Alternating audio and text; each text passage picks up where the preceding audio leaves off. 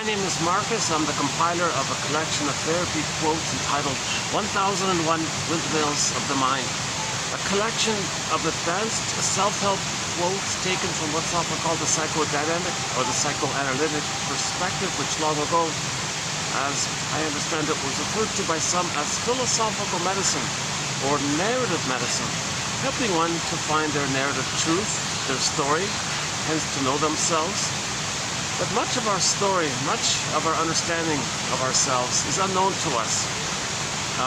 These elements, or this side of us that we don't know, is sometimes referred to as the repressed self, the denied self, the disavowed self, the unknown self, the second self, the secret self, the shadow soul. It's the one who walks with me, who's not like me, who is me. Someone's living my life, I know nothing about him. In literature, it's the motif of the double character. The double character, the character of the double in literature, is that other character in a metaphysical science fiction imagining represents the first person, the protagonist's unknown side. And the protagonist is meant to befriend himself, seen in the double character. As he accepts what he sees and befriends himself, he reclaims and becomes more whole. So wholeness and healing are synonymous. So if we want to be healed, we want to be more whole. But in trauma, we so-called quote-unquote split or make unknown to us part of us that's afraid to be there, right? So that's the real self, the true self, the real self. So we're all born with the real self, but it's not fully developed. It's emerging, it's authentic, but it's real. And the baby needs certain needs for that real self to blossom. So the baby needs what's called a secure attachment style. If the baby doesn't get this secure attachment style, okay, then that true self, that real self part of him, quote unquote, splits off. It doesn't totally disappear. It's just repressed, denied, disavowed, unknown, disassociated. It's there somewhere. Okay? So the metaphor is it's lost in the forest, like a baby lost in the forest. Or sometimes the sense of the real self gets repressed. So the image of repression, like pressed down into the first brain. So we got three brains: the triune brain, okay, the survival brainstem, part, sensations, survival, right? Crocodile brain, lizard brain, whatever. And then we have the middle brain, the main brain. The main brain is the mammal brain. Our feeling self is there, the feeling side. Okay, and then they've got the human brain, the cortex, and all this. So we can't know it, so it gets pressed. It doesn't come to our consciousness. Our real self doesn't elevate up to the consciousness. It got pressed down into the first brain. So this repression means it goes stenciled in or imprinted in that first brain. So in the brain, in the limbic system there, in the automatic nervous system of the first brain, the salamander brain, John F. likes to call it, there's an imprint, meaning a memory. Okay, so memories are relational. So the memory is that the baby was shamed by the mother. And this circuit, it's grooved in, so to speak, in somewhere in that brain area. And there's even some chemicals, they named some chemicals that kind of seal it in like that. That keeps the real self down like that. That keeps the real self repressed. So this real self is much of us. That's the double self, the secret self, the shadow self, like the soulful. Right? I feel the Annis, our embodiment, we don't even get it up. We don't even get the feelings of the mammal, right? Joy, sadness, empathy, reparation, care, tenderness, kindness, friendliness, just spontaneity, warm play, trust. When you relax, you're creative, and you play, and there's pleasure. You know your interests, you share and express your interest. There's delight, there's pleasure. That's called meaning. That's called loving life, a path of heart. All that gets undeveloped. That's called arrested development. So this phrase, arrested development, talks about this emotional area. Yes, the person can still develop in cognitively. They can still get 10 PhDs, 10 medals, 10 awards, etc. But we're talking about this I feel therefore I am this ontological self, our psychological self, our embodiment, our sense of self, our connection to ourself. And our identity, if we have our identity of the real self-identity, that means the needs got met. When the needs got met, the feelings are there, the pleasure's there. Joy runs the console. So I feel, therefore I am. So if we have an amness, like a real self-amness, the main animating emotion is the joy. Okay, so joy is sometimes called the serene, inexhaustible fullness of being. So the fullness, we have our sense of self, the fullness, embodiment. Being, we have our beingness. So we have our beingness, we have joy runs the console. And joy is part of the golden ball. A wide range of feelings, needed feelings, appropriate feelings, aliveness of feelings. So there are losses in life. Joy can step aside. Let sadness run the console. And so we acknowledge and admit the loss, and we have the capacity to admit loss. We have the capacity to mourn because there is a self. If there's no self, there's no sadness. So then the person can't mourn. That's called complicated grief, aggravated grief, pathological nostalgia, pathological mourning, melancholia, etc. And that's the problem if a person never grieves. If a person has losses and they can't grieve, they're always in denial, they're angry, sour grapes, didn't eat them, and so the pain kind of builds up like that. So we need a sense of self to have sadness at the console, to admit losses. And when we admit a loss, when we acknowledge a loss, that's the natural response to loss, is to feel sad and all this. Then the event and the memory can be kind of accepted, so that the metaphor is captured, given a time and a place, the ghost laid to rest, or the memory can be an ancestor. Like we accept it kind of. So we accept the loss. So when we accept the loss, the ghost is laid to rest. Then the life force is free for the present. So if there's attachment trauma, very early on, that won't take place really. If there's attachment trauma in the first brain, if the baby's traumatized very early on, it goes into that first brain, the survival brain. If the baby experiences any kind of trauma in the uterus or at birth or shortly afterwards, the baby perceives that as part of his survival, so that gets pressed into his first brain, the limbic, the brainstem part.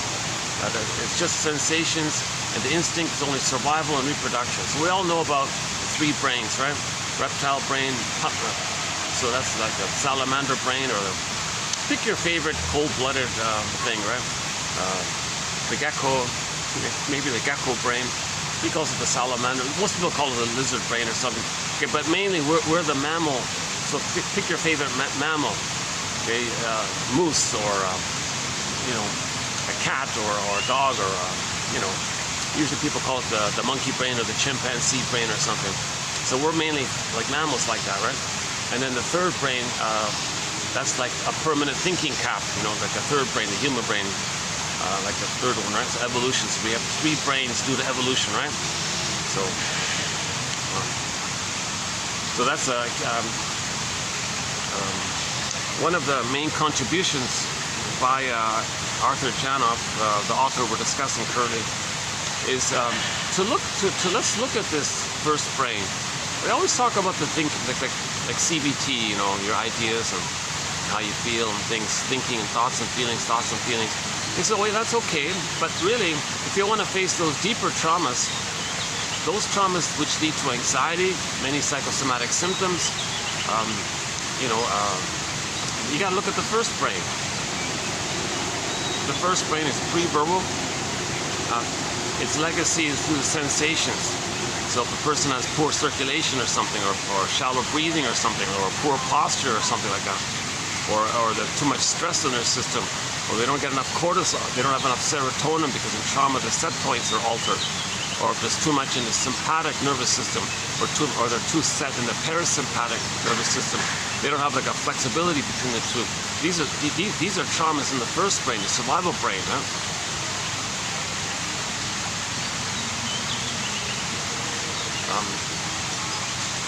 Okay, let's back up a sec here. So 1001 Windmills of the Mind, it's an attempt to compile and bring together the best quotations by the analytic authors for the past, as long as recorded history, right? Not only the shrinks in current years, but also playwrights and literature people like Ibsen and Goethe and all these guys, and also the ancient philosophers like Confucius and Lao Tzu and a lot of other philosophers and famous philosophers. Like, for example, Confucius talks about projection. Confucius, almost 3,000 years ago, said to his students once, "Dear students, when I'm in a party of 3, I always have two teachers. To the one I admire, I study from him. To the one in whom I see traits that I don't like, I search for those very same traits in myself. So Confucius was already talking about projection, which we now refer to as a psychoanalytic concept. But it's been around a long time ago. So this whole know thyself effort is synonymous with this effort to heal ourselves, this innate drive to heal ourselves. So why are we trying to heal ourselves? Why are we wounded? That's a whole topic in of itself, discussed in TQ 2725 part 3 of 3. We did a 7.5-hour video on this transition of when we became from Homo sapien to Homo sapien traumicus 10,000 years ago, or simply Homo traumicus. Some people call it Homo economicus, or the update is Homo short-sellicus, or maybe we can say Homo neuroticus or something. I'm not really sure. I've just been saying Homo, out of laziness, I've just been saying Homo traumicus.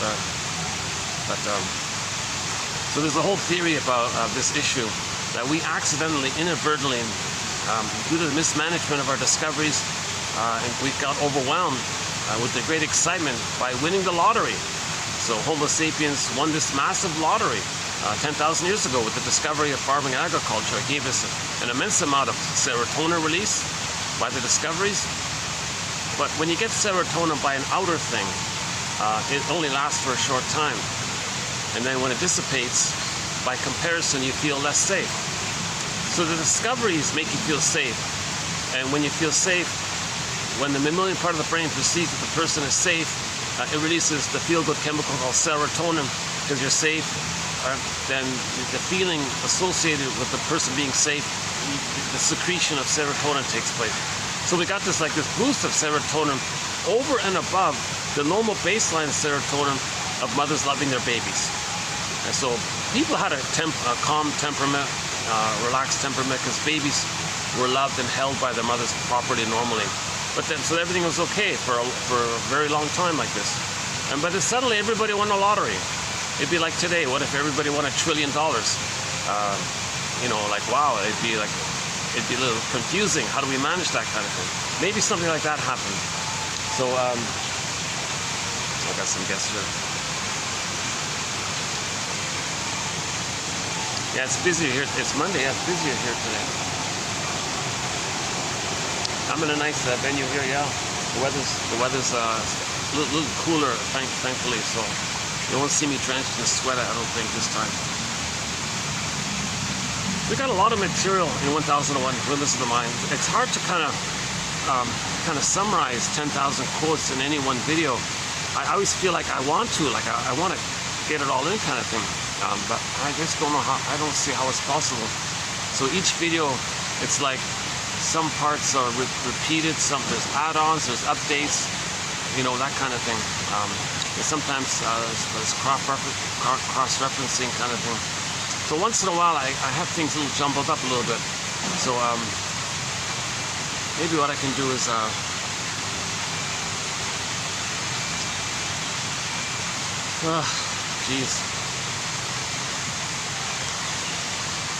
well, since we're talking about Homo traumicus, I'll just see if I can do an abbreviated version of it. So a summary of the 7.5. So one theory is that before we became Homo sapiens, the earlier version of us, right, the us that developed the cortex to make us, that previous version of us was called Homo bodoensis. So we used to be Homo bodoensis. It's basically us without the thinking cap, without the third brain. So, right, we're the hominid without the third brain. So the first brain we know about, right? It just cares about survival. It's just the instinct of survival and reproduction, like the lizard and the crocodile and all this, right? That's a long, long time ago.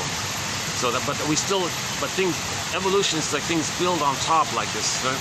But we still have like the remnants of that, because it is related to survival, right? So we have that brain, so we have the spine and the brainstem from way long ago, right? And then however long that was, whatever. And then at some point, we moved through evolution, the mammal line came on the scene. The mammal line came on the scene. Well, since we're doing this, let's back up a sec.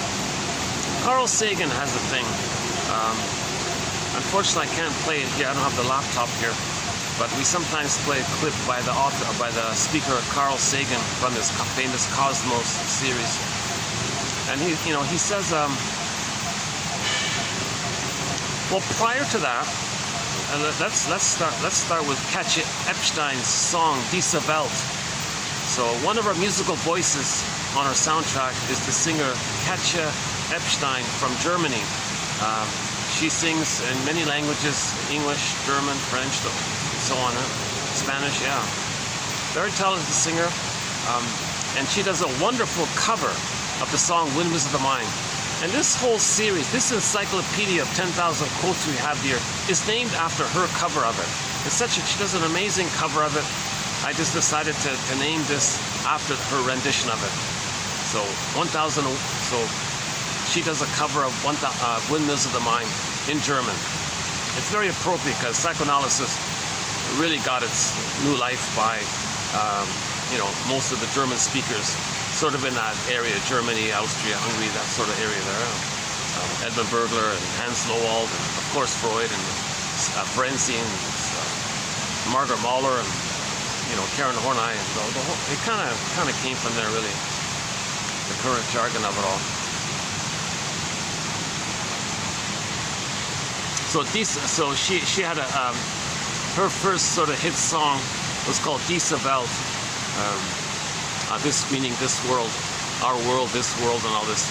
And she says in the song, you can see it on YouTube, 1969, Diese Welt, Katja Epstein, K-A-T as in Tom, J-A, Katja Epstein, E-B-S-T-E-I-N, I think.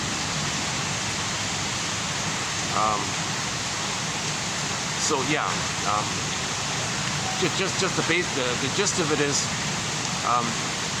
she says that there are trillions and maybe there are trillions and trillions and trillions and umpteen trillions of specks of dust in the galaxies and the universes, and who knows how many galaxies and stars, systems and solar systems, so many kind of systems all over this. So yes, there are gajillions and gajillions of little specks of dust up there, right? And Earth may be just this one little speck of dust, But she says, hey, it's our speck of dust. Homo bodoensis, or Homo sapiens, or Homo sapien tramicus. We're all from that one hominid. We're all one family. We're all from that one hominid, right? We're all family. We're all this Earth family. We're all from the same hominid, right? There's only one hominid. We're all from the one same hominid. That Homo sapien, or Homo sapien tramicus, used to be Homo bodoensis. Homo bodoensis was around for 1 million years, so we were this one family for like 1 million+ years and all this, right? Just recently we became traumatized, or so confused and neurotic and psychotic and deluded and repeating things, repeating trauma because of the confusion. So now we got storytellers that are trying to heal us and all this. Okay, back to Katja Epstein. She says, hey, yeah, the Earth may be just this one little speck of dust, but hey, it's our speck of dust. And besides, all of the other specks of dust are too far away. So what do we want for our speck of dust, our world, this world, our world? Do we want our children to play happily on the beach? Or do we want them to be exposed to rotting tuna, fish on the beaches, and the smells of and the stench of the decaying fish, and now there's seals showing up dead and whales showing up dead, and Jesus, dolphins now and seals now. What do we want? What do we want for our children? Let's have that basic perspective kind of thing. So these about, and then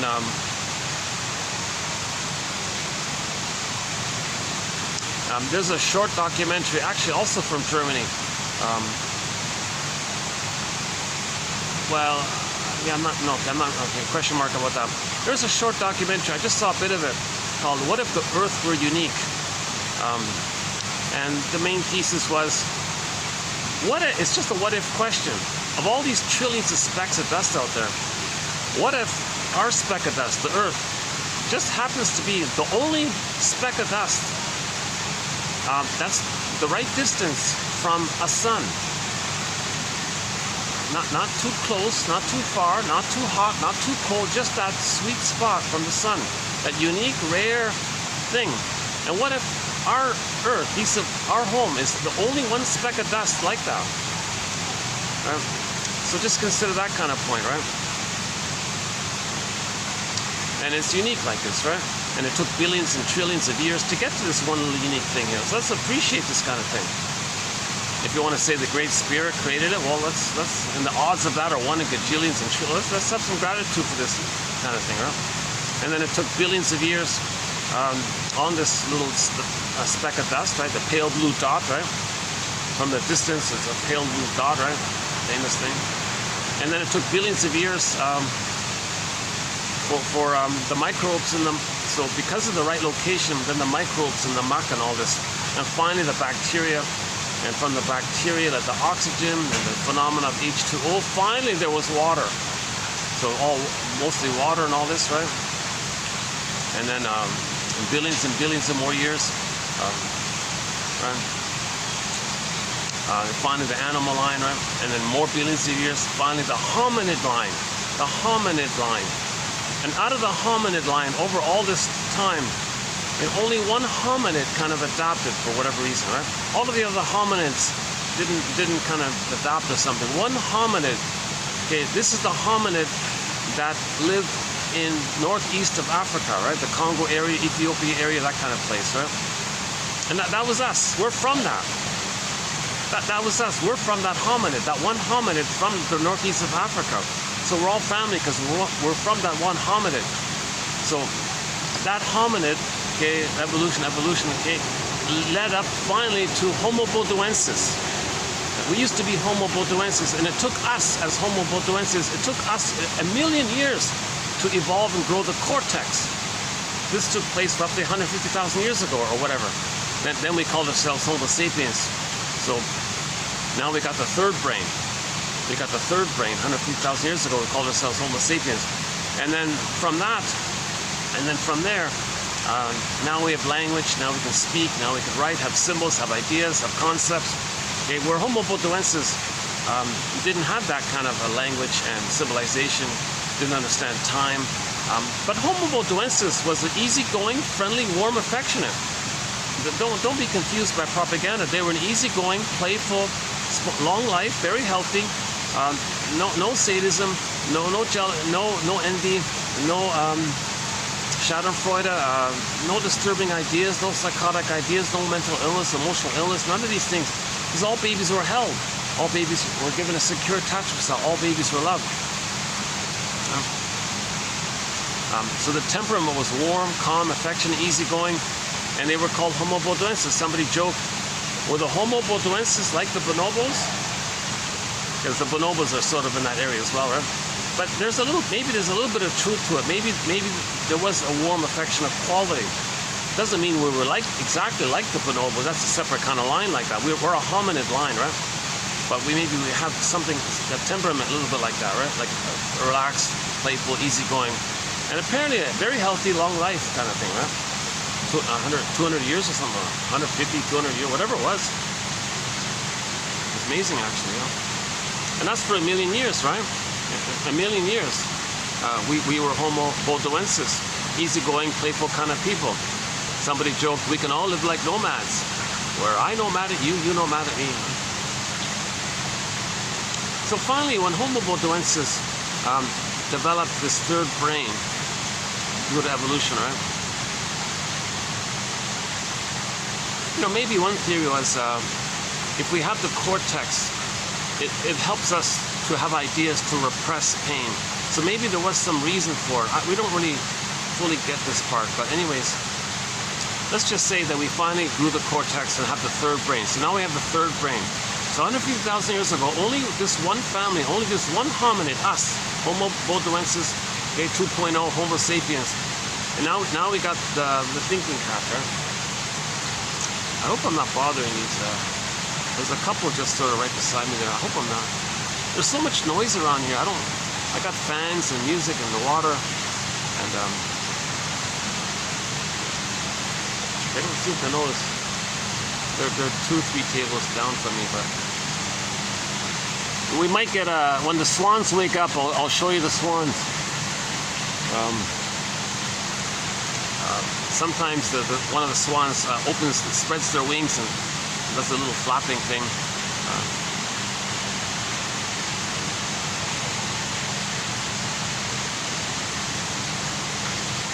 Yeah, I'm a little slightly distracted. Let me kind of block my vision.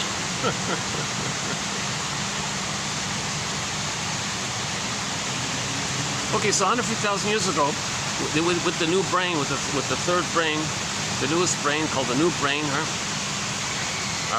Now with knowledge and all this, we can explore, and we roamed around, kind of thing. So then we spread around all over the place. So then we spread around and settled in different places.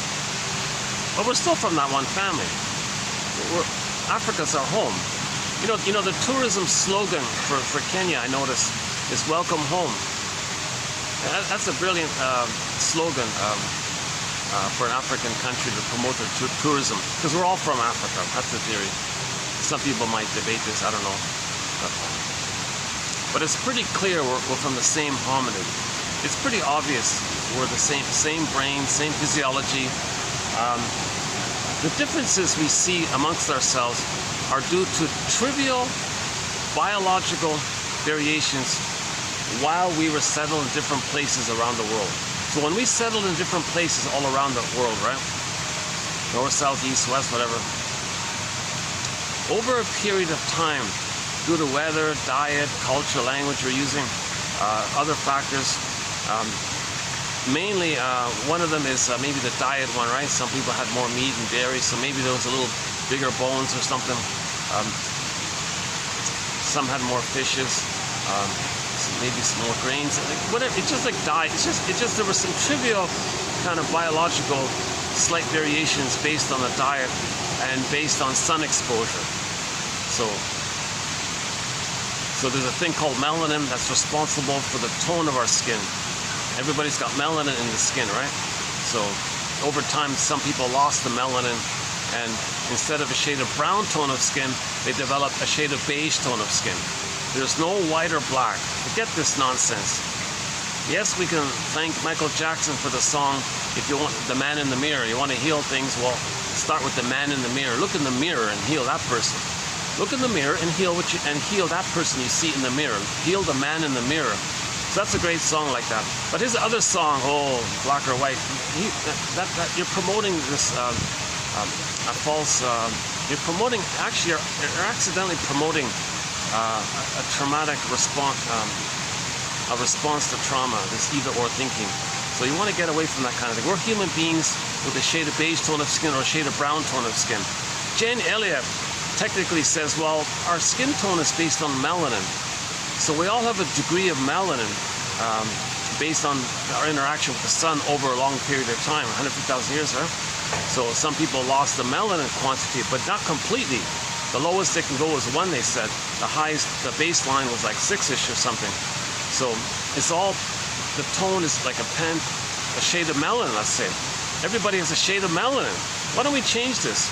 Why don't we say everybody's a human being with a shade of melanin? My shade of melanin is in the 1 area, 2 area. It's just a trivial, it's just a trivial little thing. It's a trivial little thing. So Jane Elliott says, technically speaking, if a person has a shade of beige tone of skin, she says a shade of beige tone of skin is technically a shade of brown tone of skin. So we all have a shade of brown tone of skin. Even if it's a shade of beige tone of skin, it's just like a lighter shade of the brown. It's like a light brown or something. And if somebody looks pale, like more palish, that's because if there's trauma, the blood got diverted to the vital organs, so there's less blood up there, so that person looked more palish. That's a quote from three videos ago about that one. So even the person who looks kind of really palish or something, it's not white technically. It's just the blood had to be diverted to the primary organs, the lungs and the heart, as a to protect the person. If the baby's traumatized in the uterus, if the mother's smoking and drinking and all this, the baby's freaking out under immense stress, the blood will kind of go centrally like that, so there'll be less blood in the face, so that maybe and it kind of sets in with trauma, and then the child might be born kind of overly palish or something. But it's not white, so it's still a shade of beige tone of skin. These are trivial biological variations.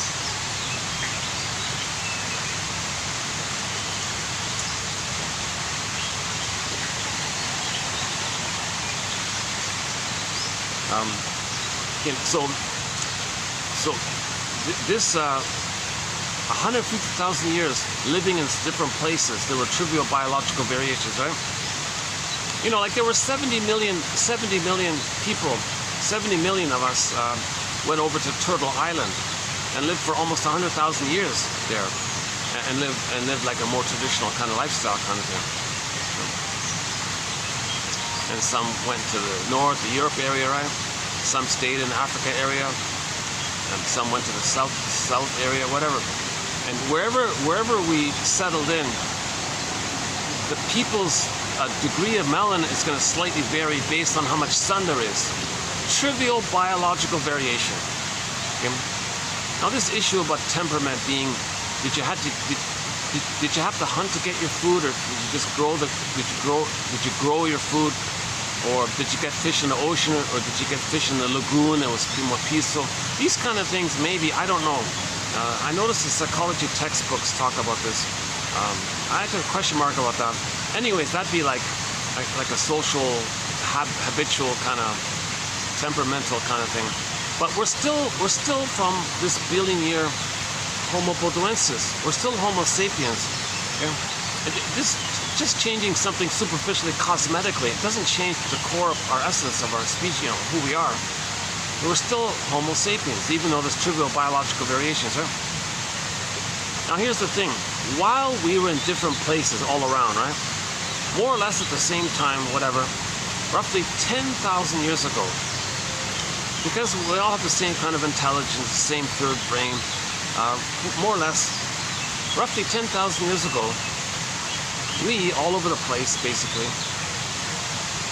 or some delayed, some more earlier, whatever it is, just generally, we discovered farming and agriculture.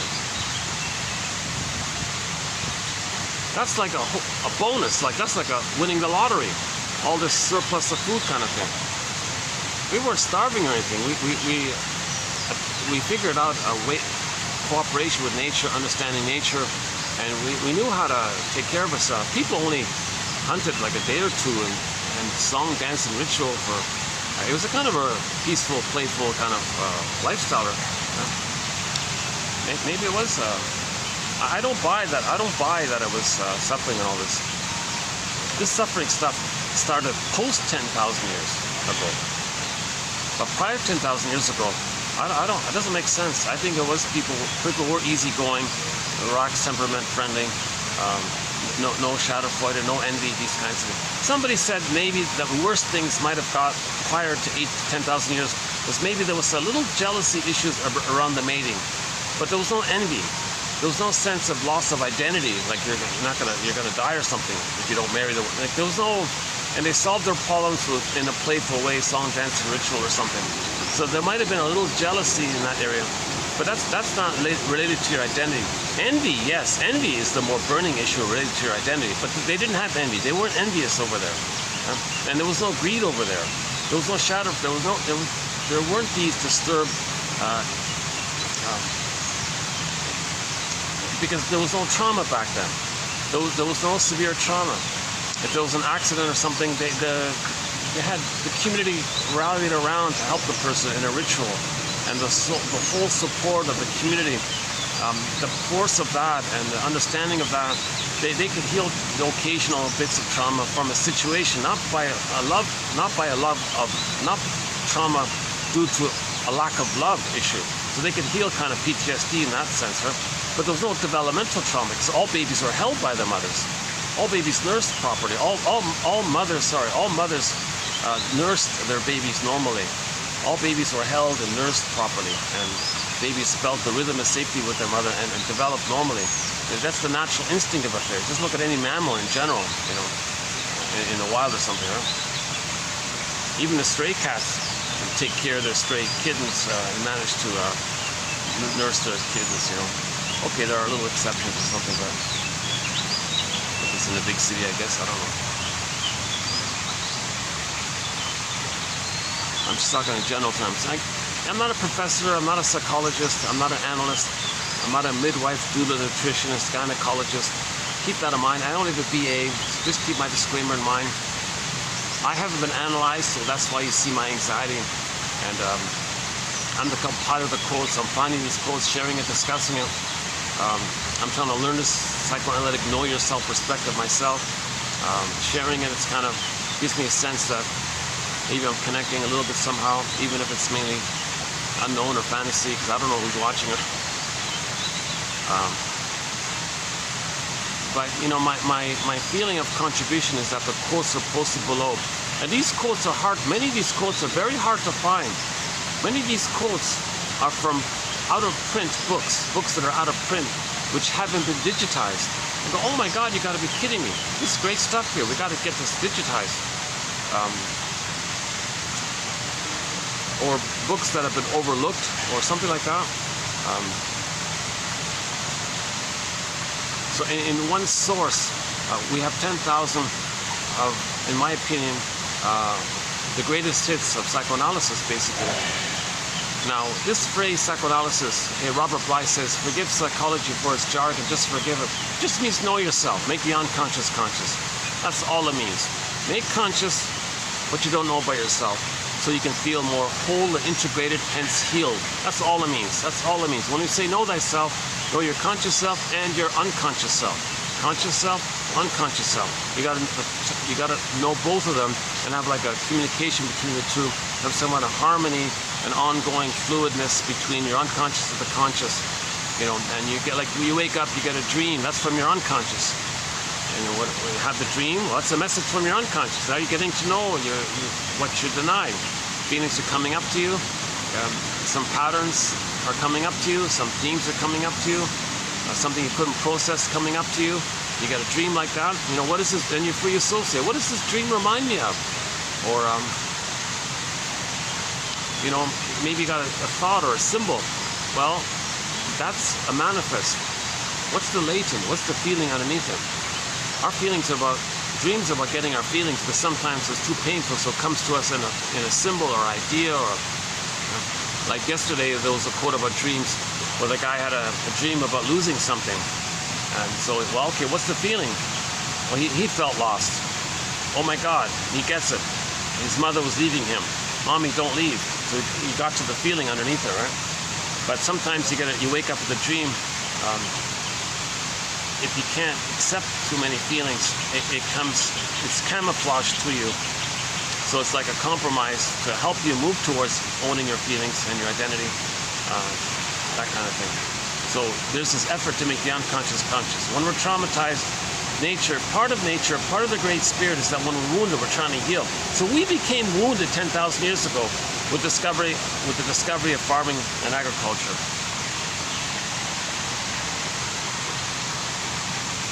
Still okay? Okay, still okay. I don't know why I'm distracted by that. They're not talking, so they're trying to. I don't mind if. I don't care if somebody. I'm posting this on YouTube, so of course I don't care. But while I'm talking, it's a little distracting if somebody's like trying to listen. What's he talking about or something?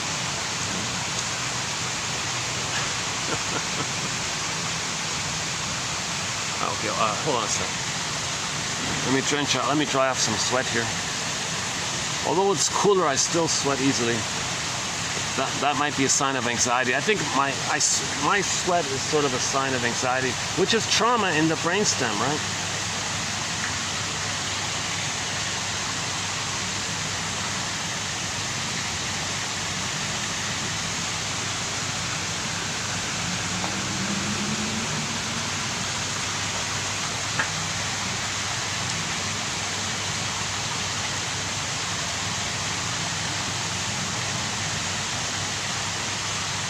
Okay, let's just finish this point about 10,000 years ago. So 10,000 years ago, farming and agriculture was discovered.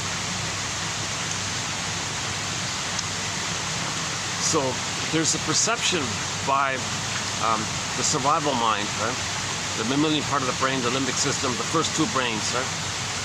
So the first two brains, mainly the first brain says, whoa, all this surplus food, well, that translates to safety.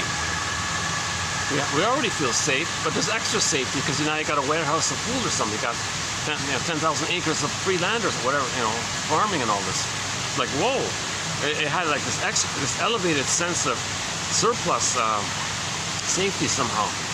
So I don't know the full details, but the idea is that when the mammalian part of the brain perceives that the person is safe, you calm down because you're safe, then you get the serotonin. But getting serotonin by some external item outwardly, that doesn't last long. It's going to go through in a few minutes or hours or whatever. Then then the feeling is going to be, hey, wait a minute, we got this discovery. I felt good. A day later, that feeling went away. Yesterday I was feeling very good. Now I'm feeling stress. Wait a minute, I'm feeling stress here. Because before you felt super safe, now you feel less safe. If you feel less safe, now you're alarmed or something. So get more. Do it again, kind of thing. So now we went. That's the trauma. Now we did an aberration. Something happened there. Because now we went from global village with a tolerant personality, homo naturalis, natural state, loving state, loving temperament, homo naturalis, global village, tolerant personality,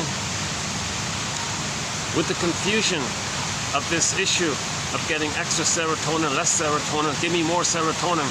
With this confusion, well then give me more land. Meaning more farming, more land, right?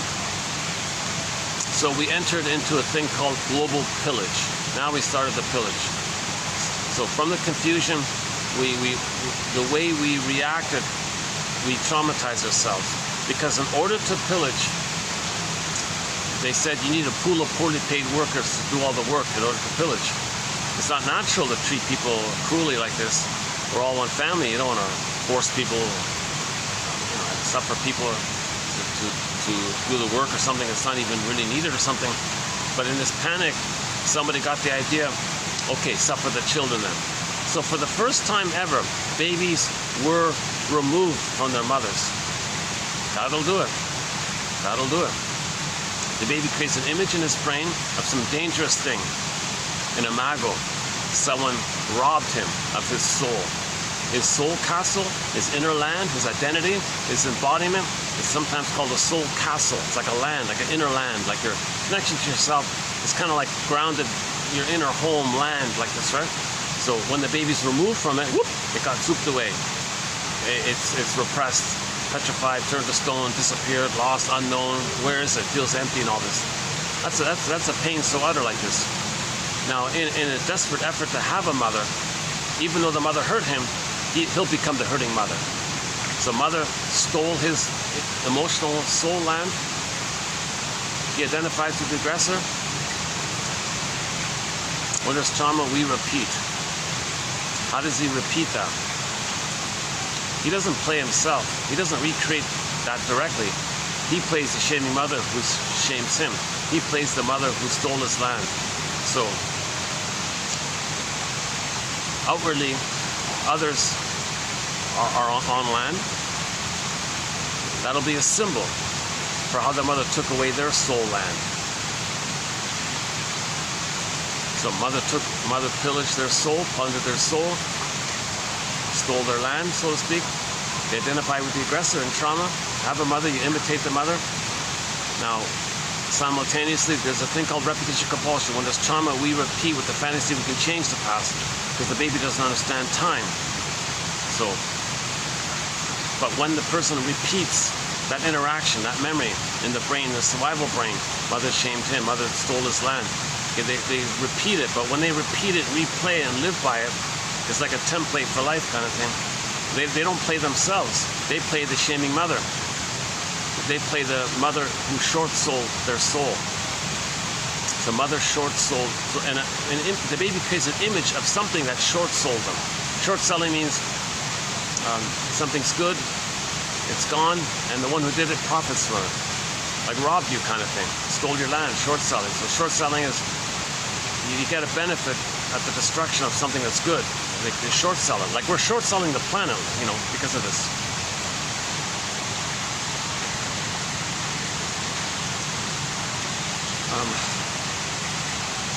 Okay, so let's back up a sec. In general, if the baby doesn't get his needs met, that's a trauma. When there's trauma, we repeat that interaction with others symbolically, with the magical fantasy that we can change the past, undo the past, correct the past, heal the past, get the love that was needed in the past. So we're repeating it. So we're repeating this memory of mother stealing the baby's soul. The child is victimized by the aggressive mother. So just in general terms, shame, self, shaming mother, aggressive shaming mother from the baby's end. Okay, this is like a loop kind of thing. It's a timeless loop kind of thing in the survival brain. It's an imprint in the survival brain, and there's these chemicals that kind of seal it in. So that means all time is that time, because there's no time, so all time is that time. So he goes through life from that timeless place. But when he replays the loop, when he repeats the loop, he doesn't coax others. He doesn't say, hey, others hurt me, my mother hurt me, so you hurt me. He doesn't do it directly. He imitates the mother and has others as proxies for him, so he hurts them, thinking he's imitating the mother who hurt him. So this is called evocation of a proxy.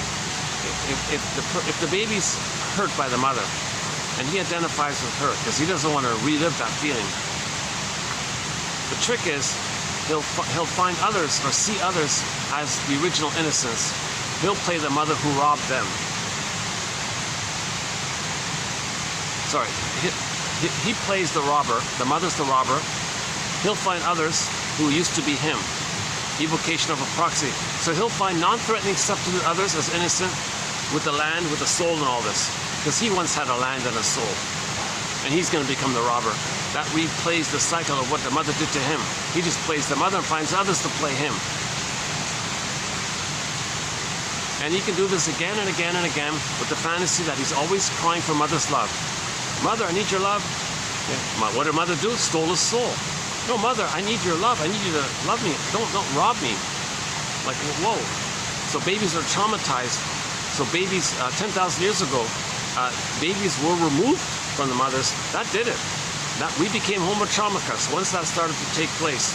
And the theory, once somebody had the theory, somebody said, oh, don't do that. You're going to mess things up here, big time. Those voices that kind of try to hold on to it, they're the indigenous people today. Like back then, like many of us were saying, knew this, but maybe the temptation was so great, was so overwhelming, so we were confused.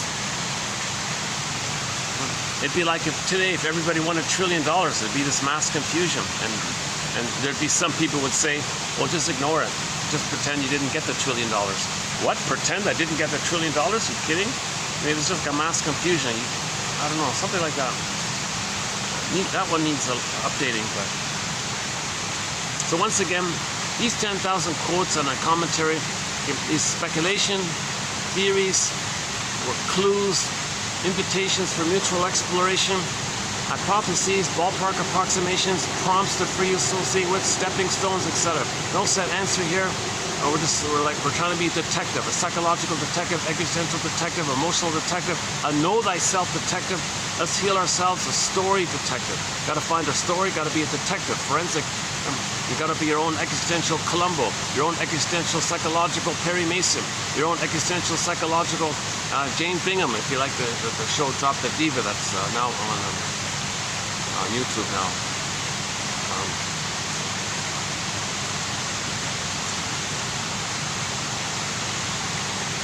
So we're just kind of brainstorming now. We're just trying to brainstorming, and you know, it'll be updated and new ideas come in. But we're searching for healing ideas. We're searching for narrative medicine. We're trying to be our own story doctor, kind of thing. And these 10,000 quotes are to that end kind of thing. And psychoanalysis is inclusive. It'll include theories from sociology, anthropology, neurochemistry, like Janoff's material. It's inclusive like that. It's not like some set silo. It's not some isolated little clique ideas or something. It's not some little,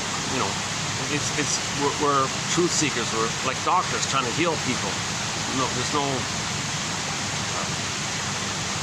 it's not a defense against healing. We're trying to heal. So we're more open-minded to identifying what's going on here so we can all heal. And this has been going on for 10,000 years ago. So when we became Homo Traumaca 10,000 years ago, storytellers started to come on the scene to help the poor baby who was traumatized. So we have these myths and fairy tales as metaphors for trauma. Myths and fairy tales that came about over 10,000 years now, and we still have them because we're still traumatized, are metaphors for trauma. They're true, myths and fairy tales are true on the inside, not on the outside. Myths and fairy tales and their motifs, they're references to psychological patterns and inner dynamics. Every character in a myth and fairy tale represents a personification, an imagining of some inner element. Like a whole long fairy tale is like one long dream. You interpret a fairy tale or a myth or even a religious story when it's used as a tool of a plunder system. And dreams, like they're dreams, So they're true on the inside, not on the outside. The baby thinks in images and pictures. It's a different world in there. It's an imaginal world, Alice in Wonderland world. Primary process mentation. It's a whole kind of different kind of world. So myths and fairy tales come from this world of the limbic system imaginings kind of thing. And we're traumatized in this limbic system imaginings world. We're traumatized there, and all these images are flying around.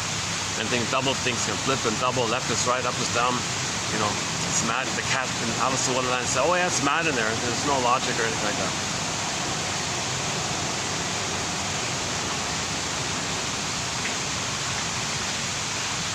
So repetition compulsion. We repeat the interaction with the mother, with others, with the fantasy that others can somehow magically be the mother that was needed back in the past. It's ridiculous. But what do we do? We're crying for love. Right? It's past that critical time. Nobody in the present is the mother in the past, but we're not aware of it. But we gotta have the hope for it. Right? So we're trying to heal. So it's like a little confusion like that. But at the same time, it's how we learn our story. If somebody's shaming others, that's for them to know the mother shamed them. If somebody finds himself in a self-defeating place, in a helpless place, and others didn't want them or something, well, that's, again, for them to know their story originally in the nursery. So what's going on in the present is like a mirror for what happened in the nursery. As above, so below, inside out kind of thing. So let's quickly do Edmund Berger's theory about repetition compulsion. Okay, so the baby has needs, okay, so we won't go into this. You know what, in the last video, the last video wasn't too bad. It was a 6-hour video just done yesterday, just down the road there, still being uploaded. That wasn't too bad, that 6-hour video. And when I finish my intro here, I want to pick up on one of the quotes from yesterday. This one about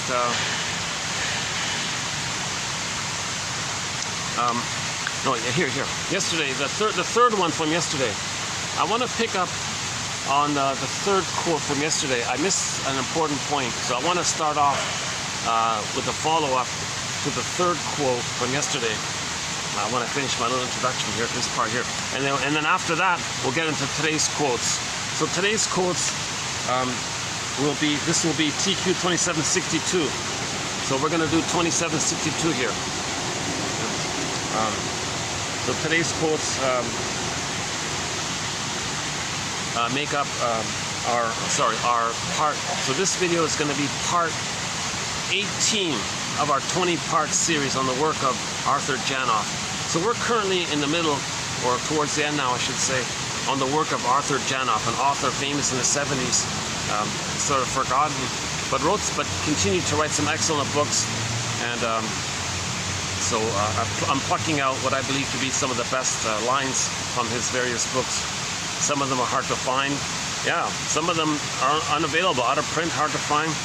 I've been having a hard time finding some of his books, but as I find them, I'm plucking out some of the best quotes. So we're doing so we're currently going to do a 20 video special run, like a marathon of quotes and videos on the work of Arthur Janoff. So he was a big celebrity back in the early 70s due to the various celebrity endorsements by famous pop stars and actors and musicians and writers and so on, all this, whatever. So, and then people were all flocking to him. Oh, Mr. Janoff, yeah, you're right. Trauma in the first frame. Yeah, how do we do that? How do we process that? So he claims to have invented a technique called primal therapy. I'm not really interested in his technique so much, but his knowledge about psychology is what I'm mainly after. So we're adding his knowledge to our collection of existing knowledge, right? So 1001 Whims of the Mind. This is Janoff's work right here, right? This represents the first 17 videos right here. We're going to do 20 videos. We have roughly, if this were like a booklet, we've got about 60 of these. 60 of these, right? Imagine 60 of these as like a book, right? 2,000 pages double spaced, is that right? 10,000 quotes. It's an exciting collection, a lot of great material. Object relations theory, developmental theory, interpretations of myths and fairy tales, the body bears the burden, emotional eating, personality patterns, defense mechanisms, psychologically minded quotes from TV shows, films and TV shows, self-help exercises, how to make an eye statement, some basic stuff, some poems and some lighter stuff, psychology of humor, passive aggressiveness is in there. A whole bunch of material. It's quite an exciting collection. I'm very excited about it. And it's on YouTube here, on every channel. 1,000 videos, on average 10 quotes per video, 10,000. So there's 10,000 quotes here on the channel. Or for convenience, one can go to the link there, and for like a minor admin fee, one can get a digital copy of this encyclopedia. Nothing like it out there. As best as I can see these quotes to be, they fit Grice's criteria for communication: quantity, quality, relevance, manner. Not too short, not too long, so the quantity is very manageable. Quality, that's subjective, and so I'm going on the idea that if 1 out of 10 is of interest, well, I personally think there's quality in that. If 1 out of 10 quotes like gives you a little perk or something,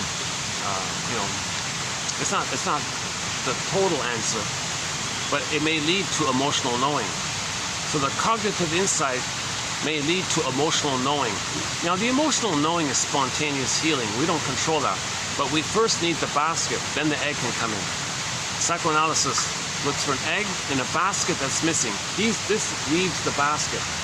So these are the threads to weave the basket. Leave it alone, and a dream might come up. New feelings come in. New recognition comes to me. Okay?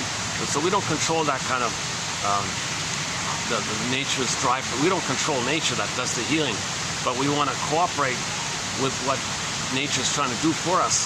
So we need like awareness, like we need some theories and constructs and models and ideas, hypotheses. It communicates that we want to heal, that we want to get our feelings. It communicates to nature, to Athena, to the gods, nature's forces, metaphors for nature's forces. It communicates, yes, I want to heal. I have these theories. It's like a basket, and then the system picks up on that and brings up feelings to us, and that's the healing. We want to get emotional knowing.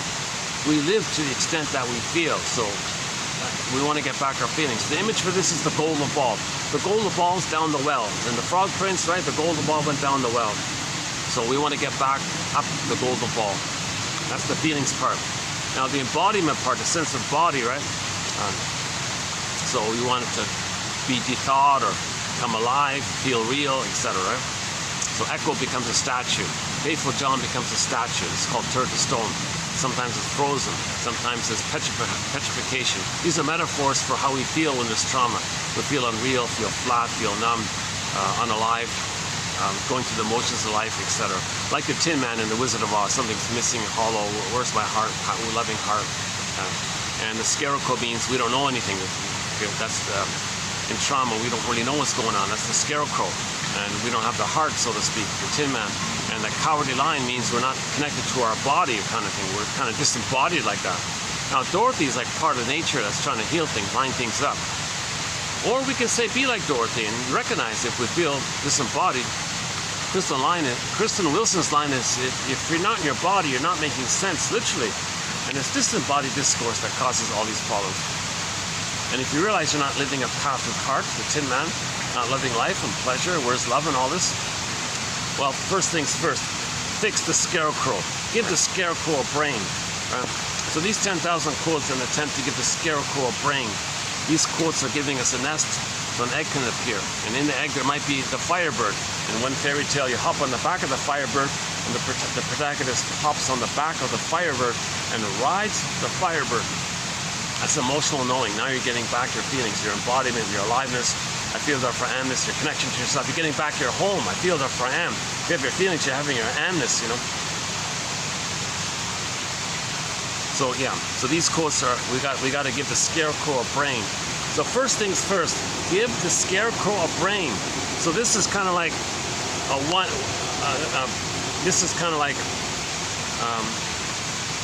the 60 booklets put together. This encyclopedia is an attempt to give the scarecrow a brain. Right? Then we can know what's going on. If we know what's going on, then sadness can appear, and healing, feel it to heal it. The feeling is the healing.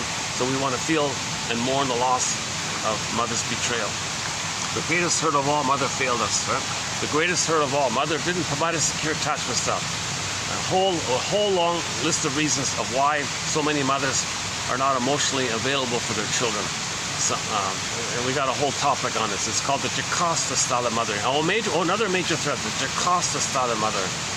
The Jocasta style of mothering is basically when a mother either uses the baby to meet her needs, or resents that she's supposed to give love to her baby when she herself did never receive love, or thinks the baby is the mother rejecting her. All the cunning tale. Emily Dickinson, there's a great hope. So one way to describe trauma is by Emily Dickinson. A great hope fell. The baby had a great hope for mother's love. That fell. You heard no noise. The wreckage, the trauma was within. Cunning tale. That's mother being Jocasta, a tricky thing. What's wrong with her? Like, what happened to her? We're not blaming her. We've got to understand her. It's a cunning tale. It's a complicated tale. Why wasn't the mother emotionally available to love her baby? What's going on with her? Was she traumatized? Was she, communicating what happened to her?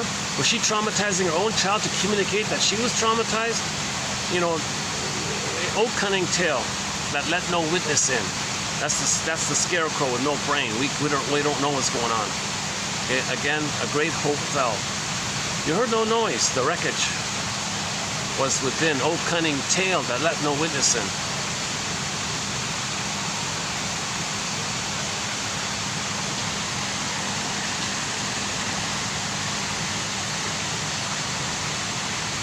Yeah, okay, it's lucky. I can only use this place when there's no, evenings and weekends, forget it. This place is packed on evenings and weekends. I don't even bother looking anymore. And during the week, if there's an event, forget it. If there's no event and it's during the week, in the mid-afternoon, there might be a little space, a little gaps like this. So that's what we have here at the moment, more or less. And it's just like a sprinkling of guests. That swan, a bit of a celebrity, that white swan. Sometimes people stand behind me taking photos of him.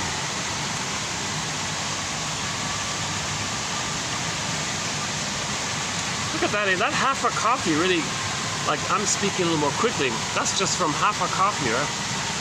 Jeez, I'm not really a caffeine drinker. Well, if I take a little caffeine, I notice that it makes me a little more.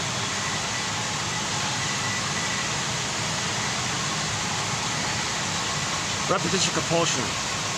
Where were we? Hang on a sec.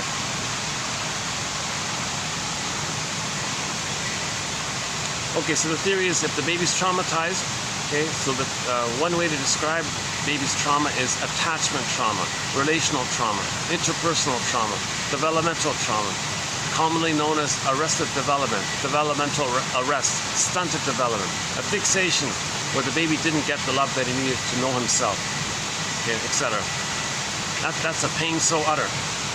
That's a pain so utter to lose our real self. What a pain. Back to Emily Dickinson with trauma. There's a pain so utter. It swallows substance up. His authentic identity, his core, his embodiment, his sense of self, his golden ball, I feel the friend, ontological self, psychological self, his feelings and all this. Okay, he can't, it's just beginning, it's just emerging. It's authentic, it's real. The word of the year by the Merriam-Webster Dictionary Company for 2023 last year was authentic. The baby had an authentic core, real self, but it's just beginning. He depends and he expects mother to be there for him, to let it blossom to its full place at the age of 3. Baby has needs up until the age of 3, the primary critical period. So if he doesn't get it, that authentic core, okay, it's swallowed up kind of thing. So one way to think of it is it gets imprinted in the first brain. It goes down into the first brain. We have 3 brains, right? Crocodile brain, puppy brain, human brain, right? It goes down into the crocodile brain, or the salamander brain, or the gecko brain. Now that doesn't work either, gecko. It's too small, right? Okay. Another way to conceive of this image of the pulling down is the Greek myth starring this core. They made it spelled with a K, okay, meaning our core, authentic core, our authentic real core. So in the Greek myth, they describe trauma as the earth opens up, the crack in the earth like this, and this core gets pulled down into the underworld. A metaphor for repression. It gets pressed down. There's a pain so utter, it swallows substance up. That's a pain so utter. And because of the pain, okay, the mercy, the brain sends the person endorphins to numb the pain. So there's pain, but it's numb. Pain, numb. And we're stuck in this constant. Yesterday's video, Janov had a line where the person is in a continual, he's receiving a continual supply of endorphins because he's in constant pain. He's living his whole life in a constant pain, but he's in a constant numbing. Okay, this is referred to at midlife when people say, I'm sleepwalking through life, going through the motions of life. Life is passing me by. I feel numb. When does life begin? I feel like life's supposed to be a dress rehearsal. I'm living the provisional life. They're kind of sleepwalking, in a trance, in a hypnosis, trance, life trance. That's the constant endorphins that are going on. Because there's a constant pain. If there's a constant pain, there's a constant order to the internal drug pharmacy in the brain, John calls it, and it's supplying the endorphins. So it's like a swoon. Okay, so that's what Emily Dickinson means by the swoon. There's a pain so utter. It swallows substance up. This core gets pulled down. That's pain. Then the person goes in a swoon. That's the endorphins. So this pain is the loss of the real self. Now this loss of the real self is sometimes symbolized as the baby exiled in some other land. Right? The king puts the baby in a little boat, sends it down to some other land. So it's lost. Sometimes the children, in the Pied Piper story, the mountain opened up and the children went into the mountain. The mountain closed and you couldn't even hear the children in the mountain anymore. Okay, that image is in the film, the 1957 film, the Pied Piper of Hamelin story. So it's lost. Down a tunnel, down a cavern. Our song, Windmills of the Mind, where the light is never shown. It never even came to light. The real self was submerged all the time, never even came to consciousness, light. So it's lost. It could be a lost baby, it could be a wounded animal in the forest, some treasure in the forest. Now the vibrancy of the feelings, that's the golden ball going down the well, or any kind of jewels or vibrant treasures, these kinds of things. Our treasures, our real self, it's all lost in the forest. So at midlife, we go in the forest, try to get it back. That's the monomyth. We had our true self, we lost it, we want to get it back. Had it, lost it, get it back. That's the universal monomyth because we're traumatized. And this motif in myths and fairy tales can be found in any anthology from any place. Right? The Mi'kmaq, or the Maori, or the Grimm's Tales, the Russian fairy tales, Chinese fairy tales, or fairy tales from the Aztecs, or fairy tales from Chile or Uruguay or Liechtenstein. You can go to any place, Sweden, any place around the world, you get the fairy tale anthologies. It's the same stuff. It's the same motif, the same patterns. And that's why we're all the same people. We're all the same. We're all this one family. We're all one in this one family, this human family. We're all. Jane Elliott says we're all cousins. She said technically, literally, we're all cousins. On average, 30 to 50 times removed, and we're all Africans. You know, so we're all from this one line, and all these anthologies showing the same motifs. You know, the frills are just for the local things, but it's the same psychology, it's the same psychological message. So Joseph Campbell calls it, that's the universal monument. Okay, we lost the golden ball, midlife, we want to go into the forest and bring it back. Okay, so that's like a rebirth, like a reunion kind of thing. Janov has a quote about it. Like you lose it, you have to hope for it. Well, forget about the unreal. Give up the hope that you're still going to get mother's love, then the new life comes in. The death of the unreal hope of getting mother's love post-3, give that up and new life comes in. There's several ways to describe this motif. Okay, Robert Bly describes it with the bag that we drag behind us. By the age of 5, so much of who we truly are, our core self, gets put in this bag. Our golden ball, who we'd be had we been loved, the gifts of the real self, the capacity of the real self, the feelings, you know, for some people it might be gratitude can go in there, or reparation can go in there, warmth and tenderness and kindness and trust. So much can go in that bag depending on how early the trauma is. So in the bag, behind you, dark, you don't see it, shadow. Metaphor for the non-reporting brain, because we don't know it or not aware of it, so dark. So we carry this bag with us all of our lives. Okay, it's a part of us. Okay. And then we spend the rest of our lives trying to get back, re-own, reclaim, resynthesize, reintegrate, rehab, repossess, reappropriate, get back ourselves, because that's our real self is in there. It's vibrant, a lot going on, a lot of energy in there. All that energy in the bag is called the id. It's kind of powerful, vibrant, a lot of knowledge in there, a lot of lost wisdom, a lot of potential, a lot of goal, a lot of life.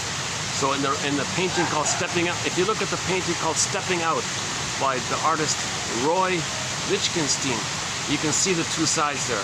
The guy's bland, and on the other side, all of his vibrancy is lost. They got a big eye in there and all this. So we will spend the rest of our life trying to get it back. By the way, if we were to take all of our lost, repressed self that's in the bag and create a character, that's the motif of the double. So the Phantom of the Opera, she dialogues with the scary dude. Scary dude is not a separate character. It's a personification of her trauma, pain, knowledge, and all this. In the film, that uncertain feeling. Okay, the young lady dialogues with the tortured artist, same thing, kind of thing, right? It's much more than the alter ego. Otto Rank has an essay, famous essay called The Double, regarding the play called The Student of Prague. He teaches this thing about the double motif in that essay very well.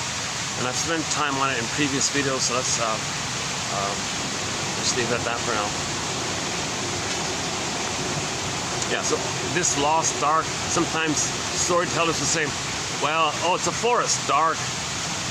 Okay, now so these quotes are giving us a lantern to go into the forest, to see what's going on so we can bring it back. They're giving us night vision, a lantern to know what's unknown about us. We need lantern, night vision. These 10,000 quotes are also giving us night vision, a lantern. So we need these quotes, however you want to think about it, either as night vision, either as a basket, either as a brain for the scarecrow. We need some kind of attitude that we want to get back ourselves. That's the hero's journey. We want to get back our inner home. We want to come back to Ithaca. Odysseus, I want to get all these temptations he had to give up, to regress or forget about it, and don't bother. All these temptations. No, I want to get back home. He did get back home. Okay, we all live in a psychic house called the Soul Castle. In that story, it was called Ithaca. So he got back to his inner home. We lost our inner home, our embodiment. Ithaca is a metaphor for the connection to your embodiment, your inner home. Then he was reunited with Penelope, the feelings. So I feel, therefore am. Penelope, okay, Ithaca, therefore Penelope. Penelope, Ithaca, they're linked like that. In the White Bear, King Valamon is the polar bear and the golden reef. Polar bears, the embodiment, the golden reefs, the feelings, etc. Wow. They must have changed the coffee, or it's a strong. It must be a stronger brand or something.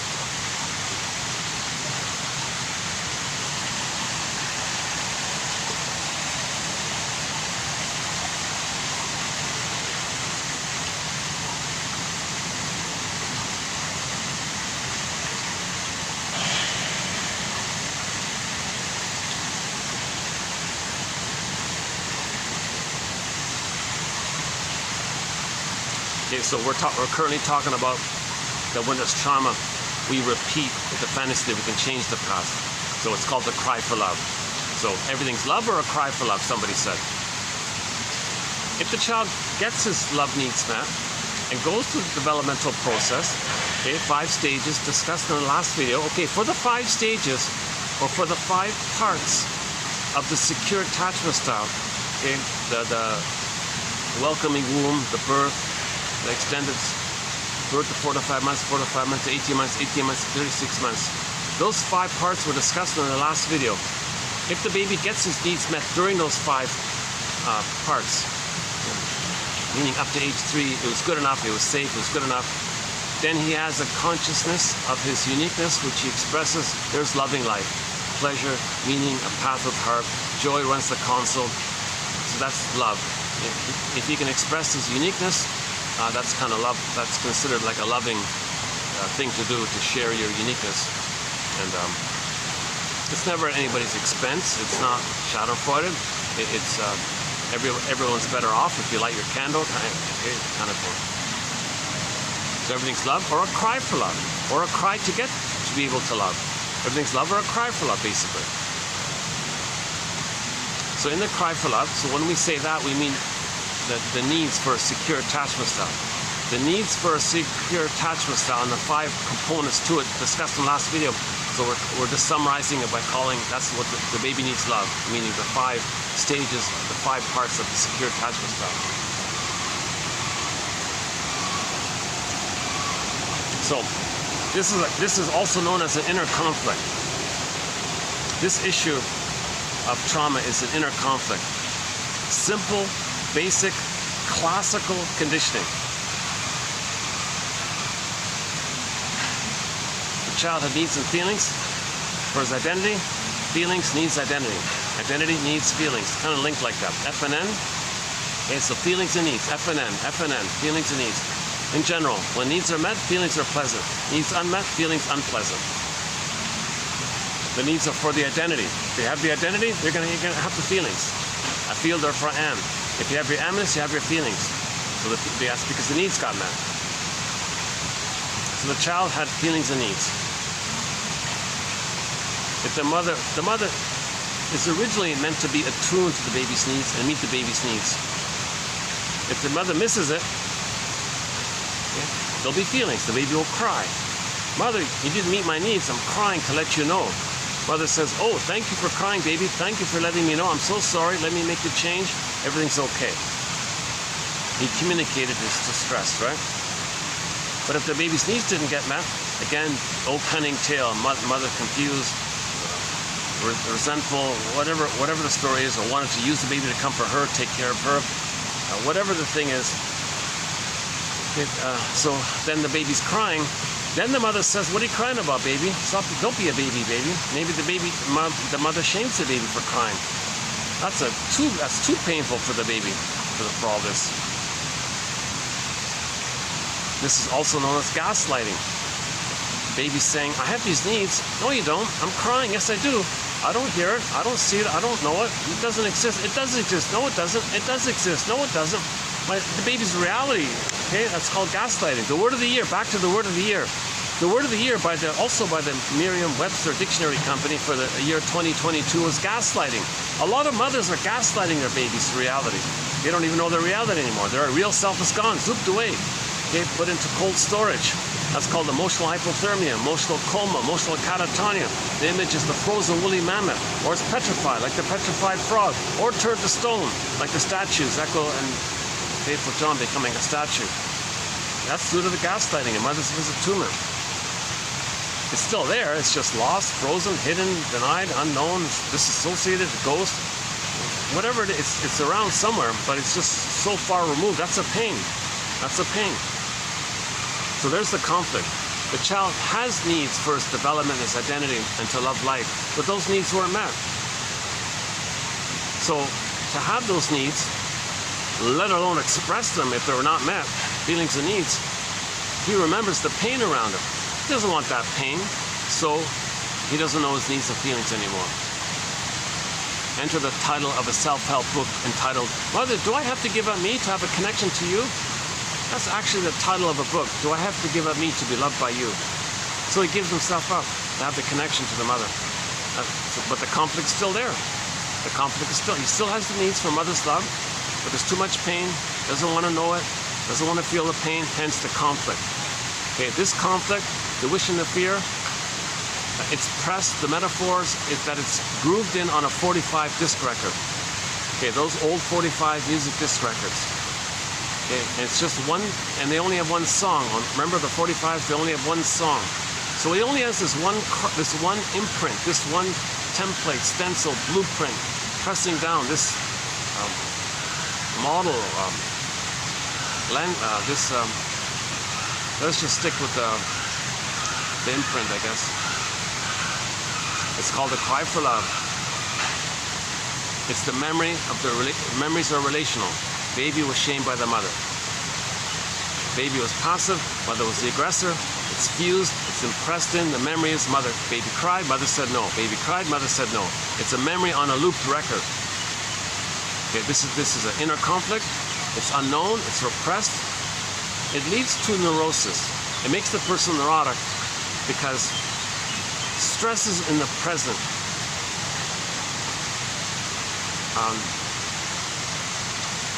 Means the present is still the past.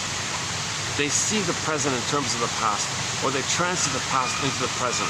The present is sometimes called the presenting past. Masters calls it transference, acting out. You're going to transit the past into the present, replay the interaction with others, hoping to change the past and get your needs met. Janov calls it symbolic transference acting out, or symbolic acting out, because in the present, you're looking for symbols of mother's love to see if it can be mother's real love in the past. It doesn't make sense. So this makes us neurotic.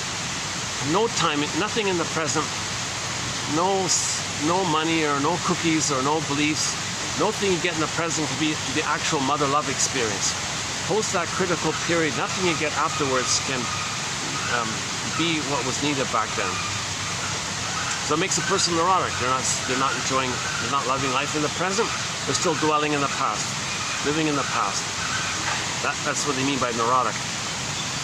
So if you're always seeing the present in terms of the past, you can't see the present because the present is still the past kind of thing. And we do this because of the pain we're feeling. We're doing this for the cry for love. We're still crying for love all the time. It makes us neurotic. We're not enjoying life in the present. We're not expressing our interest in the present. So we're not seeing people, things. Okay, so this is a record. Imagine this as a tune, as a song called The Cry for Love. Edmund Berger, one of our mentors. Every neurotic is a music enthusiast, but he only has one record, this record. He carries it with him everywhere he goes. Every time he sees a turntable, a record player, a phonograph, a Victrola player, with never-ending fiery ardor, a compulsion. He plays that tune. He spins up that record. He plays that tune. Well, what's with the compulsion? Actually, today's quote has it here. The compulsion is the original unmet childhood need.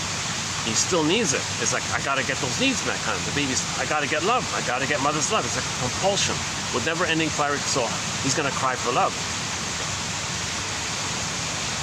So in every new situation, he's gonna replay that interaction. Now, the more benign way is he plays himself and looks to others as the loving, rejecting mother. Well, he hopes others will be the loving mother. It's impossible, so they're disappointed again. So the more benign way is he just goes through life expecting too much from others and disappointed. To know originally that he was disappointed. Others disappoint him. Okay, mother disappointed him. others disappointed. And he can make it happen. He can prod it and coax it and create it by being difficult, by being passive-aggressive, expecting too much.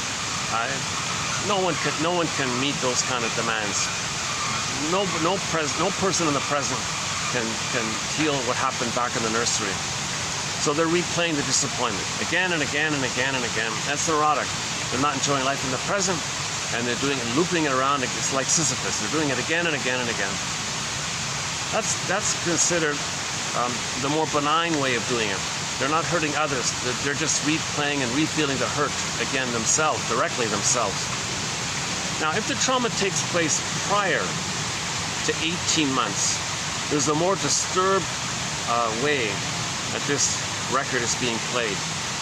It's called identification with the aggressor, where in the new situation, they don't play themselves and expect others to be the loving mother. They say, forget it. I can't feel that rejection anymore. Instead, evocation of a proxy. Others. Okay, remember, proxy means someone who feels for you, plays a role for you, or does something for you. So they'll find others, non-threatening, substitute others out there. And they'll see their original innocence to them. They play the shaming mother. The others, the proxy, they can cry for love for him. And he says no to them because he's being the mother who's saying no. This is called identification with the aggressor, negative magic gesture, leads to one of the stinger personality patterns. It's the more perverse, disturbed way. Because they're not even doing it, they're not even getting others to do your crying for you. You're more removed from yourself. And the other disturbing thing about this is that it becomes addictive.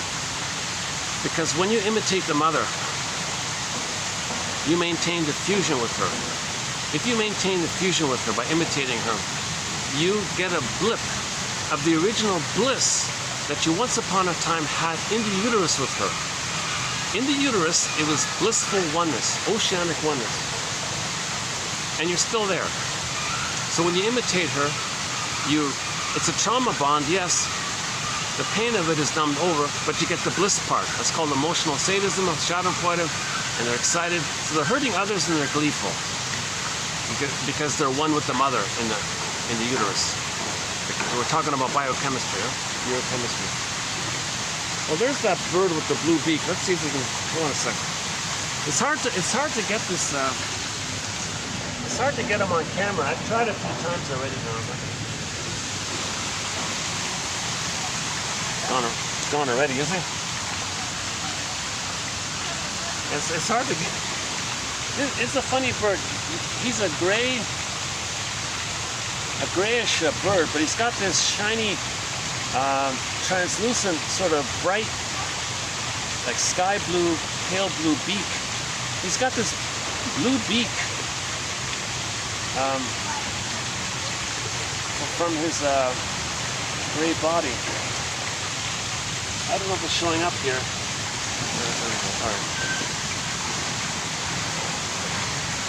right.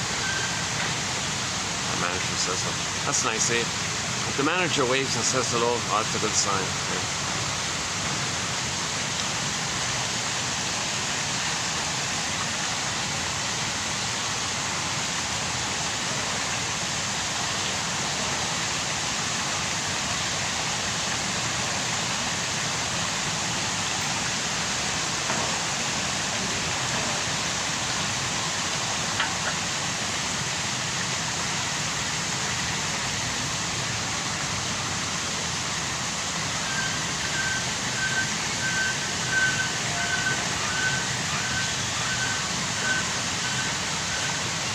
Got rabbits for the kids over there in the middle.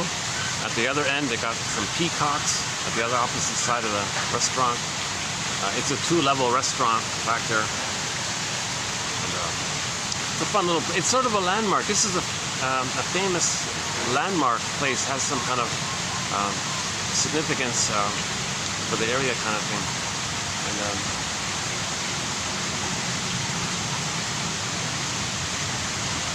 And it's just like a 1-minute walk to the main road above me here in the SkyTrain.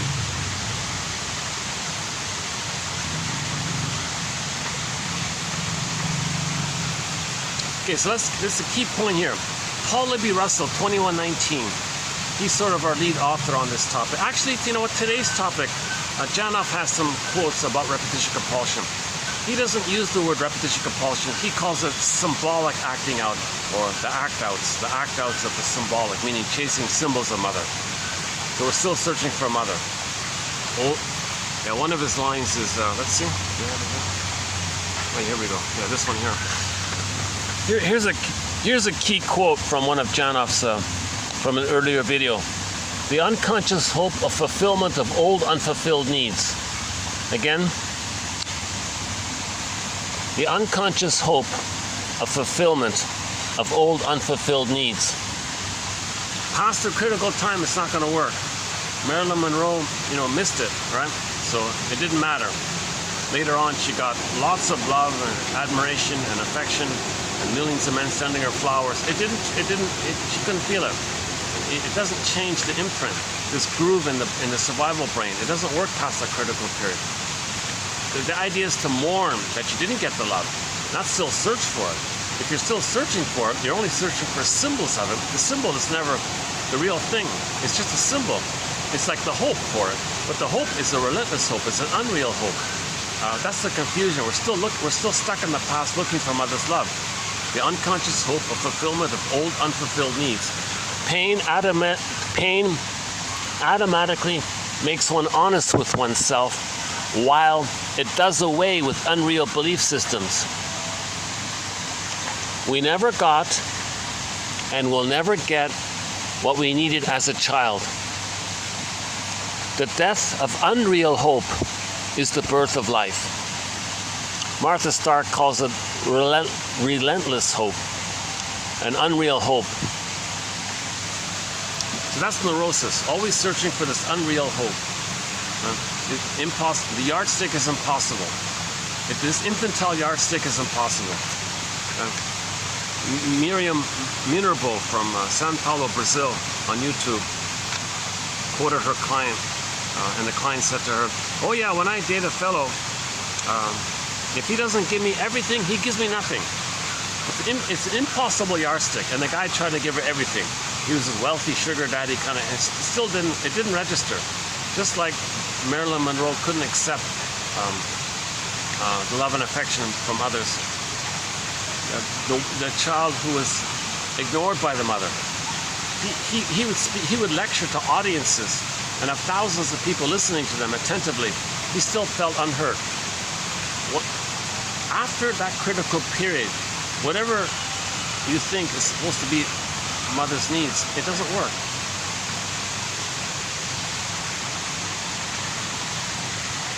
The billionaire with $1 billion still feels unloved. He still feels unloved. With $1 billion, he still feels unloved. If past that critical period, nothing that's symbolic of mother,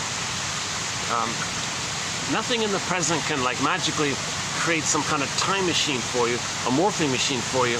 You hop in the time machine, you go back to the past, okay, the $1 trillion of gold becomes the good breast mother, you become the baby, you get the wiring, you get the proper experience, the proper relationship, the positive maternal experience. Remember, human connections lead to neural connections. You get the secure attachments down, the memories of it. Okay, mother's attunement, reverie, soothing, okay, presence, etc. Love, safety, rhythm of safety, warmth, caresses and hugs and affections, and this playful oneness and blissful oneness of the mother, and all the needs related in those 5 stages I mentioned before. Right? It's not going to happen. And then you hop in, and then you get your needs met. You get the proper wiring, neural patterns, intrapsychic model. Interpersonal leads to intrapsychic. So you want to get a proper intrapsychic by a proper relationship. So the fantasy is there'd be a time machine where the $1 billion, whatever, can morph into be a mother's good breast. So for the baby, the first mother is the breast mother. Huh? But not only just the breast, like holding in the body and loving gaze by the mother and the natural breastfeeding. And so the money can't make that. The money, the $1 billion can't transmutate and become a loving mother. And then you get the experience have the proper wiring, hop back in the time machine, come back into the present, morph into your respective places. It's not going to happen. No time machines like that, right? But that's the hope. They're hoping for that. But that's neurosis. That's called neurosis, to think like that, unknowingly, still searching for it. That's what he means here, right? The death of unreal hope is the birth of life. So if you can get to that place, where you realize you didn't get, and you're not going to get that kind of love, if the death of that kind of hope is the birth of new life. If you get to that place, you see, then you're going to feel fresh. Oh my God, I don't got to waste my time, all my energy, all my efforts, chasing cookies, drinking beer, searching for prestige, status, fame, and all this, right? Back to the Pied Piper story, the corrupt, evil, the mayor guy, a metaphor for his trauma. So the whole Pied Piper story is like one fairy tale. It's not separate characters, but the character, the mayor represented the belief of this relentless hope. So he sang the song, give me prestige, give me fame, give me glory, give me money. Meanwhile, the children were being locked in the mountain. You know. Enter another poem by Emily Dickinson, a third one here, called Fame is a Fickle Food, number 1702. 1702 by Emily Dickinson. Fame is a fickle food, shifting plates. The crow makes an appearance and inspects it with ironic caw. Flies off to the farmer's cornfield, but the man took it. It doesn't work. So no fame, prestige, money, status, all this glory. Peer Gynt's story. He wanted to be little king all the time. Didn't care what or emotions or the effects on others. He just had to be like on the throne all the time. He called that the search for glory. Yeah, preserving the illusion that in the uterus he was on the throne. Babies think they're on the throne in the uterus. His Majesty the baby. They think it's all about them. Everything's for them. They're little gods in this universe. They own the world. They rule the world. Or they are the world. This, etc. And they're searching. So Peer Gynt was searching for that all the time. So he didn't care about others. He was psychopathic, right? Had no empathy or feelings for others. So these are the Don Juans and the Playboys and the womanizers and the she-wolves and the femme fatales, I guess. And all these kind of aggressive, ambitious people with slogans in that area. They want prestige, fame, power, in the sense that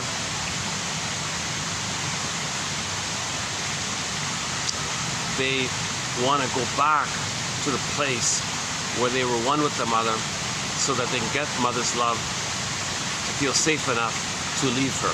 So they're still going back there. So it's a regression, actually. See? So yesterday we talked a bit about this point about the on the throne issue. Jeanette Paris calls it, the baby's on the throne. They're searching for the throne room. So if the baby's traumatized and he loses his identity, he reverts back to that old archaic primitive belief that once upon a time in the uterus he was on the throne. Meaning everything was for him, it was about him. He had a blissful oneness with the mother, but the mother was him, or it was there for him. No differentiation, all symbiotic, all blurred, but it's all him. Infantile megalomania, egocentricity, the glorified self, the idealized self, okay, the prestige, the throne, the glory, and all this stuff. That's a symptom of trauma. To always go back to that place, because if you go back to that place, maybe you can pick up and get mother's love and resume development. So this is called arrested development. So going back to that place of trauma, prior to the trauma, hoping something in the present can be mother's love, so we can resume development. It doesn't work. You can't do it. Once stunted development, it means you're fixated there. You're stuck there. The only way out of this curse, the only way out of this mess, is to have enough kind of recognition of the reality of the situation. Then you can kind of cry about the stuff. Then you realize what happened. The mother was traumatized. The mother was a victim of the pillage and the plunder system, maybe. The mother was a war child or something, and she was traumatized, didn't have the love to give. So now you're feeling sad for them, for yourself, the whole thing. Now you're getting somewhere when you go in the mourning area. So the whole purpose of all this is called mourning. One shrink said, all of the problems because no one's mourning. The purpose of all therapy is to help people mourn. And Janoff is doing the same thing. He says, yeah, let's mourn, but we got to mourn an earlier issue. We got to get a person to feel some kind of prenatal trauma or birth trauma. We got to get people there. So he's also talking about mourning, but he's doing the challenging thing of trying to present the case of how do we mourn, like an earlier thing. Because most of the trauma is the needs didn't get met in the first critical period. For example, the baby needs a welcoming womb. In the uterus, the baby needs to feel safe in there. He doesn't want to be terrorized by the sea monster inside. The cord and the placenta and the 3 veins, the baby's enraged, projects rage onto the cord and his thing to kind of absorb in. The sea monster wants to take, he doesn't want to be terrorized in the uterus. The baby needs a welcoming womb. If there's prenatal trauma, he may freeze up there. That's the story of Maynard Krebs in the episode in the TV show, The Many Loves of Dobie Gillis, episode entitled The Mystic Powers of Maynard Krebs, the 3 shrinks. My 3 shrinks, The 3 shrinks came on. My most recent post on the coffee page was my 3 brains, in reference to Janov saying how we have 3 brains all the time. One of the shrinks in that episode, The Mystic Powers of Maynard Krebs, that the shrink said that Maynard Krebs had emotional catatonia due to prenatal trauma. And that's why he's so kind of fragile and sensitive and all this thing. Sense things and pick up things. So they made a funny episode about him being so kind of intuitive and sensitive like that. A lot of this kind of fusion and sensitivity, might be from earlier trauma, right? The other shrink said, he's got the Mutter complex. He's speaking in German, right? The mother complex simply means when a baby doesn't get enough love from the mother to leave her, he's stuck with her. Because he needs mother's love to leave her. He can't leave her. If he doesn't get mother's love, that's the mother complex. If it's a son, called Oedipus complex. Daughter, called the electric complex. When they grow up, she has the Jocasta complex, and the guy has the Laius complex. That's all it means. The convoluted English translation is just to mess with people, confuse people, to block people from healing if you confuse them. Because if people are confused, if they don't know themselves, then they don't question outer things. You see, the pattern is, if we don't question inwardly and know inwardly, then we don't know outwardly. So if we're confused about something outwardly, we don't question it because we're confused inwardly. So they want to keep people, the short sellers want to keep people confused inwardly so they can get away with creating false flags and confusing things. In their pillaging and plundering, they use false flags. No one questions it. The pattern is, I don't question outer things because I don't question inwardly. That's the pickup I want to make here.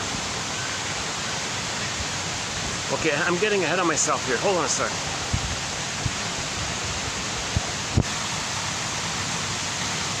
Let's finish the record point. Okay, no. Okay, I think we covered the record point, right? We repeat symbolically in the present that interaction with others in the present in one form or another. The benign ways we play ourselves and coax others to reject us, that's replaying how the mother rejected us. Do we do this to know that mother rejected us? Or it's too painful to do it directly. We evocation over proxy. Others play us. We'll play the shaming mother. Others can cry for us, and we'll be the mother who says no to us. This is all disturbed like this. Okay, let's just leave it there for the moment. That point I just made before is in reference to yesterday's video, the 3rd part, beginning with a child. Yeah, the 3rd one here. So let me sidetrack to this point here. We have a thing in our collection here called the 48 Symptoms of Homo Traumicus. It took me 7.5 hours to run through it. The most recent run-through of the list was done about a month ago in TQ 2725, Part 3 of 3. If you look up 2725, Part 3 of 3, it's a 7.5-hour video. I think it's 7 hours, 30 minutes, and 12 seconds. It took me 7.5 hours to run through it. I needed to do a long build-up to lay down the basics, the mechanics, and then I ran through the list, and then I tried to wind down and on a lighter end. It's a very emotional topic. It's very edgy. It's experimental. I'm trying to I'm trying to, you see, the basic idea, the psychoanalysis, one of the earliest psychoanalytic concepts, like during the time with Confucius and the playwrights and all the literature people back then, was a thing called as above, so below. Now we say inside out. Inside out. Let's back up a sec here. The interpersonal with the mother creates an intrapsychic. This intrapsychic then reveals itself inside out, interpersonally, later on, with others, and our repetition compulsions, replaying what caused it, hoping to change this problematic script. So, interpersonal leads to the intrapsychic, which then reveals itself interpersonally later on. Okay? So, psychoanalysis is the study of all this. Psychoanalysis is the study of the internalization of interpersonal relationships, which reveals itself later on. We study all this. Okay, so interpersonal leads to intrapsychic. Intrapsychic shows itself. That's inside out. And what you see outwardly, as above, so below. Okay, so there's a link like that. For example, in distinctive personality patterns, if they're negative towards others, as above, so below. The below is the memory. The mother was negative towards them.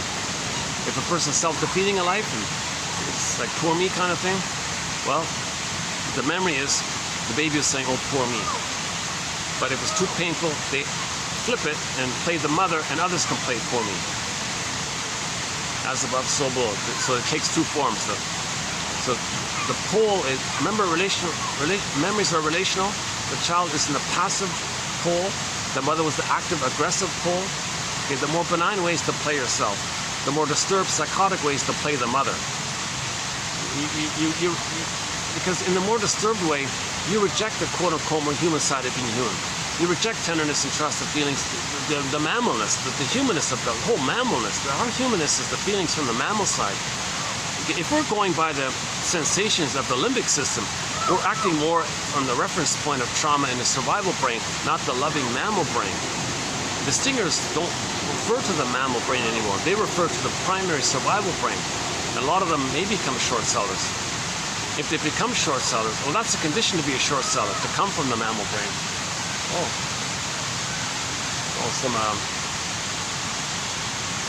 Some elderly ladies trying to communicate with the swans.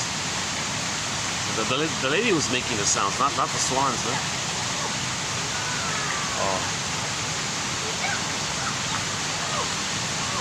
The lady's making the swan sounds, not the swans. Hold on a sec.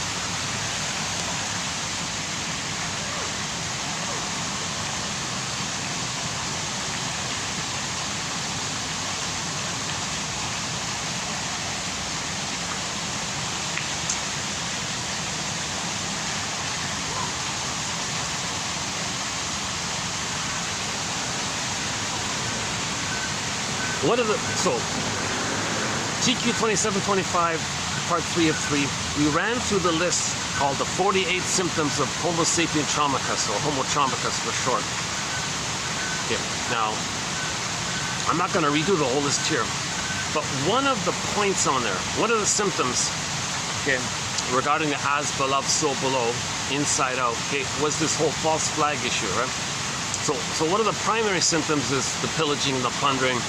Religion as a tool for the pillaging or plundering, pollution, breaking biodiversity, poverty. Like, we go through sort of the main thing, like the sociological thing, and how it's an expression of the inside. The personal wounded inside, how it sees sociologically damaging on the outside, as above, so below. And back to Michael Jackson, you want to heal the outside, heal the man in the mirror. Start with the man in the mirror, know yourself. So one of the symptoms in there, in that list, okay, it's a whole long list there. One of them was this issue of the false flag thing. As part of the pillage and the plunder, it's very easy. It's easier to pillage and plunder when you manufacture some kind of an excuse, and people are confused, and no one questions it. Why don't people question it? Well, because they don't question themselves. As above, so below. You don't know yourself. You don't know what's going on outwardly. So that's the follow-up. That's the follow-up from yesterday's video here. It's this part here. Those who cover up a good deal of their inner reality. Okay? Those who cover up a good deal of their inner reality, will be likely to do the same when confronted with reality outside later on. Their first impulse will be to deny and cover over an extension of what is happening internally. Okay, an extension, an application, as above, so below, inside out, of what is happening internally. So if we don't know inner reality, no one's going to question. So the short sellers capitalize on this, confuse people. So one of the techniques to confuse people is the whole false flag thing. If someone stages it or hurts themselves and says others did it, right? Then they have the excuse to discharge their rage at the mother. And that's psychologists needed to pillage and to plunder. So I remember I was struggling with this issue of what is the internal equivalent of the false flag thing on the outside. I was struggling with, that's one of the toughest ones. That's how I need to update it. So I just want to pause here on this point here. So I'm going off on a tangent here and dipping into the 48 symptoms, Tom, just for a minute, and I'll come back to Janoff here in a minute. And later in a future video, I want to update the list of 48 symptoms. And in that 48 symptoms, when we got to that point about the, I don't know, number 15 or 17, somewhere in that late teen, like 21, somewhere in that area, the symptom about the false flag thing, I was struggling. What is the inner of the false flag? Like, what is the prototype that we're coming from that leads to the outer of it? Like, what's the source point? Like, how do we get that? Like, how do we get these false flags? What is the inner false flag? What is the inner false flag? I don't get it.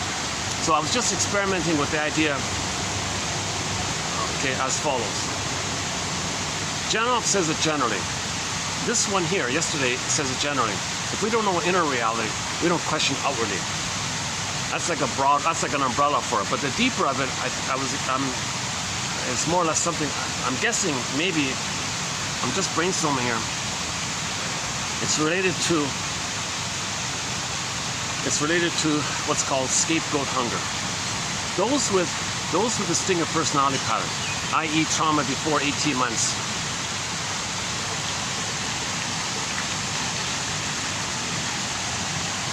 Yeah, sorry, hold on, sorry for all the sweating here. It's still pretty hot here, huh?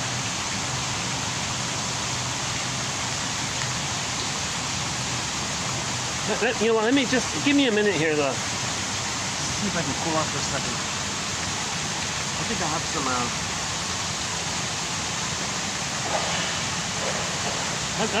let me get some Popeye spinach. Oh yeah, by the way, just a little fun little thing here. Guava juice. Yeah, so they had it today, thank God, yeah. Let me drink some guava juice, it'll calm me down. Let me cover the name, yeah. Let's cover the brand name. Here it is here, guava. You see it there, guava juice. Yeah, there's the picture, right, the guava. So this is a companion beverage to 1001, Windmills of the Mind.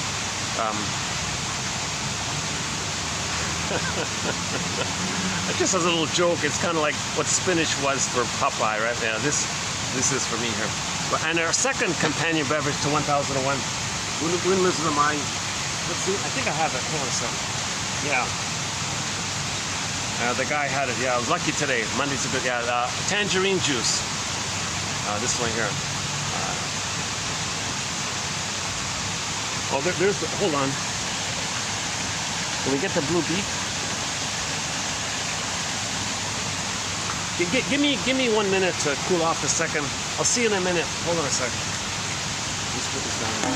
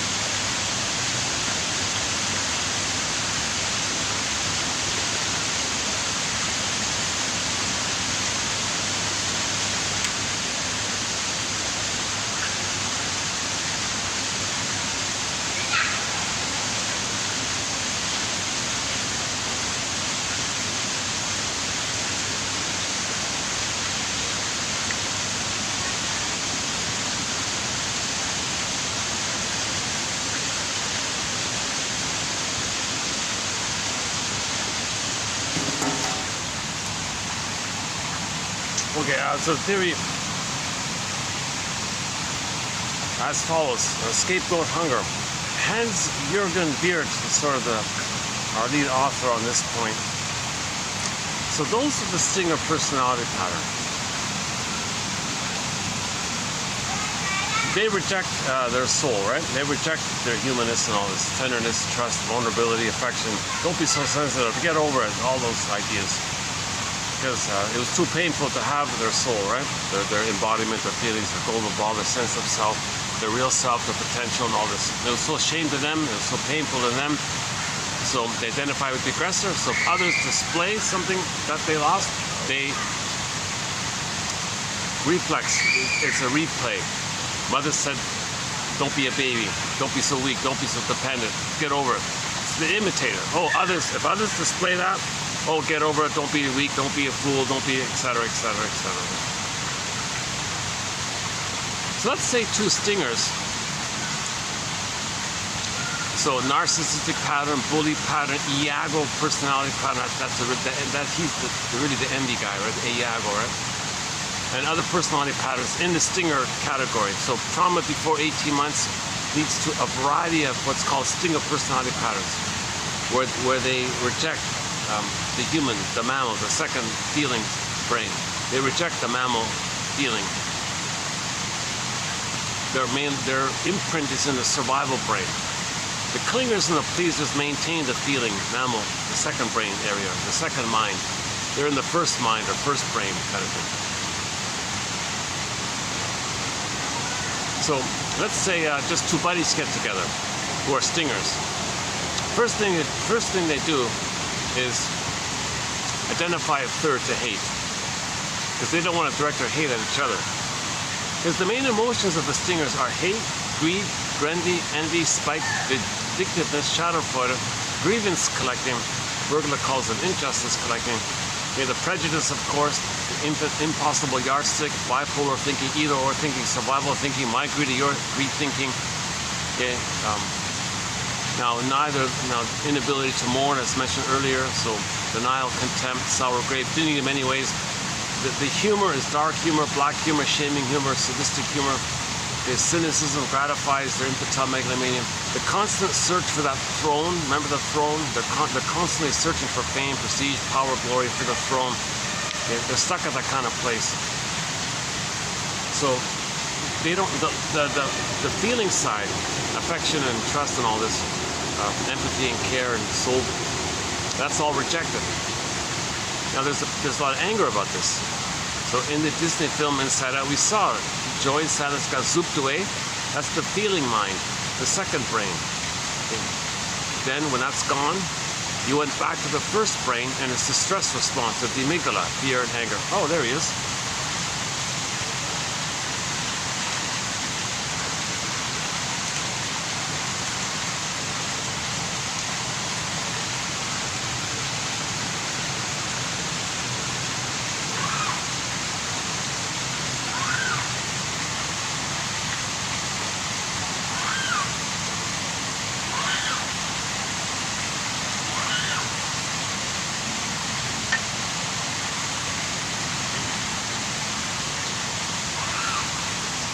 Okay, the stress response.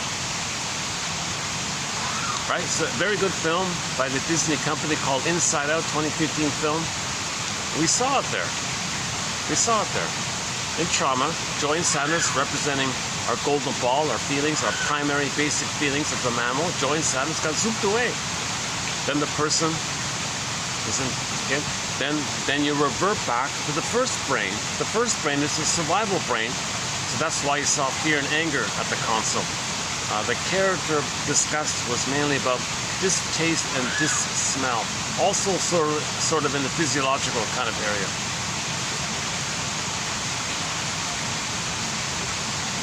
So anger is mainly the main character's anger. Because fear, the baby wants to flee from an abusive mother, but where is he gonna go? The first response to stress is to escape. But the baby can't escape. Where is he going to go? No motor skills. He can't ask for help or anything. He cannot flee, right? So fear is pushed off, and then anger appears. Now he's going to fight with the mother, want to control the mother, possess the mother, devour the mother, and reach at the mother. So anger is in response to an unmet need for attachment. Anger is like the secondary, reactive. It's not the primary normal. In trauma, the primary normal is lost, and we're back in the reactive survival brain. So when the mammal brain is squelched or frozen, we revert back to the nervous system, the anxiety and the stress and all that.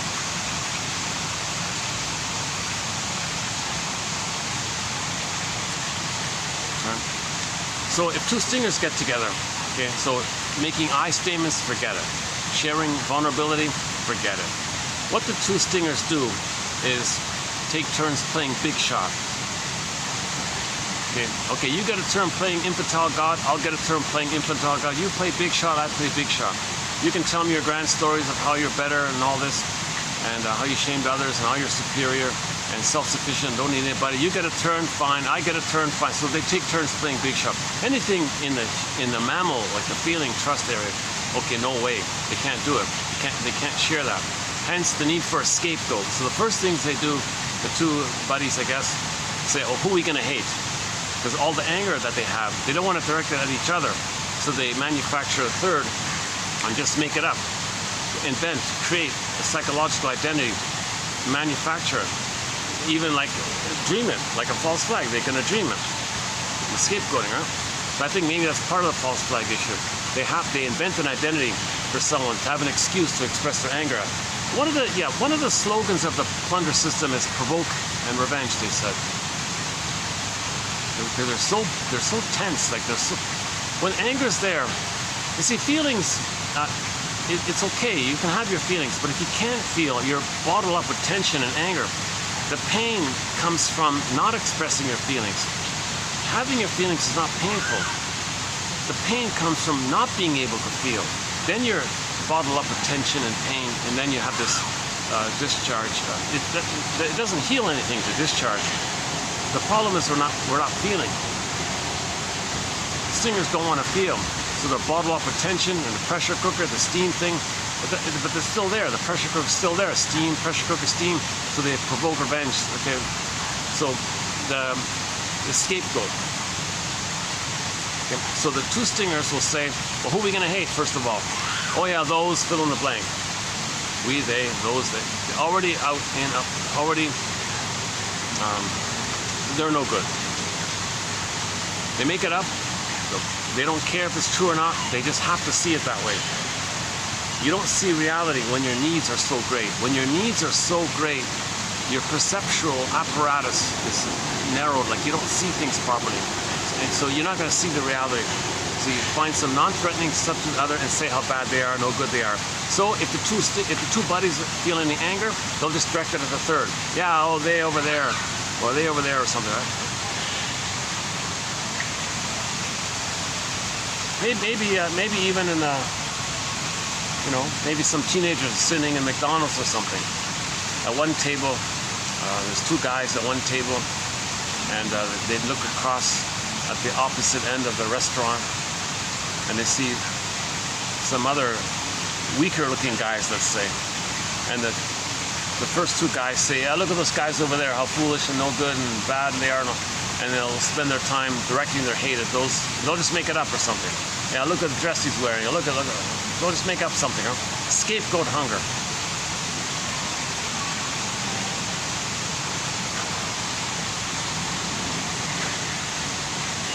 So that's how they get along. They don't want to express their anger at each other, because what they want to do is they take turns playing big shot with each other to feel the addiction of the blissful oneness of the mother.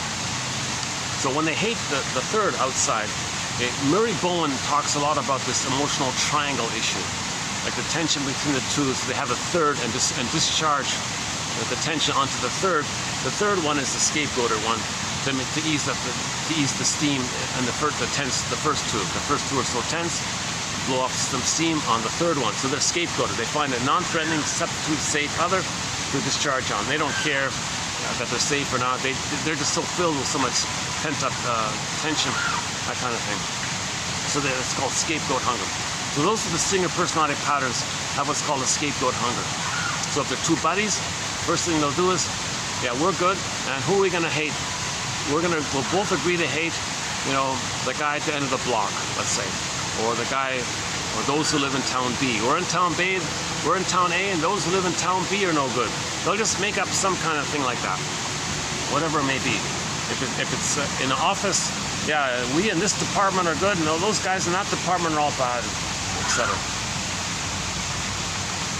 So anytime they feel hateful feelings, they'll direct it to the emotional triangle, the third one, the scapegoat one. A more vivid way to see this, if a stinger, a man and a woman get married, if it's a couple and they get married, they scapegoat one of their children.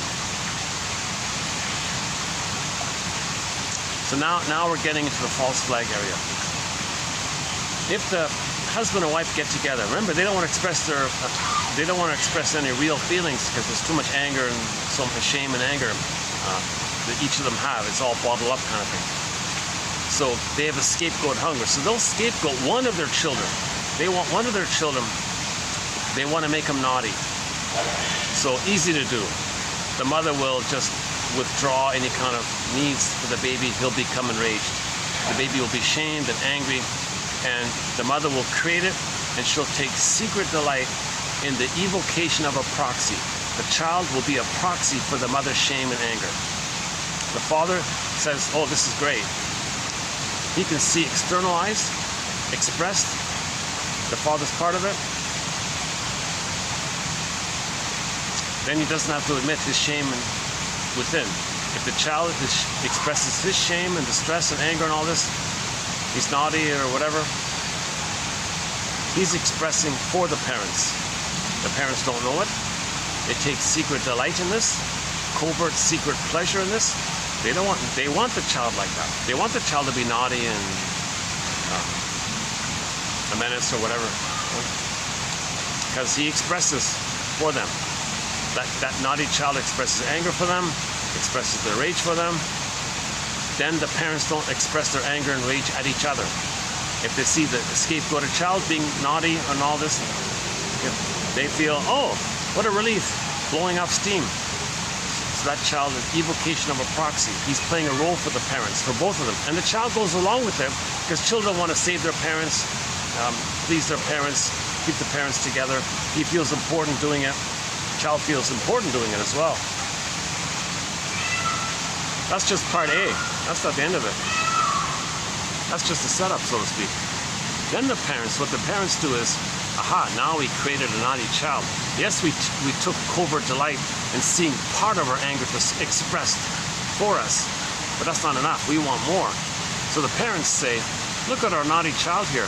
We feel justified and we're in the right to discipline our child and be angry at the child.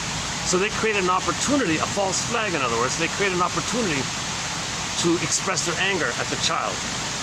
Now let's say the child doesn't do anything naughty. They'll imagine it, or they'll coax them to do it. So the part A part is they coax the child to be naughty. They created the conditions for it to happen and let it happen on purpose. They call it lie hop. Create the conditions for the child to be naughty, sit back and wait. So the child is sanctioned, let's say, doesn't get his needs, no exchange between the parents, isolated, deprived and all this. You're creating the conditions, they'll be angry at some point. You just wait for that, right? So they wait for their anger. Okay. So that phenomena of creating the conditions and waiting for them to display something, either real or imagined. If they're passive and they don't express it, then they'll do it themselves. They'll hit themselves. The parents will hit themselves. Look, the child hit me. They'll just make it up. And that's a false flag, right? So the parents hit themselves. Hey, the child just hit us, didn't he? Yeah, they did, didn't he? They'll deny that they did it themselves. And they want to convince all the other people around them, look what the naughty child did. What a naughty child, he hit us. Well, that's dangerous. You got to protect yourself. That's what they want. They want the excuse to express their anger at the child. This poor child is being hugely scapegoated like this. You see? So I think that's the source, the inner, inside out of the as above, so below.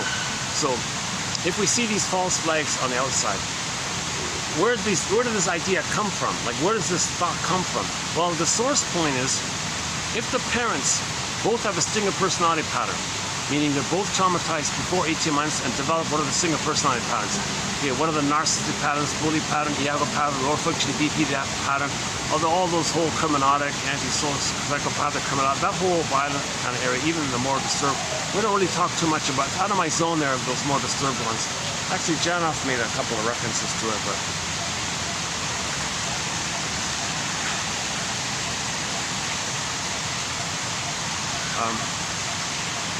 doing okay here? All right. Yeah, this is a good little time. This is the best time. What is it? 4:30. Yeah, okay. That's great. I've only got about an hour and a half before it gets too dark here.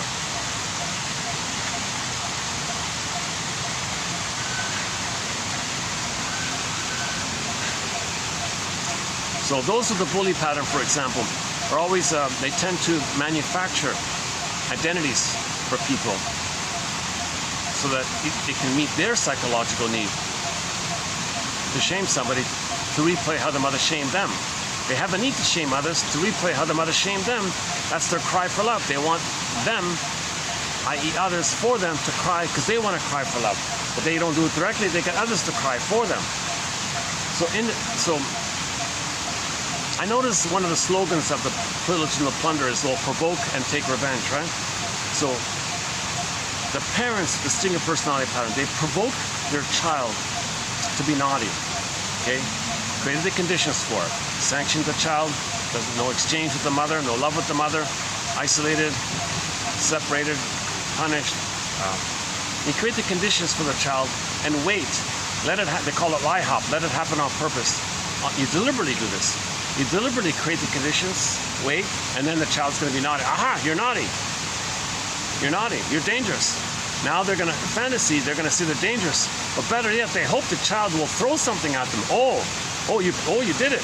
Look what they did. Now remember, they're ahistoric. They don't care about context or the build-up to it. They can't. They can't think about how they contributed to this. They're looking for in the moment, the child threw something at the parents because the child was being abused his whole life. Finally, he threw something at the parents. Aha! That's all they care about. That the child threw something at the parents. Now they have the excuse. Look, darling. Yes, darling.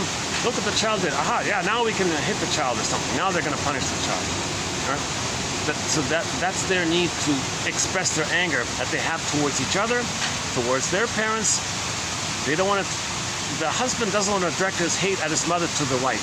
The wife doesn't want to direct her hate at his mother to him. So they use the child to stand in for the mother.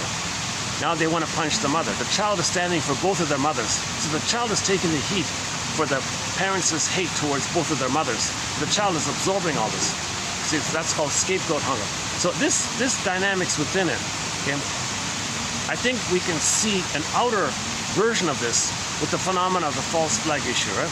So as part of the pillage and the plunder, embedded within the symptoms of homotraumacus, we're stealing other people's land because mother stole our soul, right? So in order to facilitate this, you create the conditions outwardly, let it happen on purpose. Let's say they do nothing. Well, you stage it and say they did it. It's called a false flag, right? You want to see it somehow that they did it, so you have the chance to express your anger on it. And in this mechanism of the false flag is how they pillage and plunder. Because in trauma, the baby believed his mother plundered their soul, stole their soul, okay? Gave them emotional poverty, give others emotional poverty. So the summary for this, in general terms, is here. Yesterday's quote by Janoff here, this part here. Those who cover up a good deal of their inner truth, their inner reality, they don't want to admit the pain their mother hurt them. So they cover it up, make excuses, have beliefs, eat cookies, watch TV. They cover it up somehow. Or act machismo, pretend, be narcissistic, have the bully pattern. Just cover it up somehow. Superiority complex. Emotional sadism covers it up. Yeah? Schadenfreude, dark humor covers it up. Toxic masculinity at his slogans, dark philosophies, okay? You cover it up somehow. Those who cover up a good deal of their inner reality. Their inner reality is that they were shamed by the mother, but they want to cover it up. They don't want to feel the pain. The pain's so utter. Just eat cookies and drink beer or whatever. Those who cover up a good deal of their reality inside, will be likely to do the same when confronted with reality outside later on. So the reality outside later on, they don't want to see things like false flags and the cruelty of, planting, doing it yourself and saying others did it so you can have an excuse to plunder their land and steal their land because your mother stole your land. You don't want to question this kind of thing and how cruel and psychotic and barbaric and, what this, Jesus Christ, we're homotraumicus. We're homotraumicus. 70 million indigenous people north and on Turtle Island, all that was stolen, and we're homotraumicus. The idea is to heal ourselves. Michael Jackson, Man in the Mirror, the song Man in the Mirror.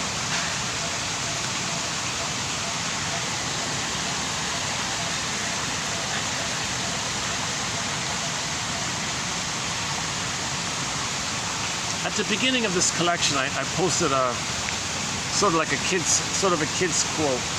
That was pretty good. It's about a little kid, a 7-year-old kid or something, wanted to get his father's attention, but he was busy with his work and all this. The father saw a magazine nearby and opened it up and found a picture of a full-page picture of a world map. And he knew that his son had never seen a world map before. So he took that, he ripped it out, cut that picture into many little pieces, ripped it up into many little pieces, and gave those pieces to his son with some Scotch tape. Hey son, I got a task for you. I'd like you to repair the world. He thought it would take him a long time, right? The kid ran off. A short time later, came running back. Hey dad, I repaired the world. Father was confused. You never saw a world map before, did you? Well, that's true, I never did. Yeah, I never saw it, but I saw that when you ripped that page out of the magazine, I saw that on the back there was a picture of a man. So I turned the pieces over and discovered that when I repaired the man, I repaired the world. Right? So we have Ibsen, the Peer Gynt story. We have got Goethe, Identification with Greta Faust story. Okay. So if you develop a stinger personality pattern, you can think you live forever. You don't acknowledge time. If you're in survival mode, you don't acknowledge time. The brainstem doesn't know time. Lizards don't know time. Okay, salamanders don't understand time. So if you're operating from trauma at that place, you don't believe in time. So you play the song, oh, I'm going to be young I'm going to be 18 forever. I'm never going to grow old. Always going to be a kid, whatever. Okay, refuse to grow up, Peter Pan, all these stories about denial of time, kind of thing, right?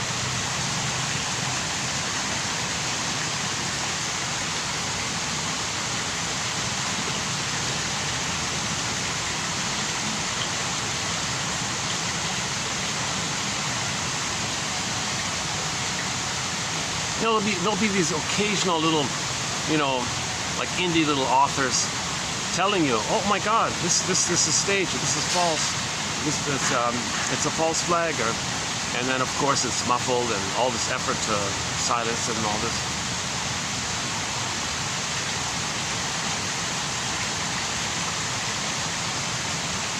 But it doesn't matter if only a few people. It doesn't. You see, so the general tendency is to not make people aware of themselves.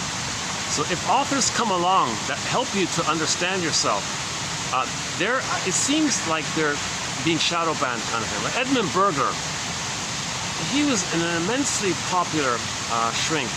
I think he helped to make psychoanalysis popular in North America, Turtle Island. But at some point they banned him or something. Not one single audio clip of him is available. Not one single video clip of him is available.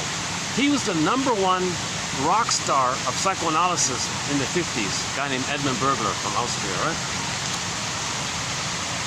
He was regularly on TV and radio and all the famous magazines, and he wrote self-help books, 17 books, is that right? No, 24 books. 24 books, 300 articles. You know, he wrote about so many topics. You know, he's the number one contributor of quotes to our collection, Edmund Berger. And some of his books are hard to find. Luckily, some of them have been digitized. Yeah, so that's great. Some of them have been digitized. That one about money, that got digitized. So he's got a book like on gambling, on money, okay, humor, self-defeating behavior, the inner critic, and the list goes on. So we got a lot of great quotes from Edmund Berger. But on YouTube, zilch. Somebody made a video making a point about this. Why was he blacklisted? My personal guess is, in one of his books called The Writer in Psychoanalysis, he analyzed the writers. Now in New York, he was right in the core of New York, right? And a lot of writers who came to him were the propaganda writers, public relations propaganda writers. So he analyzed all these people. And in his book, he made a comment about them. I think maybe that would have done it. He talked about how much contempt and hatred they have for humanity, the propaganda people. Immense hatred and contempt. I think that maybe hit a nerve with them. Maybe it's kind of similar to Janov. So Janov, yes, he was popular because of the endorsements, but a few years later they banned him. What happened there? Well, we had a quote came along where he tried to sue the short sellers for what they said about him or something. And that did it. That probably did it.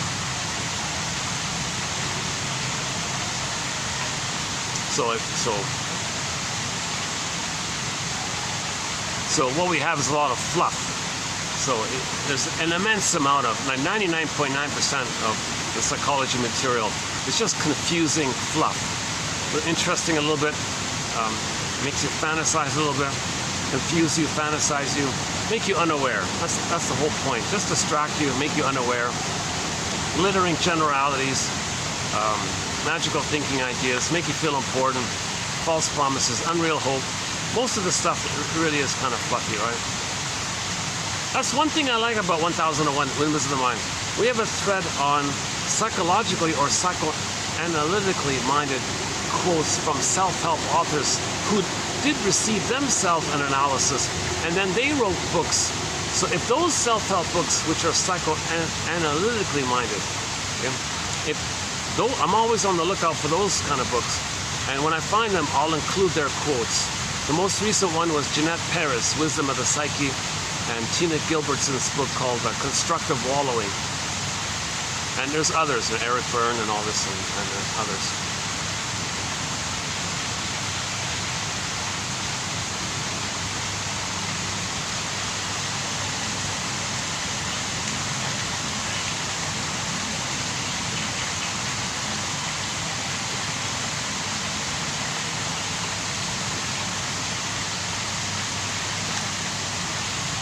So it kind of blends in together, right? So the panic was the babies, 10,000 years ago, the babies were removed from the mother. That'll do it. The stress, the abandonment, where's my mother? No time, no mother, not gonna make it, freeze up inside. Mother's seen as a monster. Greedy, hungry wolf who did that to him. Unnatural. The only way to have some contact with any kind of mother is to imitate her, act like her, be like her, and do to others what mother did to you. That's the psychology of pillage and plunder. So babies were traumatized in order to facilitate the pillage and the plunder to get the serotonin. We got this accidental surplus, and I guess we became confused and quote-unquote addicted, so they wanted it more. And then it snowballed, and it just kept on going like this. And now we're short selling the planet for a quick buck, somebody said. So in a very short time, we're destroying the planet because babies' souls were destroyed when they were removed.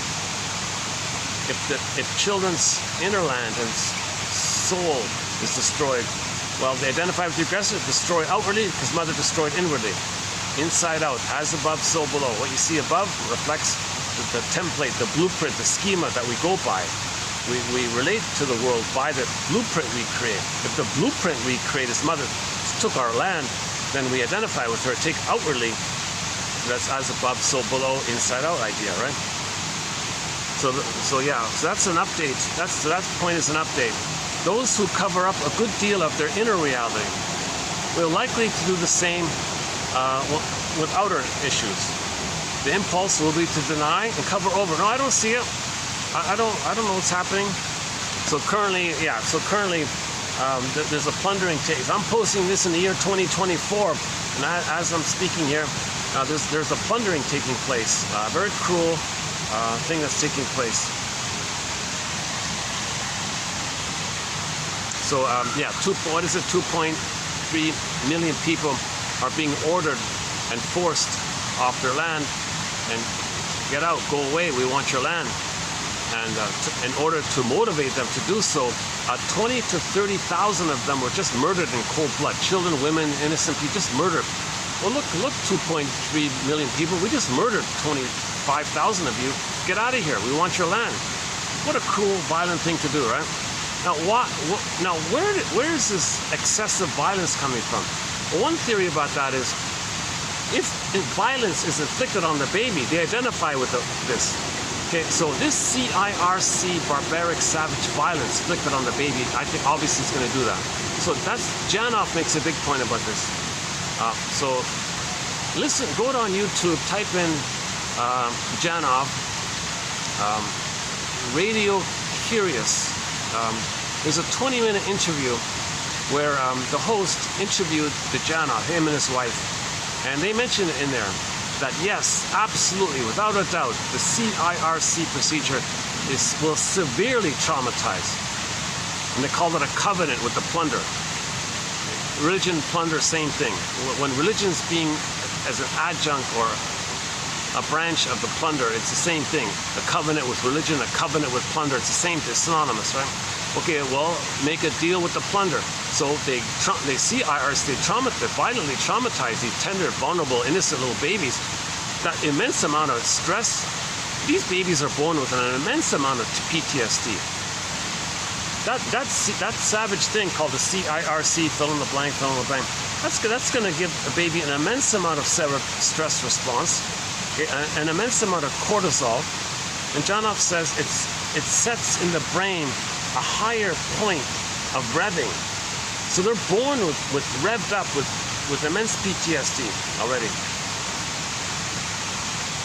So that's the amygdala brain. That's the survival brain. They're just operating from this survival mentality. Well, that's a covenant with plunder. If you're going to plunder, you got to think in survival terms. So one of the slogans of the survival terms is, well, if I don't plunder, my mother's going to eat me. Psychotic thinking, perverse thinking. Okay? So back to this again. When the baby's traumatized, his kind of natural need to kind of absorb in mother's love wasn't met.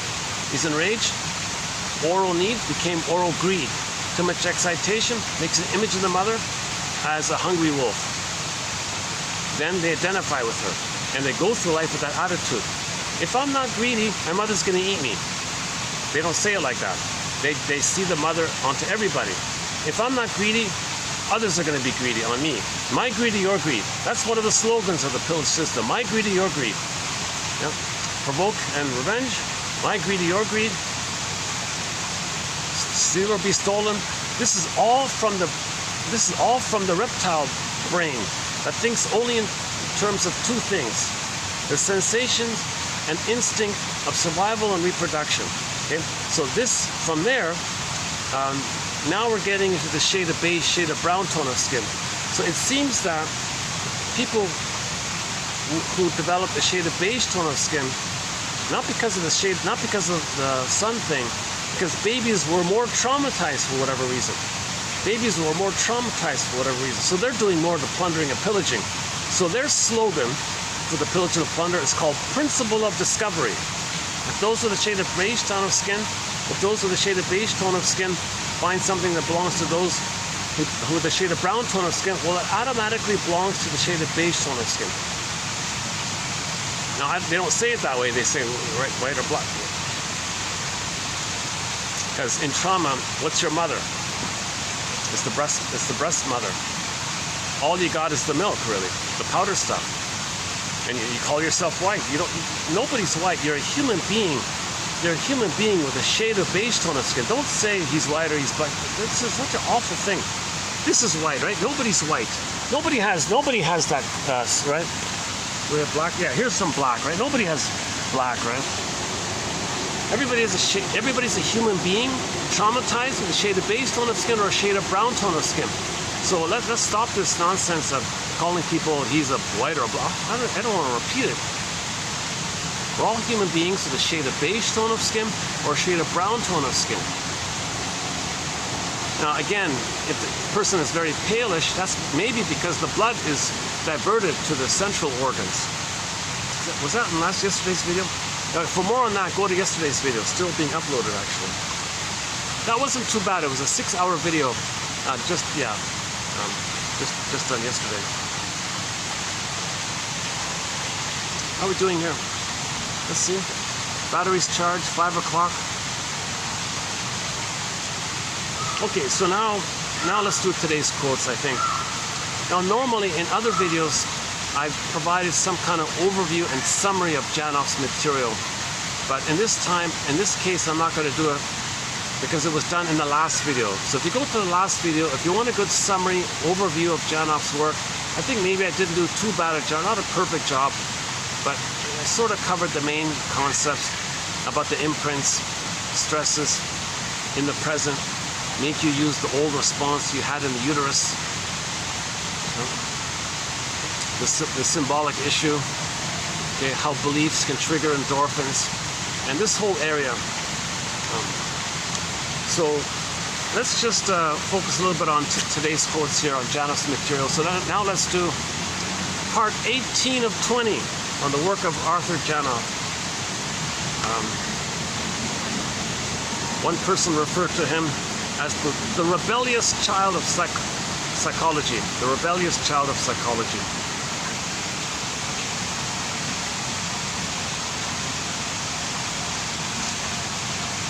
I'm not interested in his so-called technique where he claims he can guide people to grieve those early traumas and relive and live how you couldn't have. Like his theory is like the baby had anoxia, he couldn't breathe, right? Clenched up, he couldn't breathe, and it affected his physiology. Well, can you get a person to be conscious and still experience the past, but in the present there's air in the room? But in the canal, you didn't have enough air. That's the problem. You didn't have enough air. Can you consciously hold it all, where you're aware that you're in the present, feel you're in the past? If you can feel and click in that point where you're in the past, the natural response would be deep locomotor breathing. All that oxygen that you needed, now you can get it because there's air in the room. He thinks he can get people to that place. Amazing testimonials. As I was saying in the last video, I think a lot of it's acting, a lot of it's BS. Partly, it's a mixed bag. Part of it's true. I think a lot of it's exaggerated. So I'm not really focusing on the possibility of that. I'm still sticking with the more traditional, safe way of doing it. Get some quotes and let nature give you your feelings naturally. Don't bypass that kind of knowledge. You need the knowledge. Janoff says you don't need the knowledge. Just lie on the floor and just have somebody sit near you and just stay with the feeling, and maybe you'll get there. You need consciousness. I don't buy it. I don't really buy his so-called primal therapy technique. But he has an immense amount of excellent knowledge. And if there is a way to feel safe with somebody, you can grieve. Grief is healed when it's witnessed by a caring other. But from what I understand, people flew to California, you lie on the floor, all strangers all around you. How do you feel safe with that? And half of them are actors wanting to improve their emotional expression so they can get a role in a film or something. It's more about that. So it's fake screaming and all this. How do you feel safe with that kind of environment?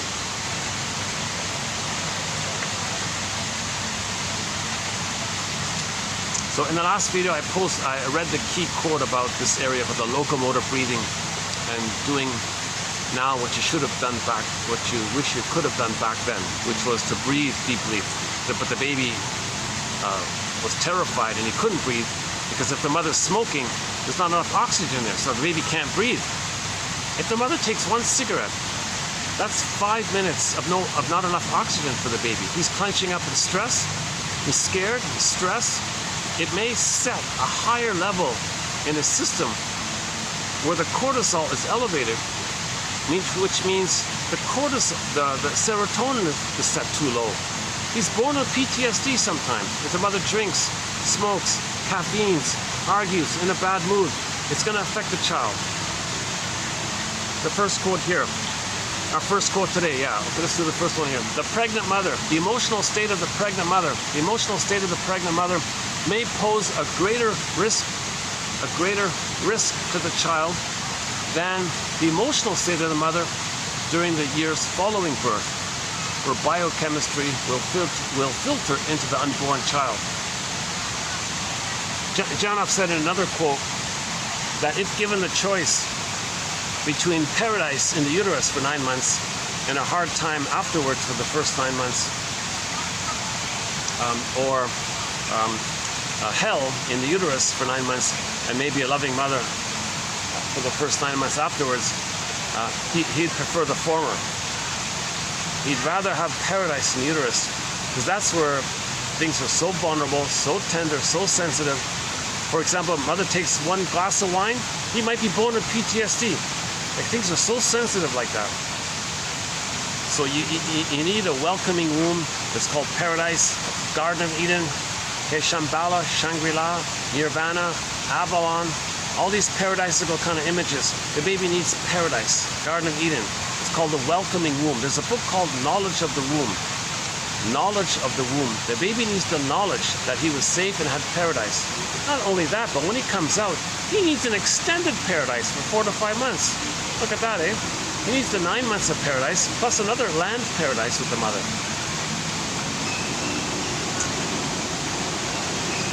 Okay, so the previous quotes gave examples of the chemistry of in the baby. If the mother's arguing, going to the heavy metal concert, most of it's like cortisol and not enough oxygen, things like that. Early trauma, including prenatal trauma, pre-birth trauma, alters serotonin and other neurotransmitter levels in the brain.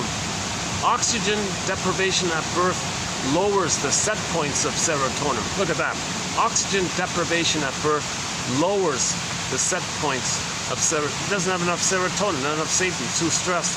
So now he's going to always be looking for things that he thinks might make him safe. So he may turn on a TV and see a televangelist say, "Send me money, and one day you'll be safe. You'll be saved." So he'll have beliefs that someone's going to save him. Okay, that's a symbol that mother's going to nurse him. But the televangelist doesn't say that. The belief is a defense against the truth. You don't want to know the truth.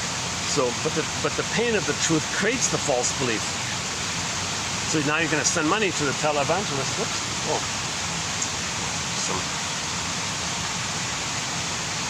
Some mother and a little kid there. Where'd they come from? This one.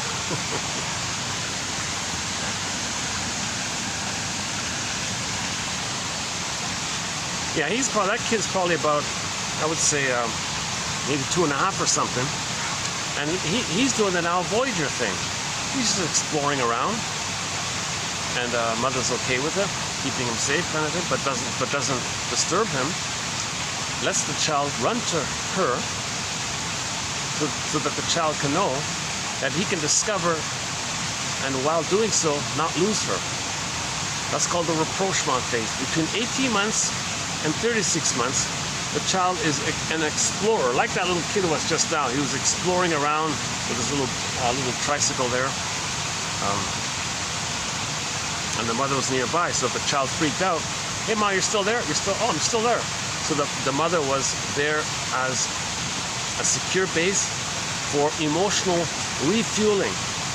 The child was free to explore, and whenever he freaks out, "Oh, mother's there. All right, you can explore further, mother's there."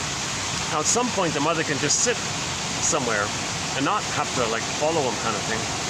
That'd be even better, because the child would go around to the point where he freaked out and run back to the mother. That's even better. So the next stage for that couple would be the mother sits somewhere, lets the child run around.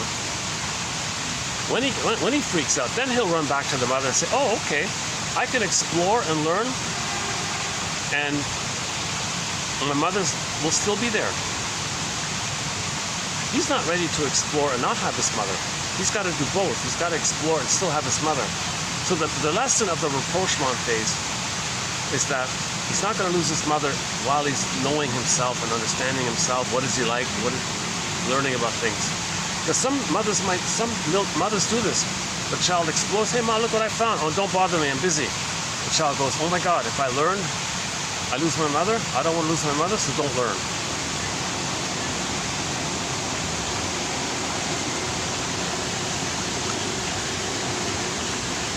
Serotonin is a natural product, something we produce internally, and it can be pathologically low because of a mother's anxiety during pregnancy.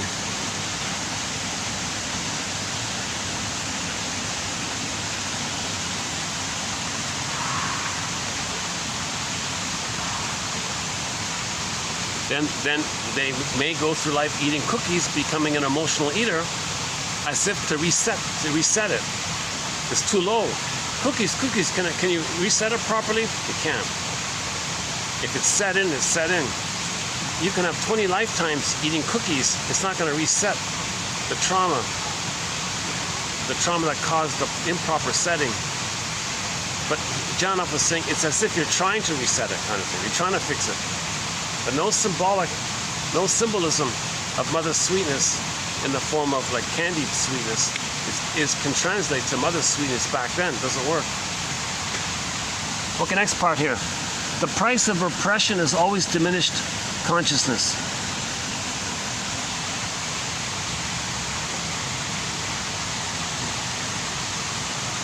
So repression means you can't be aware of it. If you're not aware of it, that's diminished consciousness. The goal is to make the unconscious conscious. Lift the repression. Well, it'll happen naturally if you create a basket of knowledge and maybe have a lantern a little bit and some night vision a little bit and have a nest of knowledge. The unconscious contents can come to your consciousness. That's Hermes flying across, a bird flying across when you can do that. So we don't want too much repression. If there's too much repressed, that means there's too much pain. The more pain, the more repression, the more disconnected we are from our real self, the more pain there is. Okay, the more pain, then the biochemistry is all whacked in the brain, and the inner pharmacy is disturbed, and then you enter, eat cookies, buy beer, go to beliefs, have fantasies, unreal beliefs. The more pain, the more wild the beliefs, etc. Once real need is repressed and rerouted, we forcibly become less direct and more symbolic. Okay, this is a point he's made several times. He's got a whole book on this. His last book, called Beyond Belief, was mainly about this with the cults. The more pain there is, the more you're going to believe in these wild ideas. Okay? Aliens and UFOs to get you away from yourself. The more far out the belief, the deeper the pain. So this whole New Age community, a lot of it with these wild, cosmic higher consciousness and all these abstract kind of wild fantasy, one with the universe, all these things like that. It's to get you away from the pain. The more pain, the more wild the beliefs. And there's even a quote yesterday about the magic mushroom one. It pushes you prematurely to the pain, so the response is more wilder beliefs. You know, wow, I had a spiritual experience. So people who claim these wild, fantastical stories and like a metaphysical, like a, what do they call it again?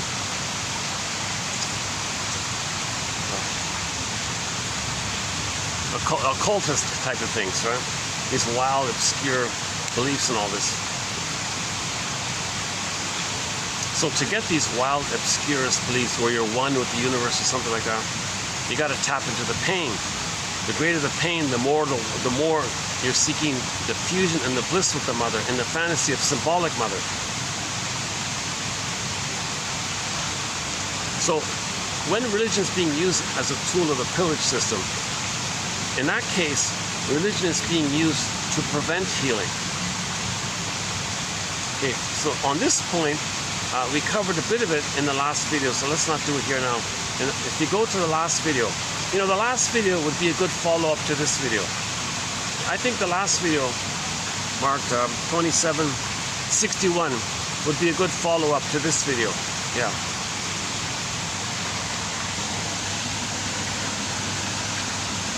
Okay, acting out, or transference acting out, repetition compulsion.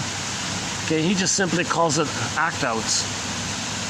Act-outs that work are effective neuroses. Okay, so in other words, if being dysfunctional makes you unaware of your pain, well, that's effective dysfunction. Now, those act-outs or dysfunctional behavior, okay, so dysfunctional behaviors that keep you away from your pain, well, that's effective dysfunction. Let's put it that way. Those dysfunctional behaviors that don't keep you away from your pain, well, that's an ineffective dysfunction. When the dysfunctional behaviors work, we are relatively at ease. Okay? When they don't work, we are again face to face with our pain. It is then that someone goes to a therapist to get his dysfunction fixed. He is usually given, for example, meds to feel better in some cases, depending on what type of therapist. Repression works again, this time induced by meds, and ensures continuance of the act-out. So do you want to feel better or get better? If the person's dysfunctional, and his dysfunction didn't keep away the pain, oh, doctor, help. Okay, take a pill, and he goes back to the old way. He didn't get better. So there's a good example of Jana being the rebellious child of psychology. Okay, transference or repetition compulsion, etc., is just another symbolic act-out in which old feelings from the parents are transferred to the therapist. Okay, so let's feel the source of this, and then the symbol will evaporate by itself. Okay, so we've said this numerous times. The repetition compulsion is symbolic. Somebody in the present could be mother in the past. It's symbolic, it's not going to work. We'll feel having been unloved, feel that pain, then the acting out stops. We repeat to learn the truth. If we don't know the truth, we keep repeating. When we know the truth, we stop repeating. To the symbolic acting out, okay, the fantasy acting out. One day you're going to be saved by some invisible thing. That'll go away. So when you get your feelings back, you don't go every Sunday or whatever it is, right? Go to 1203. A good starting quote on the psychology of religion is 1203. Next, go to 2118. Yeah, about the crutch. You didn't need it. You didn't need the symbolic acting out.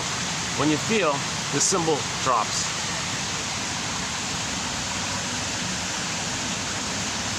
The act-outs can be as simple as being nice constantly in adult life, applied indiscriminately in order to mollify an irritable mother originally. The hope is to make her gentle and kind through others. Yeah, so you're trying to save the mother, please the mother, calm down mother, so the baby's trying to see. So everything's love or a cry for love. If the mother's not loving, the baby might say, hey, mother, you're not loving me. That means you're crying for love. You're crying for love. I'll provide the love that you need. I'll save you. I'll, quote unquote, mollify you. I'll soothe you. So he disperses the transference of the image of the mother onto everybody indiscriminately and tries to soothe and please everybody, trying to soothe the mother. Unfulfilled need in the parent deprives the child and produces the same unfulfilled need in the child. Now that might help towards forgiving the parents. If the parents weren't loved themselves, they don't have it. They don't have it. They're repeating their trauma. They're repeating their cry for love. If they didn't get love, they're crying for love. In choosing a partner she could struggle with, she created a symbol of her past. Right? In choosing a partner she could struggle with, she created a symbol of her past.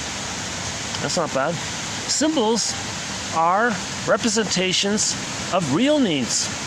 Thus, we later get involved with those who can recreate our early lives.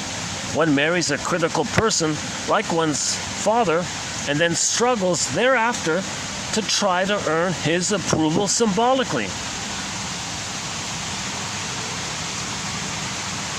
So you're only going to be attracted to dysfunctional people who are dysfunctional just like the parent, because we have unfinished business with the mother. If somebody in the present has a similar wiring psychology like the mother, it flares up the neurocircuitry with the mother. So the partner in the present is seen as an emotional reincarnation of the mother. Sorry, the partner in the present is seen as an emotional reincarnation of the mother from the past. You have unfinished business, or he calls it the struggle. Yeah, so Bruce Brody calls it the unfinished business with the mother. Janoff calls it the struggle with the mother. So you find somebody who reminds you of the mother, and through the proxy, again, proxy, the partner is the proxy of the mother, you struggle with the partner, thinking emotionally it's your mother, trying to resolve the issue, get mother's love through the symbol of mother, but the person of the present is only a symbol, it's not the actual mother. So you're stuck in this thing. It's really, so enter the song, It Must Be Something Psychological by Katie Lee. She says that it's really quite explainable. She likes men who are unattainable because the mother was unattainable. So she's only interested in men who are emotionally unavailable because the mother was emotionally unavailable. The mother was soul blind to her. The mother was soul blind to her. So she will only be interested in men in the present who will be soul blind to her in the present. No empathy for her, no understanding for her, no recognition of her feelings and needs, no recognition of her being a person in her own right with feelings and tenderness and wounds and three-dimensionality. She'll only be interested in men with a narcissistic pattern because her mother had a narcissistic pattern, for example. And one guy said, I get it. The reason he's only attracted to narcissistic women is for him to know that his mother was narcissistic. And he never got mother's love, and she's just like her, and she can't give him what she's supposed to give her. So he said he learned his lesson. He's never going to get mother's love, especially if the woman is just like the mother. No time machines, no morphing machines, and he sees how cold and refusing she is. That's for him to know how cold and refusing the mother was. The central reason for the act out is to create the conditions, albeit symbolically, where healing can take place. The body knows that only in the original context can healing occur. So it constantly attempts to reproduce that context in order to heal. Now, that's the positive intention. It thinks it's trying to heal. It thinks it can heal if the symbol can be mother's love in the past. So you're trying to recreate that point in the present, because at that point, that's the trauma. So you want to get that point back, but the person of the present isn't the mother of the past. But that's the positive intention of repetition compulsion, to get mother's love. Clearly, one can only heal where one is wounded, right? If the early assaults occurred on a lower level of consciousness, healing can only take place on that level. Yeah, so if the trauma is in the brainstem area, that primal place area, you're asking for impossible demands on the person of the present to heal something at that level. Because at that level, No girlfriend in the present can invent a time machine, take you back to the nursery, and she becomes the good mother and nurse you. It can't happen, right? She acts in the present as if it were the past. A constant attempt at the resolution of past needs and traumas done symbolically. Symbolic acting out means acting in the present with the force of the original unconscious need. Yeah, so this is the push of it all. This is the compulsion of it all. This is the never-ending fiery ardor of it all. This transference acting out, or he calls it symbolic acting out, this push of it is from the original unmet need. The baby's still in a pain. Mother, where's your love? Where the hell are you, mother? What's going on, mother? Fairbairn describes this with his famous sentence, life force is object seeking. All of the child's life force, all of the child's energy, all of his craving, desire, energy, passion, whatever you want to call it, all the child's it's to find the nipple, to find the breast, to latch on, suckle, and be safe with her. Skin to skin, breastfeeding, loving gaze, extended blissful oneness. All of the child's life force is to get that mother connection, a positive maternal experience of the mother. All of his life force is for that. If it's frozen there, the compulsion, he's still trying to get it, but he can only get it through symbols of her, but the symbol is not her, and he spends his life chasing symbols of her. That's called neurosis. No amount of being with people is ever going to change a basic feeling of aloneness occasioned by being removed from one's mother for long periods of early life. Oh yeah, this is similar to yesterday's one about the lady was the lady when she was a baby, when she was born, they put her in a separate room away from the mother for 3 weeks or some crazy thing. All of her life, she isolated herself and removed herself because she was removed. So in her present, she was removed emotionally from people because as above, so below, inside out. The inside was the memory, her primary memory, her primary inner memory was that she was removed from the mother. That caused her to feel emotionally removed from the mother. Okay? So that was a pattern. So she lived in some kind of studio or something in a big city and wasn't connected to people and felt removed from people. It was like a loner kind of thing because she was alone like that. Right? And even though she's surrounded by people in the big city, she would say, I still feel so alone. Because the imprint was she was alone. The memory was she was alone.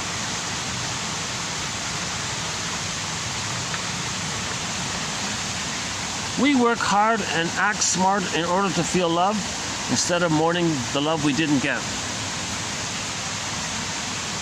Yeah, so we're still trying to win love through others. It's not going to work. May feel nice for the moment, but then you're dependent on it. Or, so we can spend our lives just feeling better for the moment, feeling better for the moment. And if you don't get the little quote-unquote hit or something, you're going to be enraged. Ideally, we want to get to the point where we can admit the greatest hurt of all, the greatest hurt of all. Mother failed me. Now you got to forgive her. How do you forgive her? Find her story. To honor your mother, you got to find her story. Maybe she was a war child, victim of the pillage and plunder.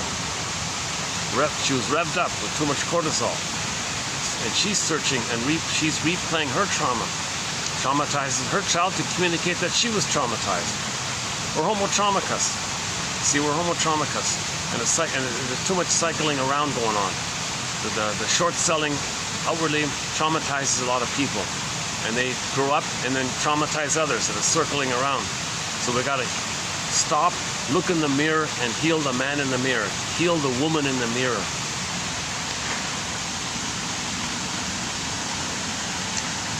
The child has, this next one's not bad. This next one here I think is pretty good. This next one here is a good quote, I think, for self-compassion, for self-love, for self-acceptance. Think of it this way. The child has no reason. The child has no reason to expect lack of fulfillment. He cannot imagine that he is on this earth unwanted. Some accident of an impulse-laden lust by the man of his father and mother. He cannot imagine that he is in the way or that babies are born by accident. Yet, sadly, he may learn this soon enough through the attitudes of his parents. They are the whole world to him. If they do not love and adore him, if they do not approve of him and accept him as he is, he will seek substitute fulfillment later on, trying to make up for what he never had, i.e. symbolic acting out, repetition compulsion. See, life's longing for itself. The Great Spirit. We're here because of the Great Spirit.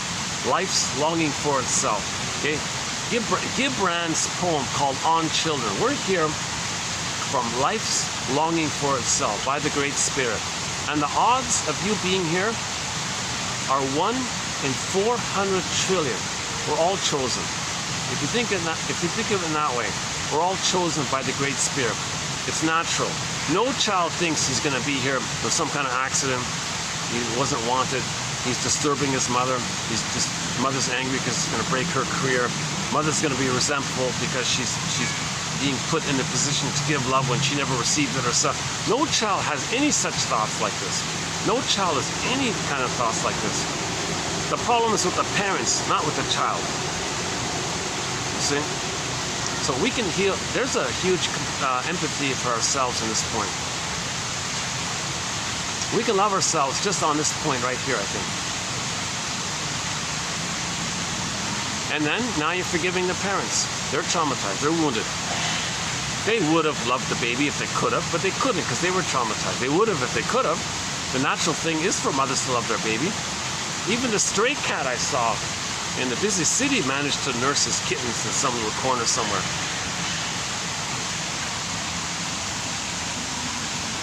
Okay, next one here. There are many traumas associated with birth. Any one of which sets repression in motion. Mere physical separation for hours at a time just after birth can be traumatic. What repression does is prevent continued full consciousness at the time of the event, because connected consciousness means that the system continues to react fully. And that reaction can itself be life-threatening.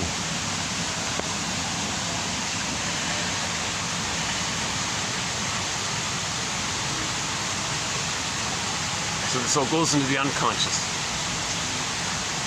It's repressed into the unconscious, and that's a defense against the pain. A defense against the first primary main, many people consider it the first primary main defense mechanism. Again, defense mechanisms means operations of the psyche, operations of the mind, maneuvers of the mind, mechanisms of the mind, mental mechanisms. Okay, there's a pretty good book called Mental Mechanisms by Laughlin, HP, from the 60s. The first primary one is generally considered to be repression. Bury it, numb it. It's there, freeze it up. Petrification, turn to stone, feel unreal. The jargon is alexithymia, no words for feelings. Emotional illiteracy, okay? Affect phobia, immense fear of your feeling. It's all repressed like this. That's because of the pain. Then we're numb. Okay? That's like the gazelle who was bitten by the lion, but he could keep running because if he were to admit the pain, he'd be a goner. So he was able to numb the pain and he could keep running, and it worked. He escaped and he was okay. He found a place to pause, and then the pain came up. He licked his wounds and healed himself, kind of thing. So the endorphins numb us to the pain. So the endorphins and repression are kind of linked like that.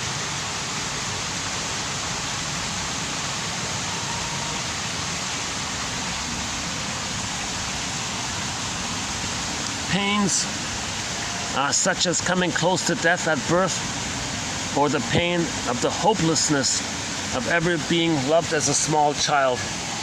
The system isn't geared to tolerate pains of this magnitude.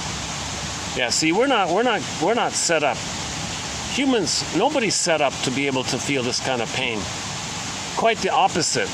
The system is set up to produce endorphins, a morphine-like product, to block the awareness of the pain so that the baby won't die, or in the case of an adult, so that the person can get on with his life.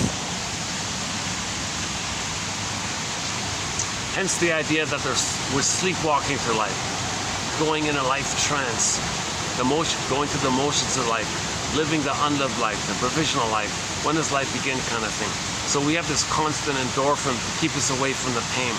So we're walking, we have a lot of pain going on, but we're not aware of it because we're numb of it. Now, if we're lucky, I guess, quote unquote, our brain can naturally send us enough endorphins.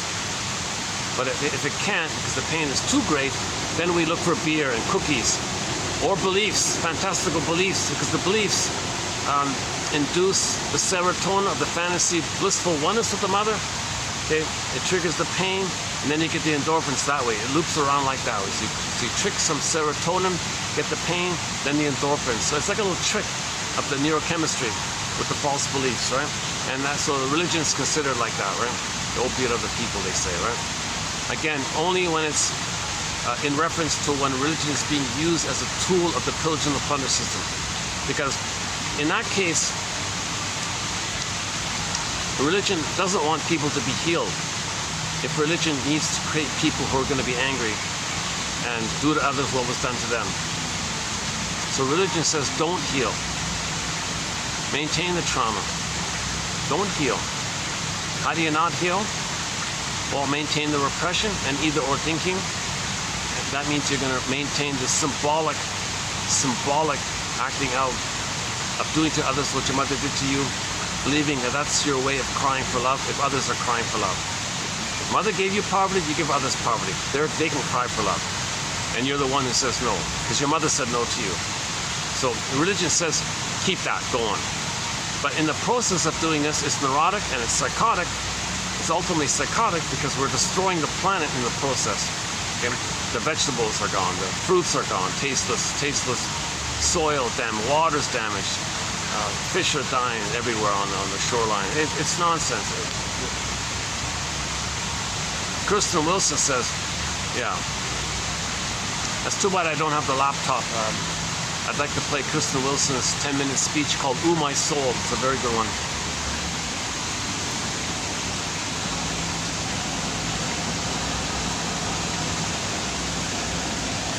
A child who is ignored by harassed parents will try to be the center of attention later on. He might be diagnosed as narcissistic in adult life, but he was just ignored. Yeah, why is that in there? That's not let's take that quote out. That's not too helpful, that one there. Okay, let's take that one out. Okay, next one here.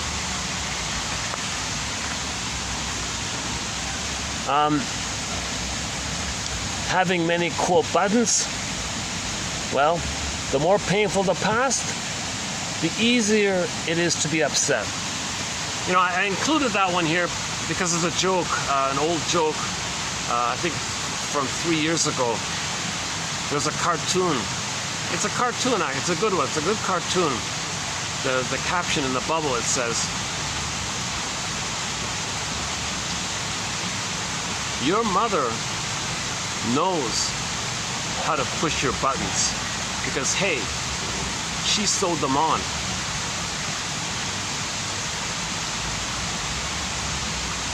And if you have a lot of buttons, okay, pick up the phone. Mother, why did you give me so many buttons?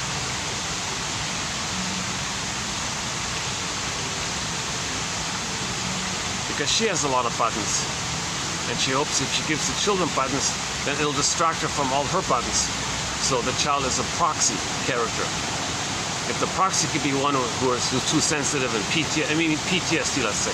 If the child can have PTSD and display PTSD, she can feel soothed and distracted that she doesn't have PTSD. If the child is a proxy and expresses her PTSD, it soothes her if the child is expressing the PTSD for her, so to speak. When a parent dislikes a child, too often the parent is a child herself who resents having to act like a parent when she wants to act like a child. When a parent dislikes a child and is constantly critical or irritable, it creates a new need in the child. A need to act in a way to mollify the parent, to soothe the parent, to placate the parent. The child is so busy acting out this new need that he loses touch with his real needs. Of course, if he spends his whole life trying to please the mother, soothe the mother, take care of the mother, save the mother, fix the mother, he's out of touch with himself, obviously.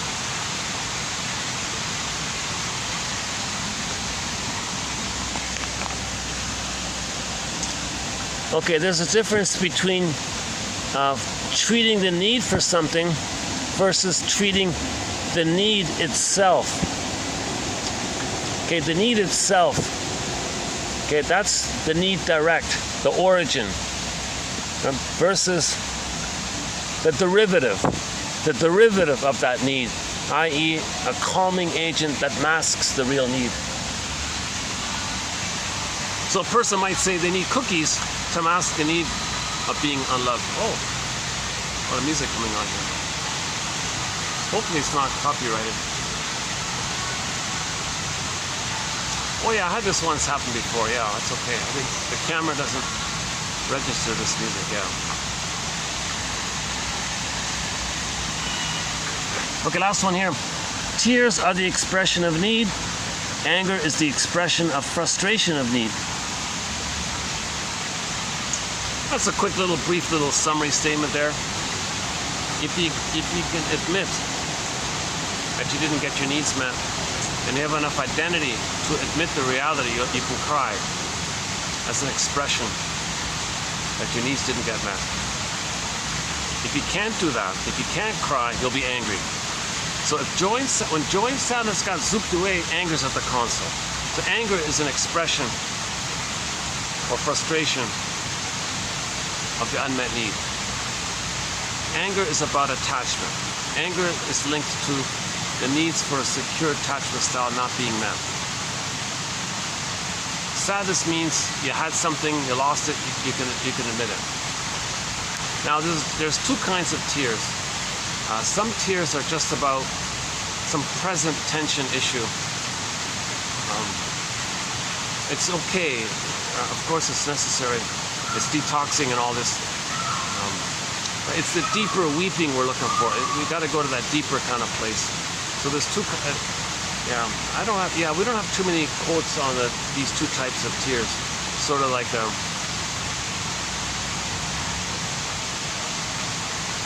tears related to not getting your defense mechanism needs met versus tears to your deeper primary needs not being met. Something in that area.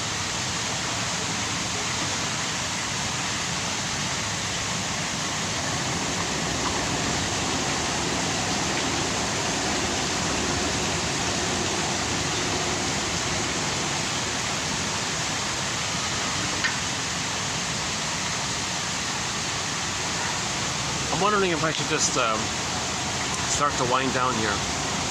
We'll keep going for a little while. Let's see. What is it? 5:40 and it's so dark already.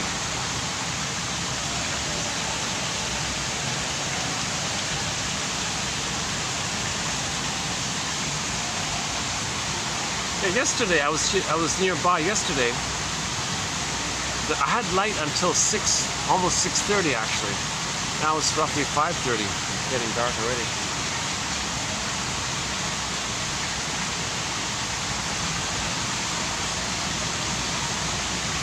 let's go over to the other place for a minute, and let's pick out. I'd like to just pause and pick out my favorite, just for myself. That's my favorite one here up today's list. So this was TQ 2762, part 18 of 20. 18 of 20. My goal is, and my hope is, one out of each batch will be of interest, will click, can be a thread for your nest. It can be a step towards giving a scarecrow a brain. It can be a little lantern. It can be a candle in the night, in the dark. A little extra night vision. One, I'm hoping one quote. One. I'm thrilled. I'm really, my heart is warm if I feel that one quote helps somebody or anybody to heal themselves.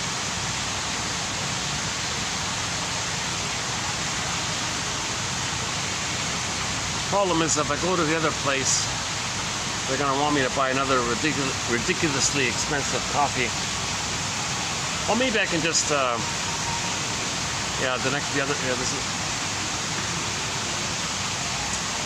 let's go next door anyways. It'll give me like a little 5-minute break, and then let's see how it goes after that. So yeah, let's give me 5 minutes here. Hold on a sec.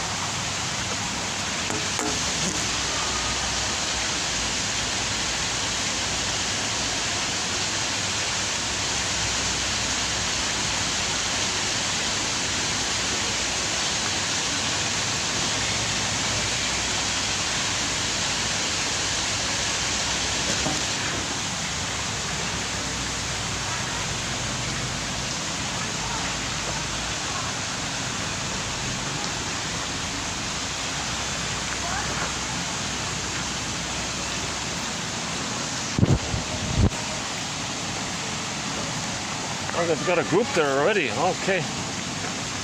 Thank you.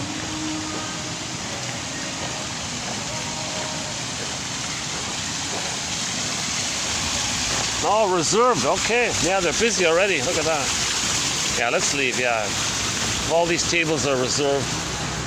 Yeah, by the way, here are the rabbits I mentioned. Yeah. Are they out? Not really, eh? Oh, there's one. I don't know if you can see them, but there's one, yeah. Eating. Okay, next time I'll show you the rabbits and the peacocks. And there's some guests inside. Okay, next time.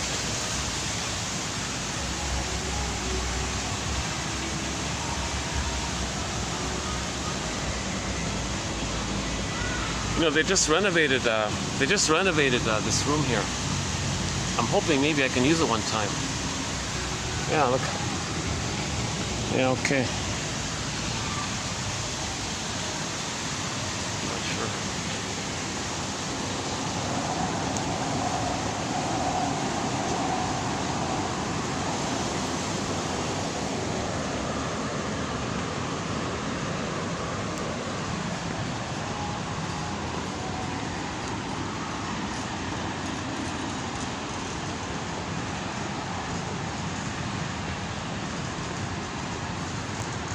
I gotta say this. I gotta say this. We've been posting some really excellent quotes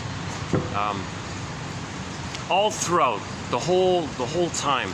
We've been posting a lot of excellent quotes. It's very rare for there to be like a weak batch. I think part 11 might have been the one exception, but overall, 99% of the time, if you go to any video, you'll find some strong quotes, like 1 or 2 really good quotes, kind of thing. Sometimes there's like 4 or 5 good quotes. I feel excited. I feel today there was a couple of good quotes today. Janoff's sort of spin on repetition compulsion, he calls it symbolic acting out. He means transference acting out, repetition compulsion. He's the rebellious one. He wants to like rename it, you know. He kind of. Now I don't want to join you other shrinks, so I'll take the idea and rename it and own it myself, kind of. I don't want to be reminded of you or something. So he's the rebellious one.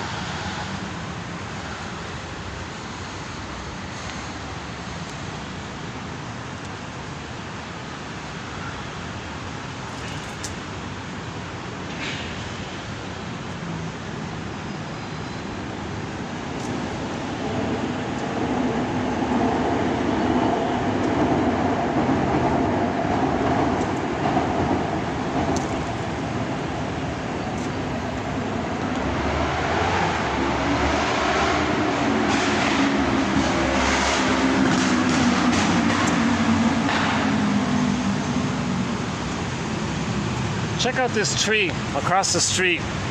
That's amazing, eh? I don't know how well it's showing up here, but one day I'll try to get a good picture of it.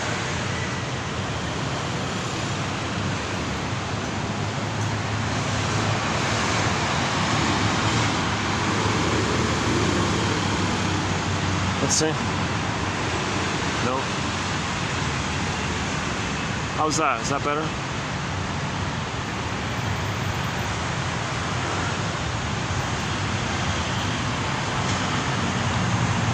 I'll eventually find out what kind of tree that is and let you know. Looks like it's in the middle of Africa, right? Look at that, eh?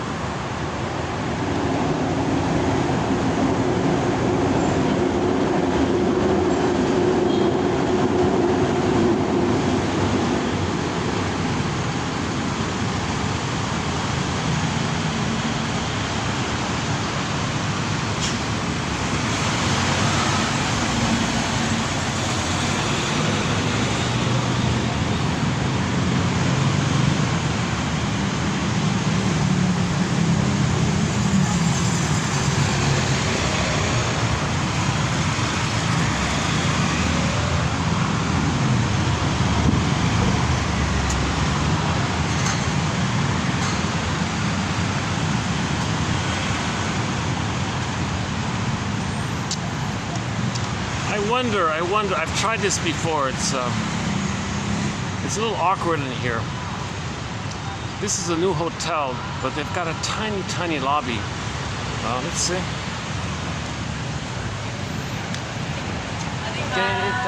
Thank you.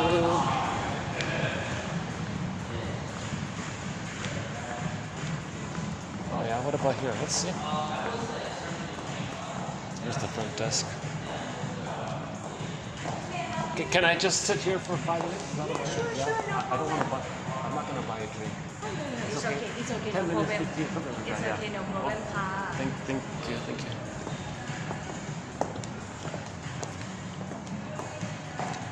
Oh, okay. This time is. Yeah, this is a brand new place, but you got the front desk there, and you got the food service counter right there. Now, it's a big hotel, but this is the whole lobby right here. Look at this. This is the whole thing. Right? It's such a major hotel. It's got like 40 floors or whatever. This is the whole lobby. This little section here.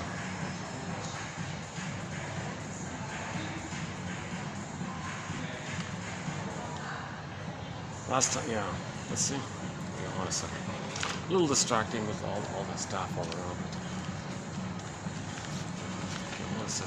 Yeah, but it's refreshing. Yeah, it's a change for me. Yeah, it's great. Okay, I wanna look at today's quotes for a minute. Pick out my favorite one.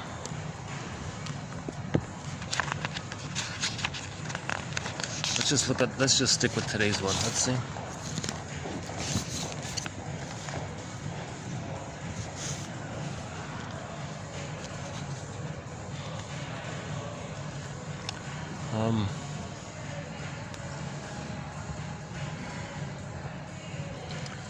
Okay, the first one, it's sort of basic, right?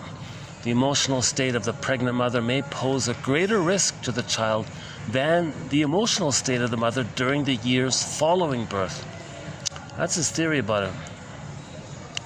So, and there are numerous quotes of Janov saying, please, mothers, please be mindful of this. Give your babies a welcoming womb. No caffeine, no wine, no beer, no alcohol, no smoking. Obviously, no worse items. No Tylenol with codeine. No painkillers. No painkillers at all. Healthy food. Be in a good mood. Relax. Healthy food. He has this kind of drumbeat kind of thing. So he said at one point, yeah, maybe my legacy is preventative medicine to prevent prenatal trauma. Not too many people really talk too much about prenatal trauma or prenatal distress syndrome or knowledge of the womb. He's sort of the main popular guy, the most popular name in current times, this Janov guy, right? In Germany, it's Ludwig Janus a bit. and the guy from Greece, the author of the book Knowledge of the Womb. And I mentioned the other guys earlier, Frank Lake and Francis Mott.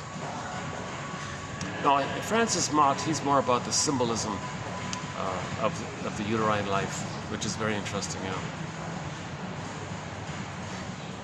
The sea monster theory comes from him, that one there.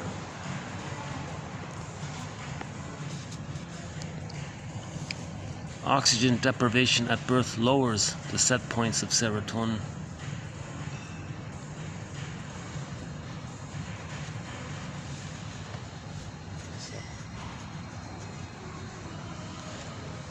Okay.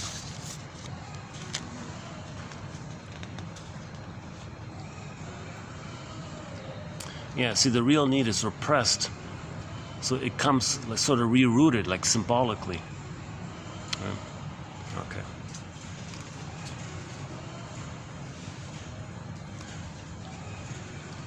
Yeah, so if you're dysfunctional and you're not in pain, that's considered an effective neurosis. Okay. You know what? I'm going to just stick with this. Starting from here, okay, transference is just another symbolic act out in which old feelings from the parents are transferred onto the therapist. Well, feel the source. Then the symbol will evaporate. I would say this whole batch here, this 1, 2, 3, 4, 5, 6, 7, 8. Yeah, this, okay, I would say these 7 are, so, as a unit, would be like a good quote. And this one here, I think, okay, this is, I think, you know, I think this might be my favorite, the compassion one here. Where is it again?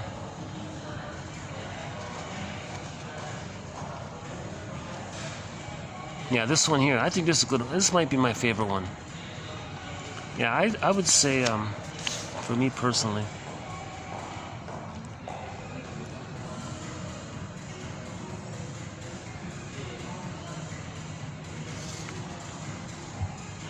Yeah, this is my favorite one here. Okay, for this batch, I'm going to go with this one here.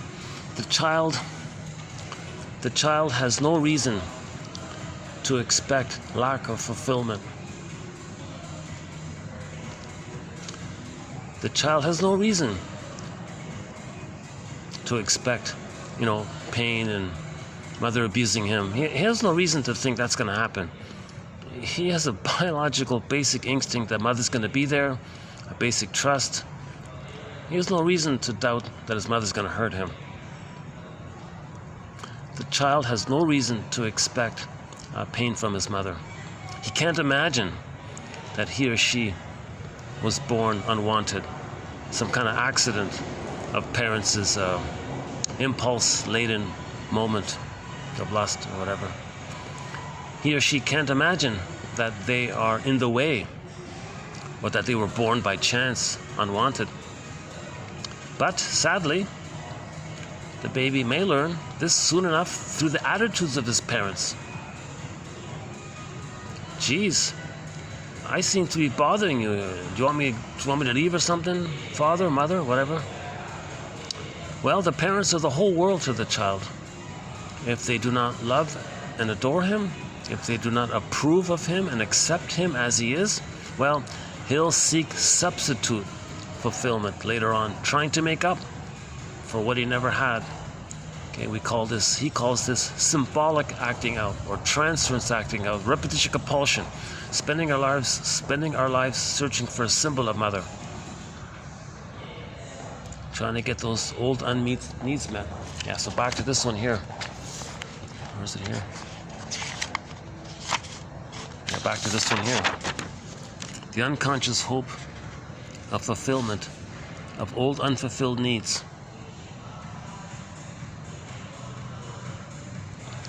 Pain automatically makes one honest with oneself,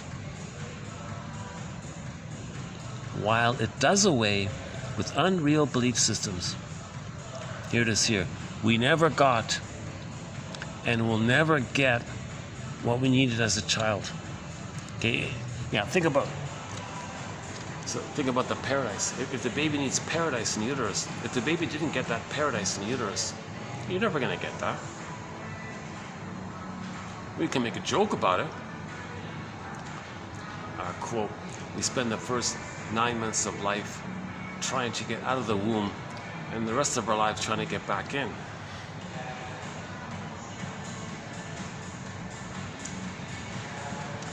And you know, this issue about being by the waterfront, like waterfront properties and cottages on the river, like water, like idyllic, watery scenes in the background, maybe it triggers the oceanic feeling in the uterus.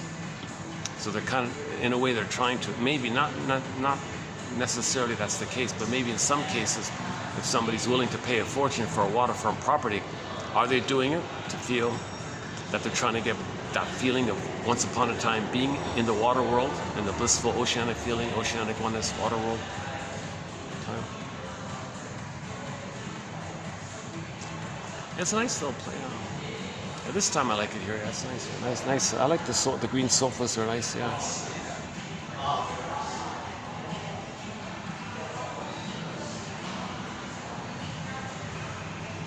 Well, maybe if it's like this, maybe I can do a video here. Like I could buy a coffee, do it here instead. Nah, they got staff all over the place. They got like 3, 4 doormen, a bunch of people at the food counter, concierge guys, other guys there.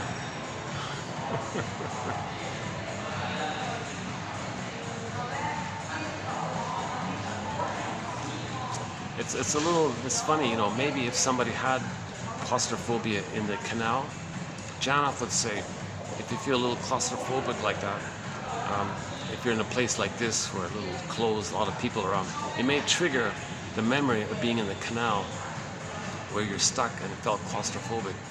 I don't know if that's what's happening with me, a little bit like that. But that's what Janoff would say, right? Like the imprints. So he has this thing about a lot of imprints in the uterus. If the baby felt overwhelmed in the uterus, he may generally go through life with a general feeling of easily being overwhelmed. If he felt stuck in the canal, he may generally feel in life that he's stuck in life.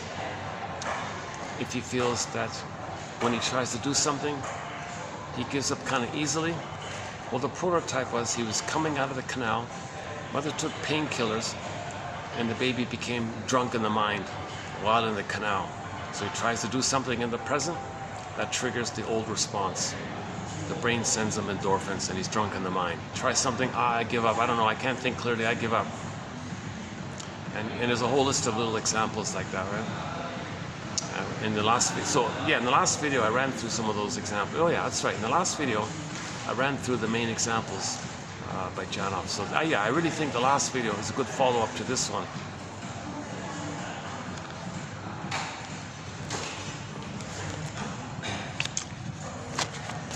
Let's go back to this one again. Where are we here?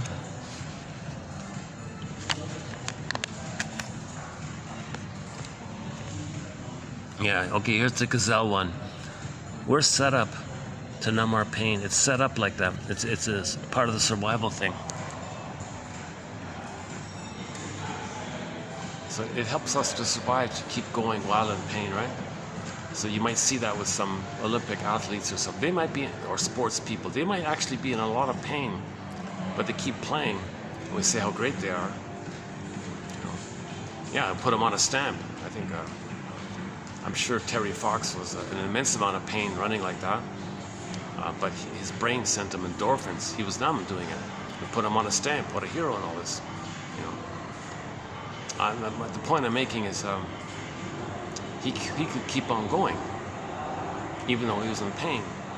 When we're in pain, okay, the brain sends endorphins to keep us going. So the prototype is, I think, that gazelle example that Professor Loretta Bruning gives about the gazelle mentioned earlier. The gazelle was being chased by the lion and all this. The lion managed to like claw his shin or his leg or something, and the poor gazelle was bleeding and in pain and all this. His brain sent him endorphins so that he can keep running. Because if he were to admit the pain, feel the pain, he'd collapse and be a goner, poor guy, right? But luckily, since he was able to numb the pain, make himself, I'm not in pain, there's no problem, and he could keep on going, he survived. So humans are kind of like that. So humans are kind of like wounded gazelles in all this. So we're all like Terry Fox to a degree, maybe. A mild version of that. You know, some runners, I see some runners, they kind of feel relaxed and comfortable, and they're in their bodies, they're strong and all. Some runners, they look like they're in pain, like they're pushing it, and it looks like they're in pain. They don't feel it. So we might be admiring this kind of thing, like the Terry Fox. We might be admiring this because they're going to survive. They're being chased by the lion. They're going to survive. Go, gazelle. Be safe. Get away from the lion. Right? So we're cheering on Terry Fox, and, etc.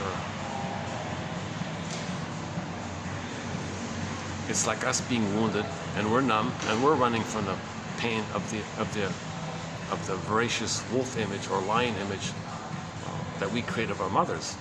We make an image of our mother as a hungry lion, as a predator, violent, hungry, voracious lion. We make an image. We're not saying the mother is that. We're not saying the mother wants to hurt the baby. But from the baby's end, he creates a composite image to deal with the situation. He's got the breast image, that's the mother. He infuses into that image and bloats it up and morphs it to represent his traits of rage and oral greed. So the witch won't eat me, the title of a book. Hansel and Gretel, which wants to eat the Cyclops in the Odyssey, eats the people. The boar queen gobbles men up and uses their bones as toothpicks. Or you can make the mother, the hungry lion, like that. Same kind of thing.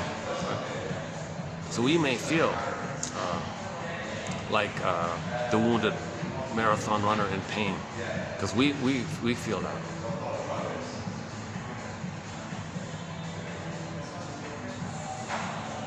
So we're hurt by the mothers, and we get endorphins.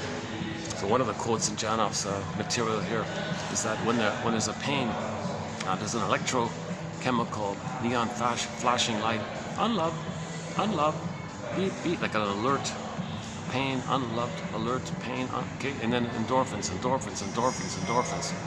it's like a set kind of thing like that. And we're like Mr. Fox there, right? Running.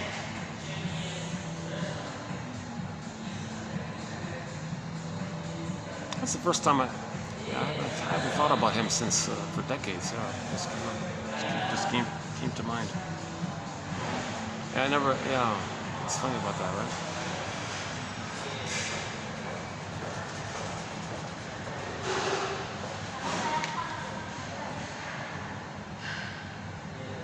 So it's also part of the general attitude. Well, deny your pain, keep going. This is the mammal side of us. We're in pain, keep going. Well, hold on a second. Hang on. If we're going to heal here, we got to pause and lick our wounds. That gazelle, when he escaped the lion, found a place in the shade, under some trees or whatever, and then paused. The pain came up. He accepted the pain, allowed himself to be healed by it all.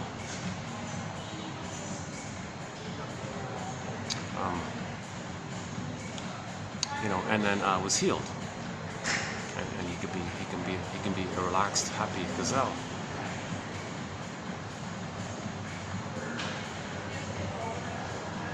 But humans are still lifelong running like that. So we're numb in life. In other words, we're numb. We're in a trance. We're sleepwalking through life. So at midlife, this kind of comes up. This presents itself at midlife. That we're sleepwalking through life, feeling that life is passing us by, living the unlived life, the provisional life, etc., as mentioned earlier. That's some kind of sales thing going on beside me.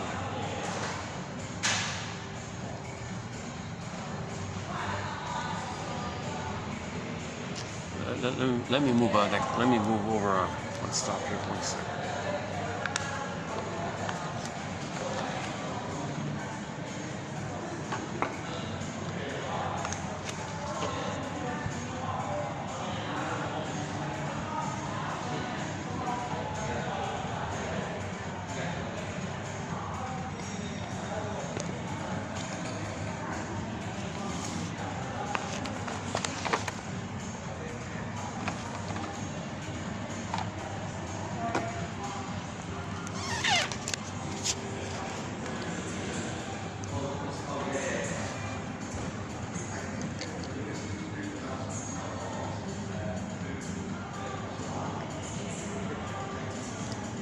Yeah, so don't say that the problem is that you can't find cookies.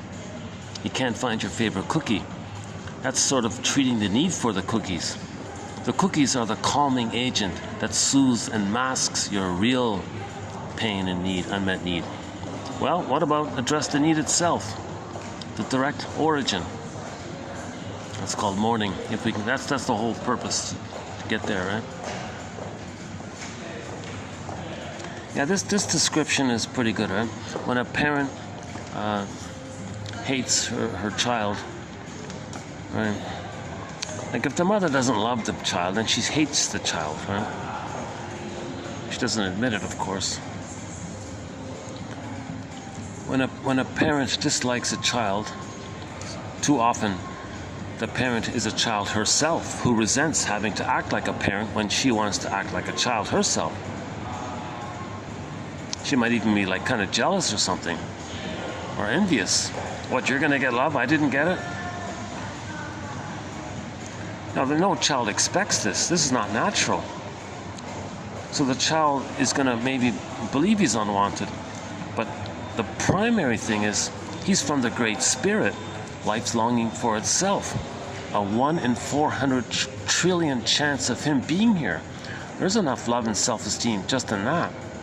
Forget about the mother, not in that sense. So if the mother's irritable and critical all the time, baby, you're not my perfect mother. Baby, you're not doing it right. Baby, you're complaining. Stop complaining. So either the mother sees her shame self onto the child and criticizes her baby because she was criticized herself when she was a baby herself. Okay, the irritable is because she has PTSD, so every little thing irritates the mother. Well, what's the child gonna do? Well, he'll give himself up and manufacture a new need, which is I gotta save this parent here. I gotta soothe her. I gotta placate her, etc. The child becomes so busy acting out this new need that they lose touch with themselves, their real self. Now he develops a false self. This false self is just there to please the mother, and he forgets about his real self. That's called psychic. That's a kind of psychic splitting. Right?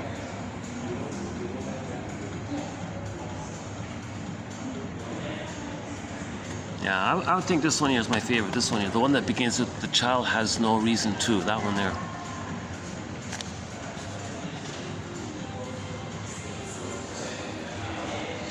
And just generally, this batch here on transference, acting out, repetition, compulsion, just together, just as a theme together, that's solid. I think that's pretty good. That's solid, right?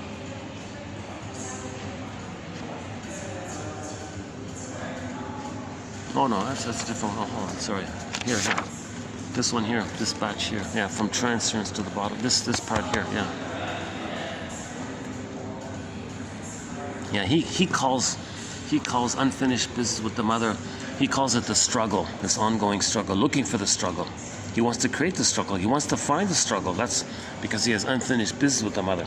In choosing a partner she could struggle with, she created a symbol of her past, right? The current struggle with her boyfriend is a representation, a symbol of the struggle that she had with her mother. Symbols are representations of the real needs. It's not the real. It's just like an image of it, like an echo of it or something. It's not the real thing. It's like an artwork of the past. The painting is not the real thing.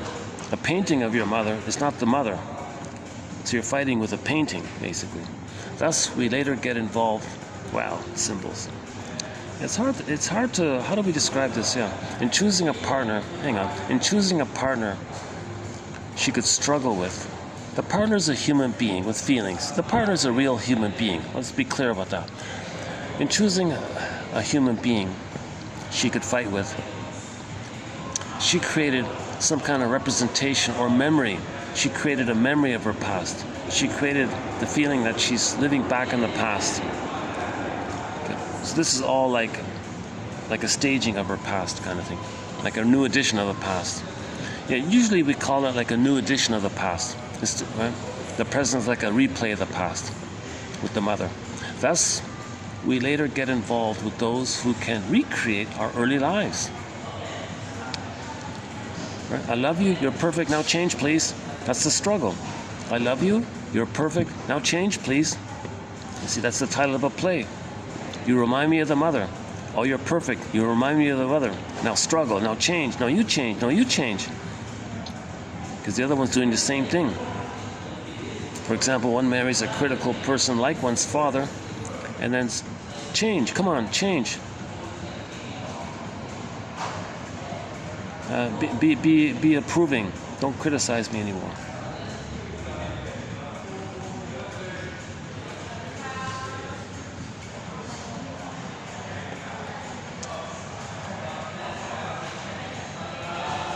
It's a popular place here.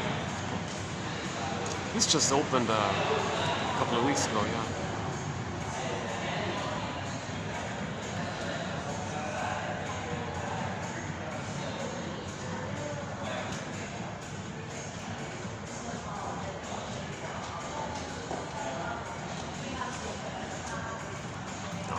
Some guests are coming in. Okay, I think it's time to, this rare window where it's quiet here is sort of ended. People are coming in. Maybe I'll just wrap it up here anyways, yeah. Okay, in the next video, we'll be doing part 19. So stay tuned. More quotes sort of like this.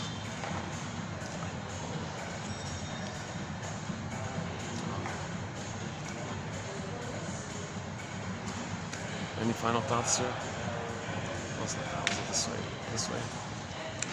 You know, the one good thing about this place, they have good lighting here for a change.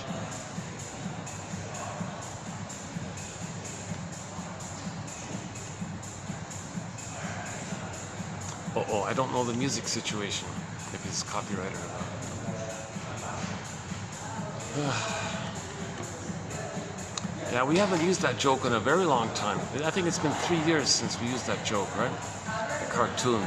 Your mother knows how to push your buttons because, hey, she sewed them on. She put them there. Ooh, ouch. So that's her attempt to control you, right? The mother doing this, why is she doing this? Well, she wants to feel important, wants the child to respond to her, listen to her, see that she's there, she feels important. She feels one up over the child, so she feels important. She has power over the child, she controls the child, means she's controlling the mother. So her doing this is her symbolic attempt, so symbolic acting out. She's symbolically acting out. In her anger at her mother, originally she wanted to control the breast, devour the breast. She was a hungry wolf. Now she's the hungry wolf to her child. Now she's abusing her child, thinking she's trying to control the child.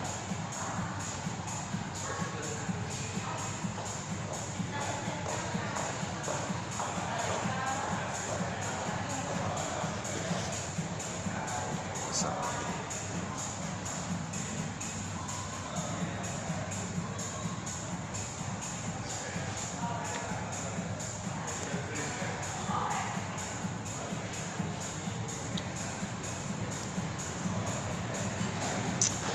any final thoughts here?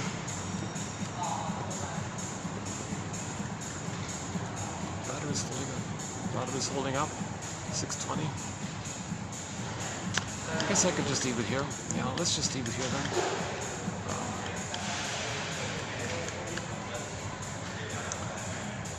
Okay, one more time. The child has no reason.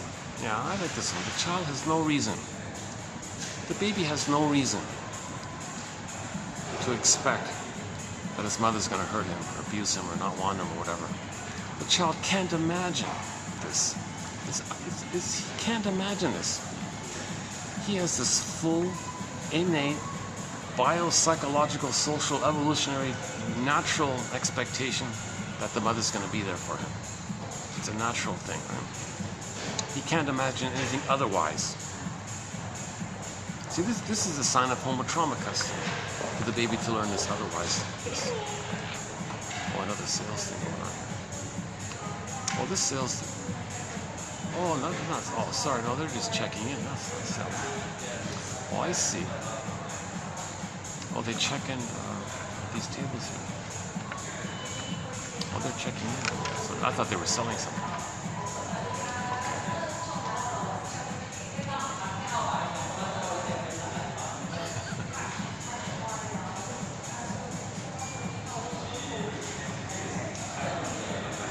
The baby has no reason to expect lack of fulfillment, meaning the baby has no reason to expect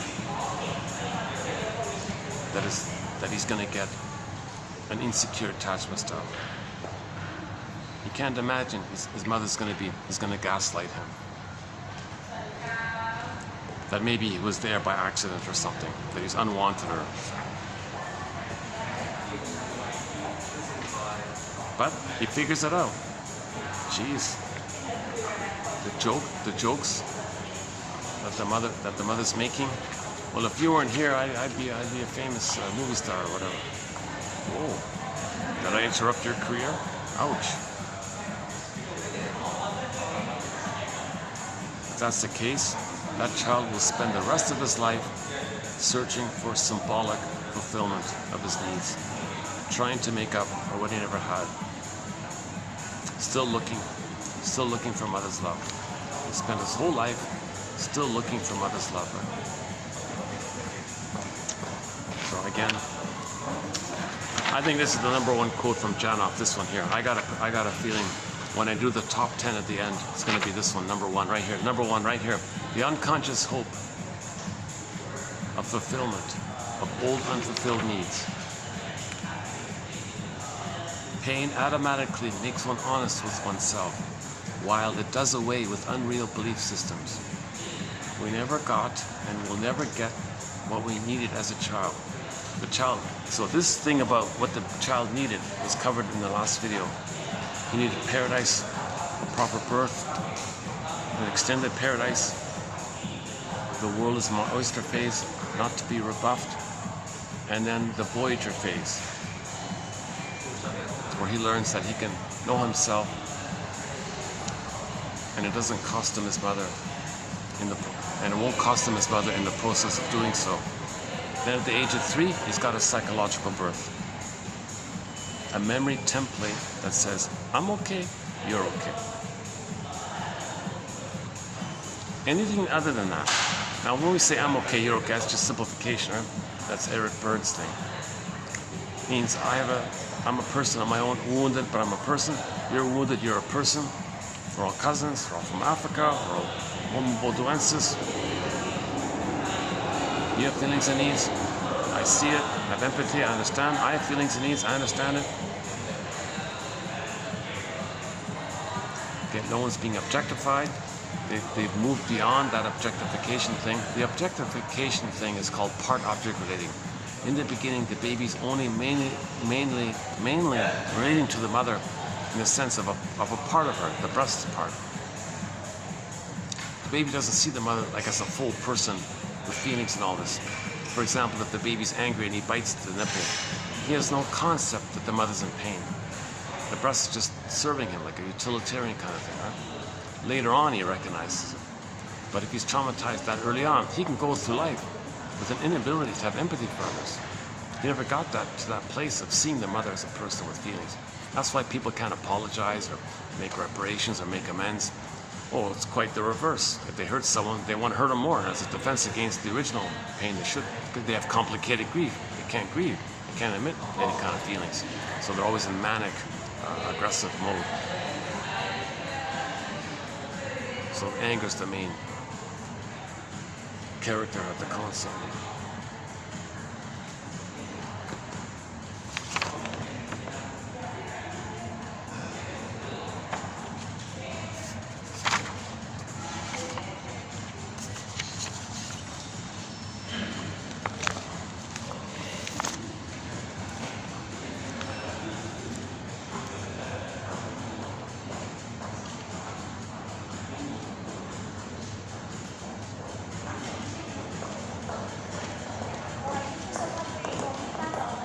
Neurosis is really about people trying to solve their pain and finding ways to get what looks like love, hiding from ourselves, hidden away so that we don't know about it. The repressed feeling melds into one's behavior. It is the past constantly found in the present. That is why the neurotic confuses past and present. The pain of being unloved stays behind in the unconscious while we go about trying to feel loved.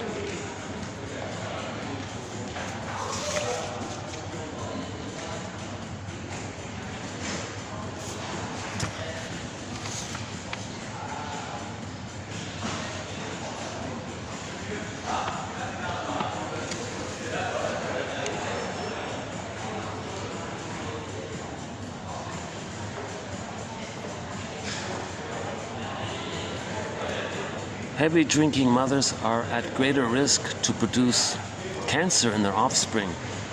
Oh yeah, he has this theory that a lot of these issues like cancer and all these more serious health issues, they come from prenatal trauma. His theory that some of these serious issues can be traced back to prenatal trauma.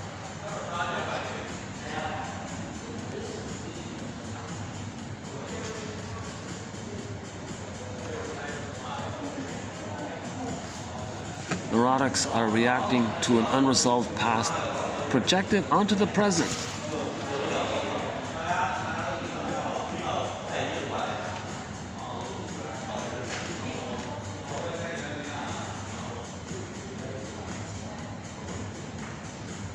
Okay, I'm not going to do the beliefs one here at this time.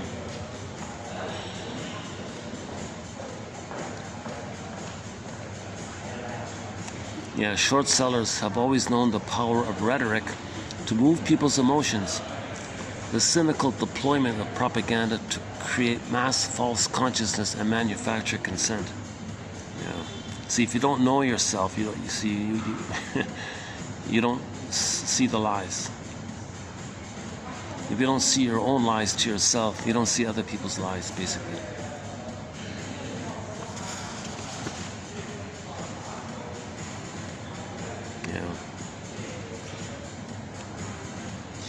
So that's that quote I was talking about earlier. Where is it again? Yeah, this one here. Yeah. Those who cover up a good deal of their inner reality will likely do the same when confronted with some kind of reality outside later on. The first impulse will be to deny and cover up, an extension of what is happening internally. Yeah. So that's part of why these false flag things are taking place. No one questions it because you don't question your feelings. So you don't question outwardly. If you don't question outwardly, that's because you don't question inwardly. As above, so below, inside out.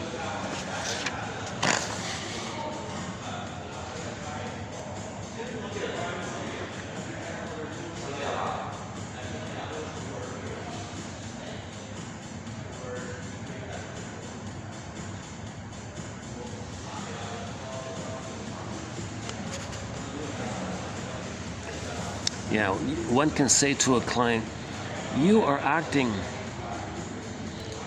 like your girlfriend is your mother, demanding so much. He says, well, I guess so. Well, he needs to feel the original need, not deny it because he has been found to be immature. His need was a matter of survival, and he will act out that need on anyone he gets close to. So the insight's not enough, right? Your friend tells you, geez, you expect too much from your girlfriend. Oh, I guess I'm just like a child, you're right. It's not enough. Maybe, I don't know if he's ready to fully feel it. It may be, and sometimes, it's not an either or thing, but generally speaking, the cognitive insight alone is not enough. You need the emotional knowing of this. There has to be like an emotional knowing.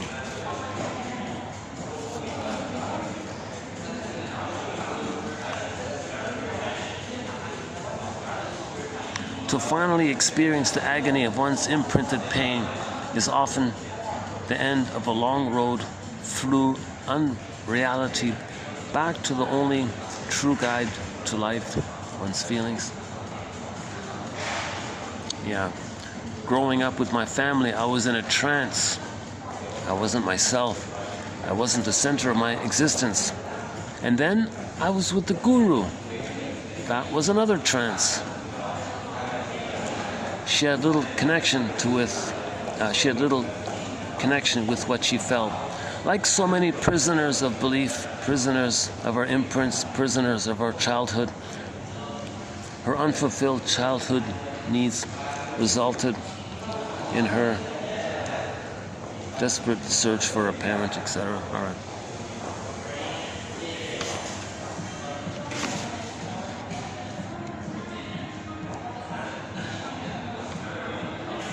Yeah, these are all good quotes. These are generally all strong quotes. L.P. Hartley wrote, quote, "The past is a foreign country. We must take that exhilarating trip there to make it our own, so that we are no longer strangers to ourselves." Yeah, so get to know yourself. Okay, the man in the mirror.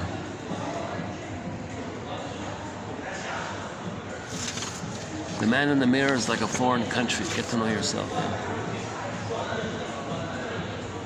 What the neurotic needs is to connect with himself. Okay? What the neurotic needs is to connect with himself.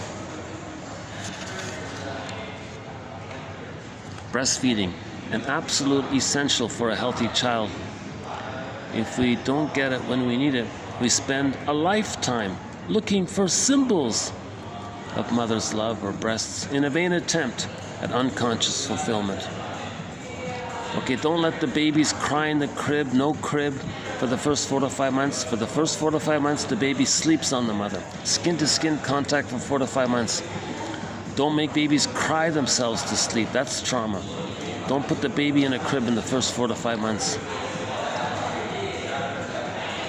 Feelings are us. Feelings are us. Because we're mammals, mammals feel. Okay? The crocodile doesn't feel. We're mammals. Feelings are us.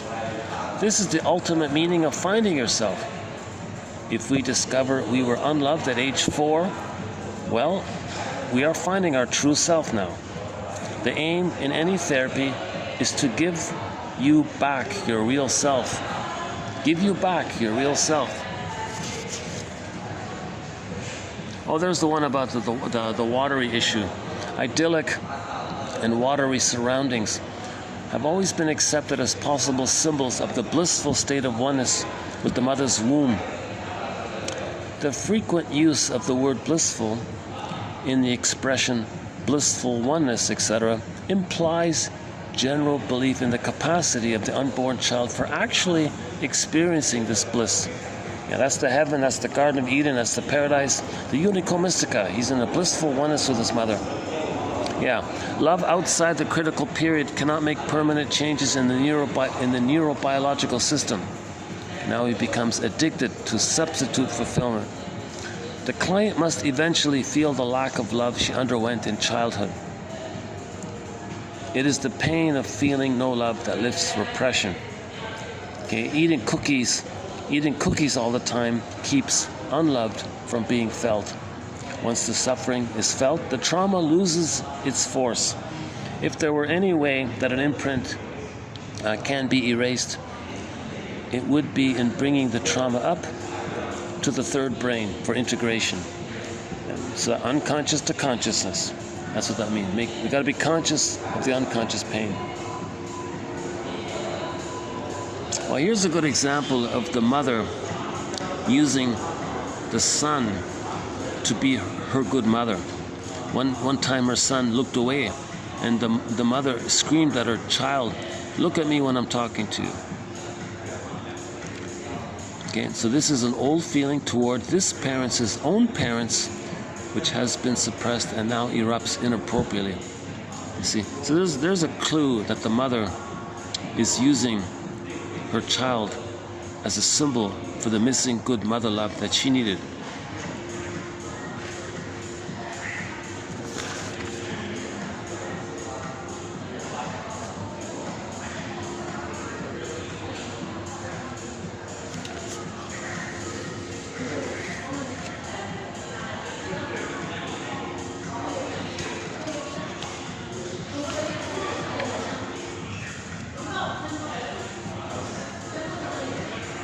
Yeah, so here's sort of another example of repetition compulsion. Being a victim of parental cruelty. In adult life, one may take the role of victim as an unconscious demonstration of this cruelty. Through her attitudes towards others, the person is saying, quote, "I'm being abused, help me." Now, a more disturbed version of this, an even worse version of this is, look, they're crying, help me, and I'm abusing them. Me, right? So they've identified with the aggressor. They're playing the shaming mother. So through their attitudes and treatment towards others, they're saying, look what they're saying. Well, that's what I said to my mother. Others are saying, ouch. Well, I said, ouch. So it's one thing to just be a clinger and expect others to not love you so you can say, look, I wasn't loved, somebody help me. It's a more perverse, disturbed, more severely disturbing phenomena when others act like the shaming mothers and find and scapegoat others as a proxy for your unloved child self and making them cry, help me. Yeah, that's a tough one, eh? Yeah, this one's not bad about the sympathetic and the parasympathetic. So, yeah, that's in there. Yeah, pessimism is not just an attitude. It is a physiologic state that churns out attitudes. Yeah, so don't just think that if somebody's cynical and pessimistic, it's just some kind of cognitive thing. Those negative things he's saying, it's from the pain. The pain is creating it. There's a pain in him cranking out, churning out those negative things he's saying. So if you know somebody who's pessimistic and cynical, dark humor, shaming humor, etc., it's not some ideas. It's coming from the pain. The pain is cranking it out, churning it out like this. Oh yeah, we talked about the shoplifting one in the last video, yeah. Oh yeah, we did, yeah, a lot of this anxiety, yeah, this issue of anxiety, it comes, he says here, it comes from the lizard brain. Right? It comes from the brainstem, a lot of anxiety. You know, in whatever form the anxiety takes. You know.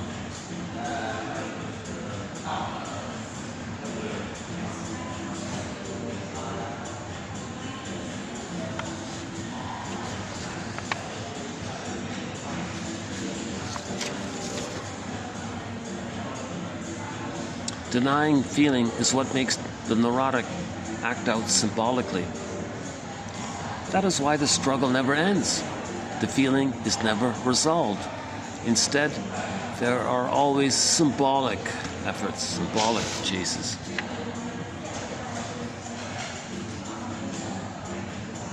A belief system is often where the pain goes. Beliefs as defenses. These ideas have a dual role.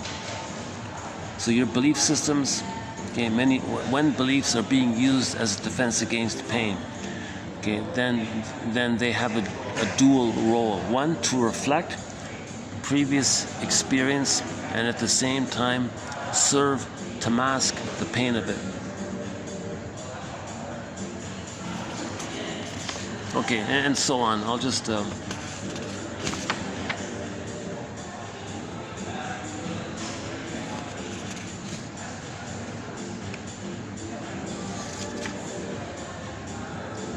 you know, from the TV show Drop That Diva, here's a line here from the TV show. The law is the wisdom of the ages, wrapped in the opinion of the moment, a reflection of society. I think, you know, try to apply this personally. Like, see if you can adapt this on a personal note, right? The law is the wisdom of the ages, wrapped in the opinion of the moment, a reflection of society. Apply it personally. Okay, so this is in TQ 2756. This one here, 2756.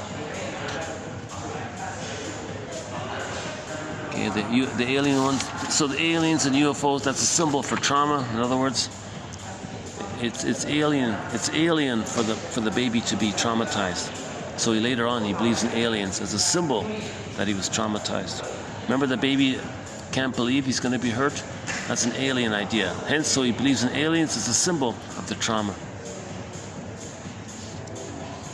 Okay, yeah, we talked about these ones yesterday. Yeah.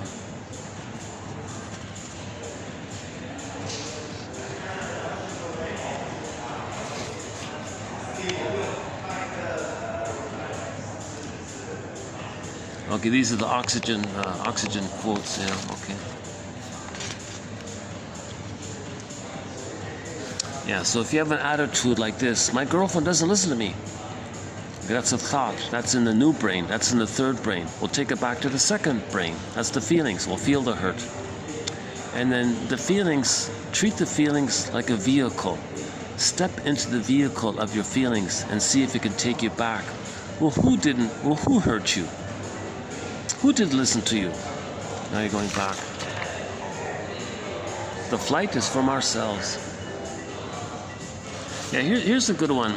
How the third brain, the new brain, how the frontal cortex can take, quote, "Love me, mama, I feel so unloved," and twist it or project it into, quote, "They really don't like me. They got something against me." The they in his head is really mother who doesn't love him. It is so painful that it is generalized as they.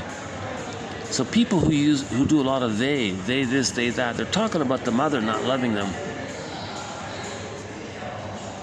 The bluebird of happiness is within. Joy is within.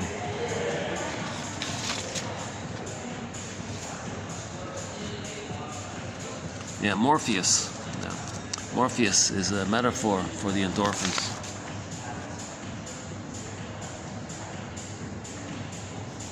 Yeah, trauma is likened to an event that is flash frozen in a non-verbal neural stream. Okay, that's the lizard brain. Once frozen in time, it secretes the hormones of stress in response. Our goal is to bring memories from the non-verbal to the verbal areas of the brain.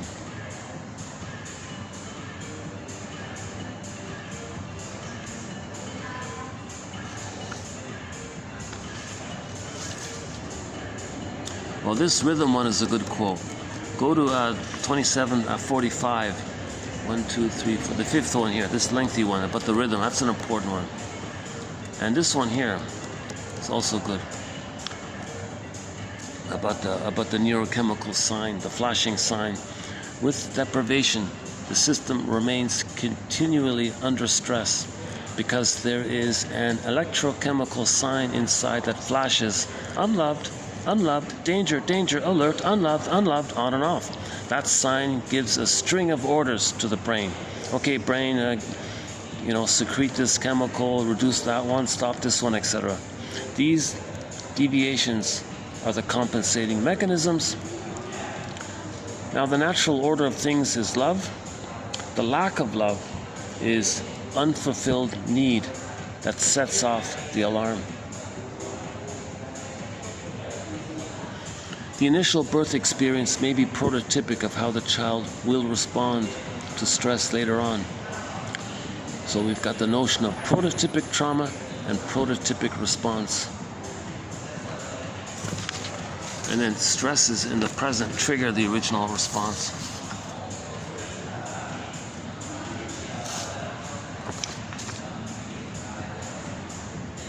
Yeah, that's today's one.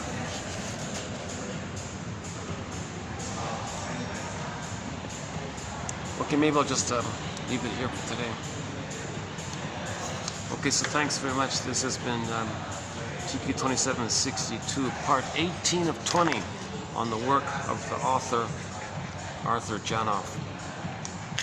Household name in the early 70s apparently, but I think they shut him out when he tried to sue one of the publications. A publication that keeps people dumb. Like distracts you with red herrings and things, gives you fluffy ideas, and that's promoted. But someone comes along, wants to educate you, make you aware of yourself, because people are aware of themselves, that'll be inside out. That means they'll be aware of outer things. But if you're aware of outer things, it'll be harder to plunder and pillage. And those who are doing them are going to have to face the pain of being unloved themselves. See?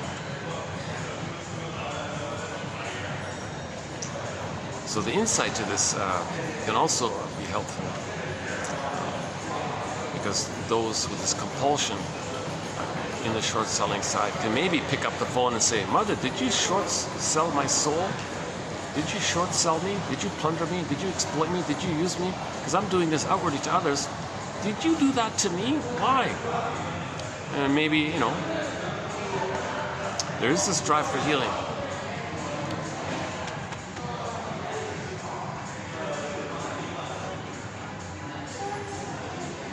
It's getting busier here.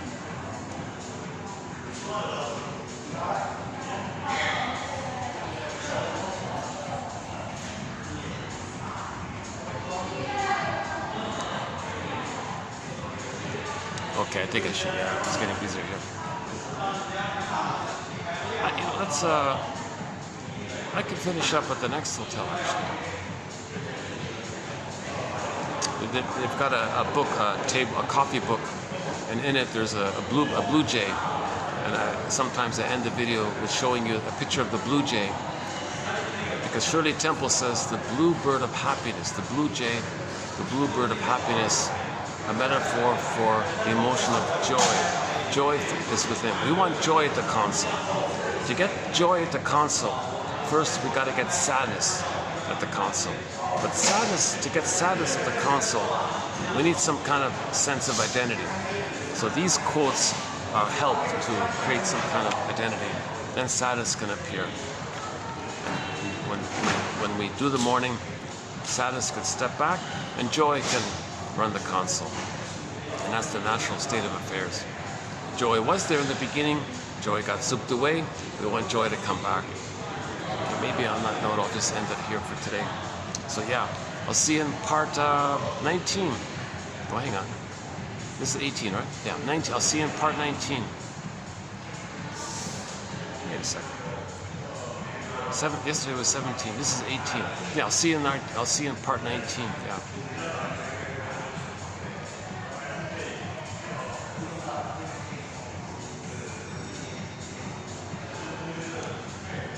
You know, just one affirmation is, if you're just walking down the street, just say to yourself, "I have 3 brains," to make you aware of your physiology,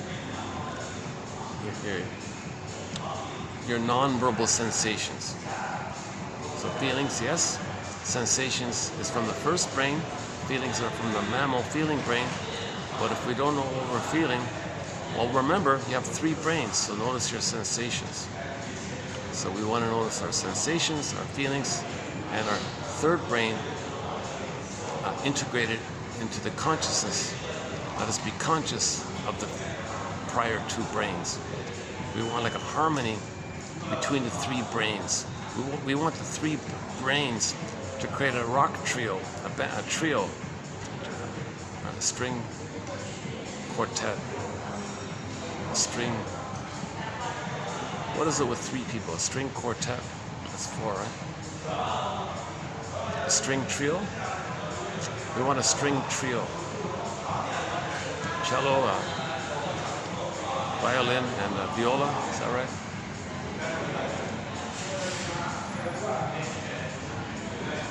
What about 3 cellos? We want 3 cellos. We want 3 cellos. 1 cello says, we can call it the first brain. The second cello is the second brain. The third cello is the third brain. We want 3 brains, 3 cellos. 3 brains get along with each other, relate to each other, have some kind of flow together. So we want that kind of attitude about our 3 brains. So if we're walking on the street and say, "I have 3 brains," you're kind of like holding this image that there are 3 brains and your physiology, your sensations. So when you say, "I have 3 brains," you're going to be aware of your sensations. So you want to make conscious your sensations. To be updated. To be updated. See you in part 19. Thanks very much. I have no funny.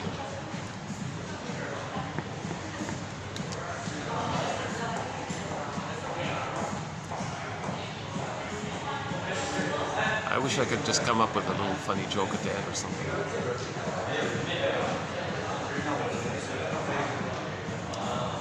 How about the image of these? How about these nice? How about let's just close up with this nice, nice brand new sofas here. These nice, yeah, nice green sofas here. Yeah, these are nice sofas. Yeah, these sofas are nice, eh? The green colors. These are nice. Okay, thanks very much. I'll see you. I'll see you in the next video.